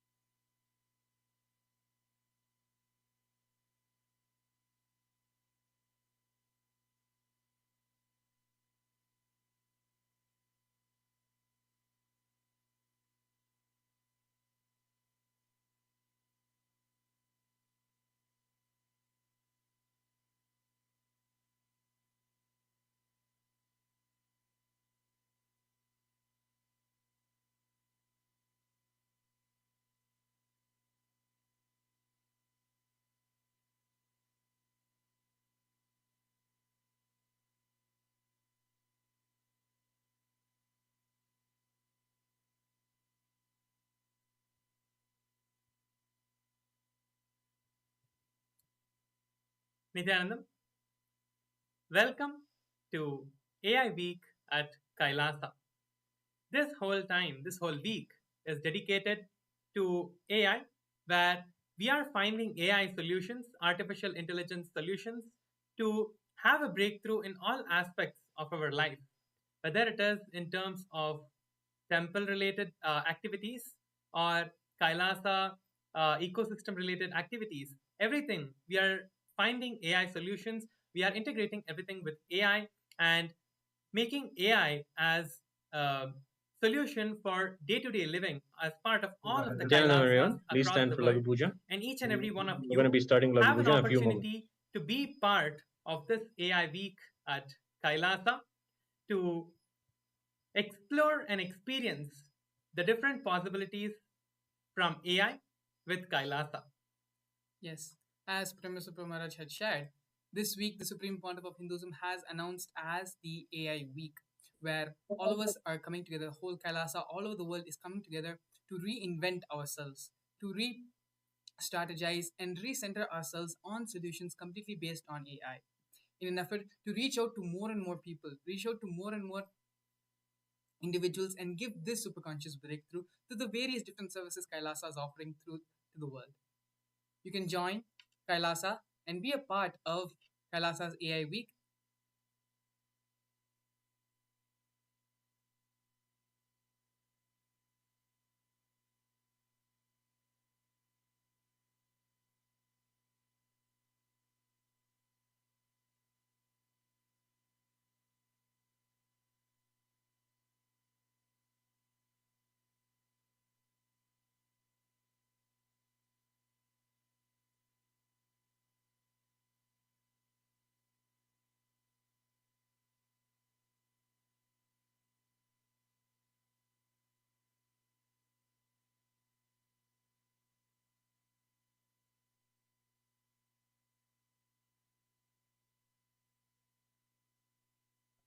Nityanandam, please turn your cameras on.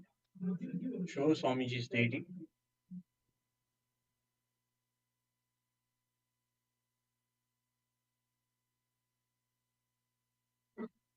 Today is the Leela of when Swamiji levitated in the Kritika Mandapam.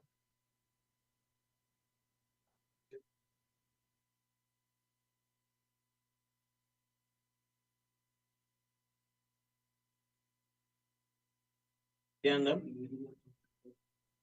and the Janmabhoomi team, NJP team, please turn your camera on.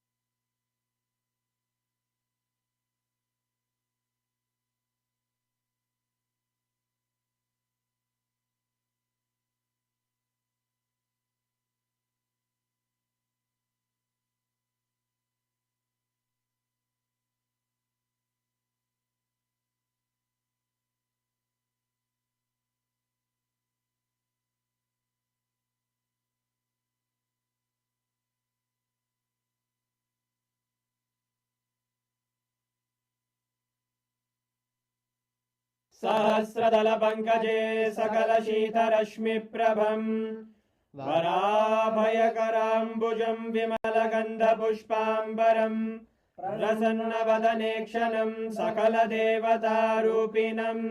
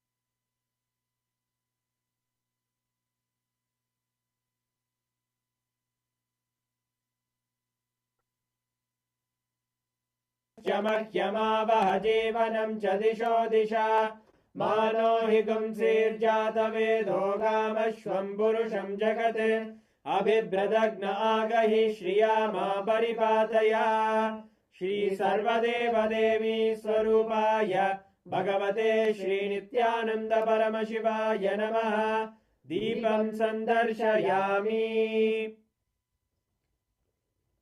अथ नैवेद्यम् ॐ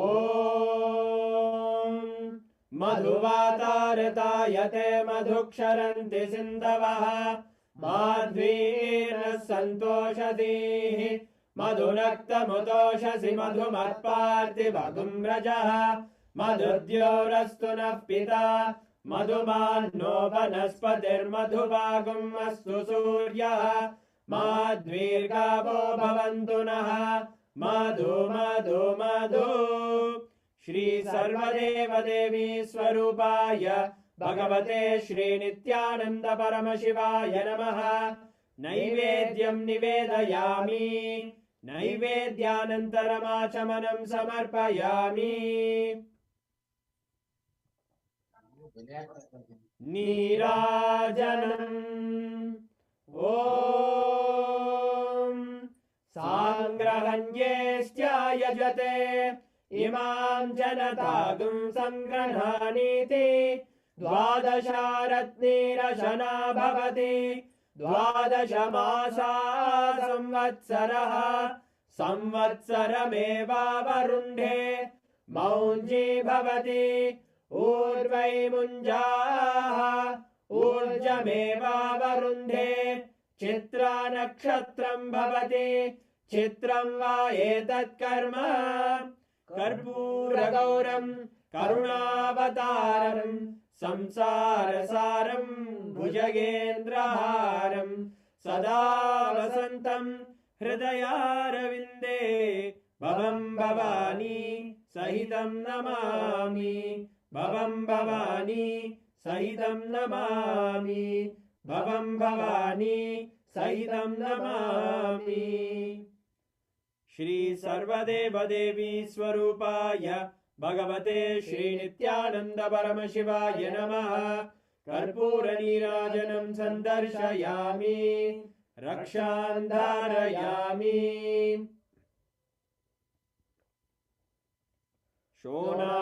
शोणाद्रीशावताराय ज्योतिस्तम्भस्वरूपिणे श्रीकैलासप्रधानाय नित्यानन्दाय मङ्गलम् तत्त्वज्ञानप्रदाताय नित्यानन्देश्वररूपिणे श्रीकैलासप्रधानाय नित्यानन्दाय मङ्गलम् मूलप्रकृतिरूपाय परमशिवशक्तिस्वरूपिणे श्रीकैलासप्रधानाय नित्यानन्दाय मङ्गलम् दण्डत्रिशूलहस्ताय कालकालस्वरूपिणे श्रीकैलासप्रधानाय नित्यानन्दाय मङ्गलम् आदिपूज्याय देवाय सकृत्पूर्णत्वरूपिणे श्रीकैलासप्रधानाय नित्यानन्दाय मङ्गलम् सर्वाभयविनाशकाय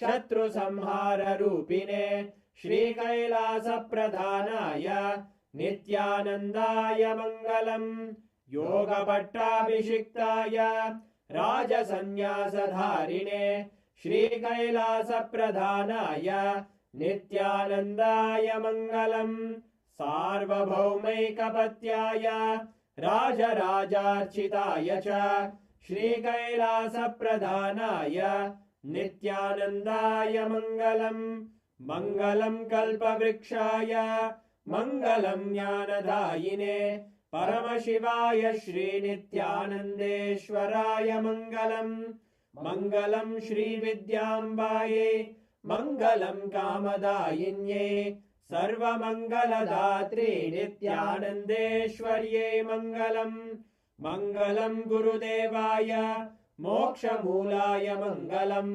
परमावताराय नित्यानन्दाय गुरवे मङ्गलम् त्वं स्मृतमहं धन्य मम प्राणमहेश्वर गङ्गाधरनामेति स्तोत्रस्थानं ददाम्यहम् हरिः ओम् तत्सत् सर्वं भगवत् श्रीनित्यानन्द परमशिव पादुकार्पणमस्तु ॐ नित्यानन्दम्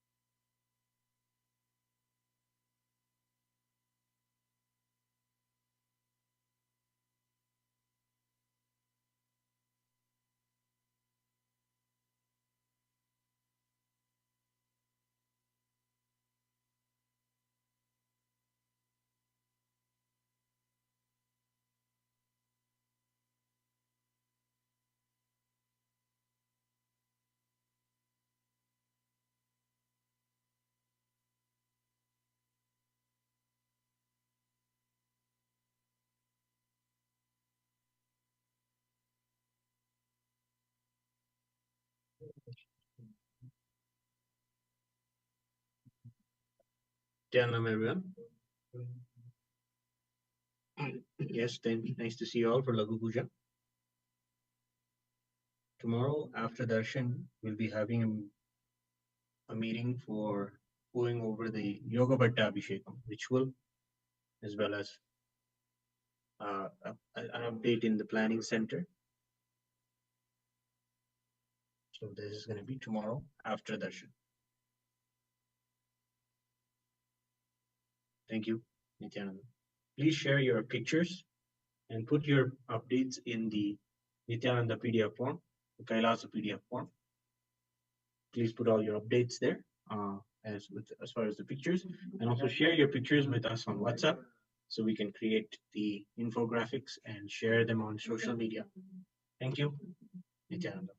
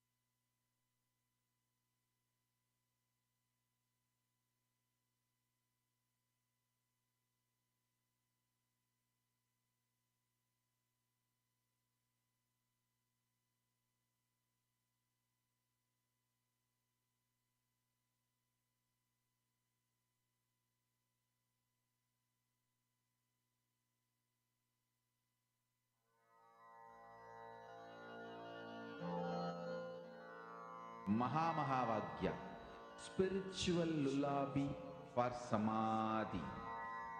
And Suprabhatam, wake up call, wake up song for Paramashiva.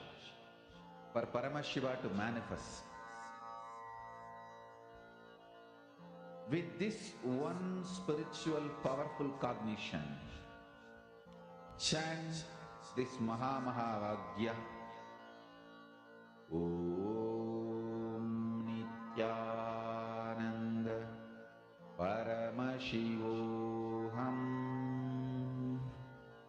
Om Nityananda Paramashivoham.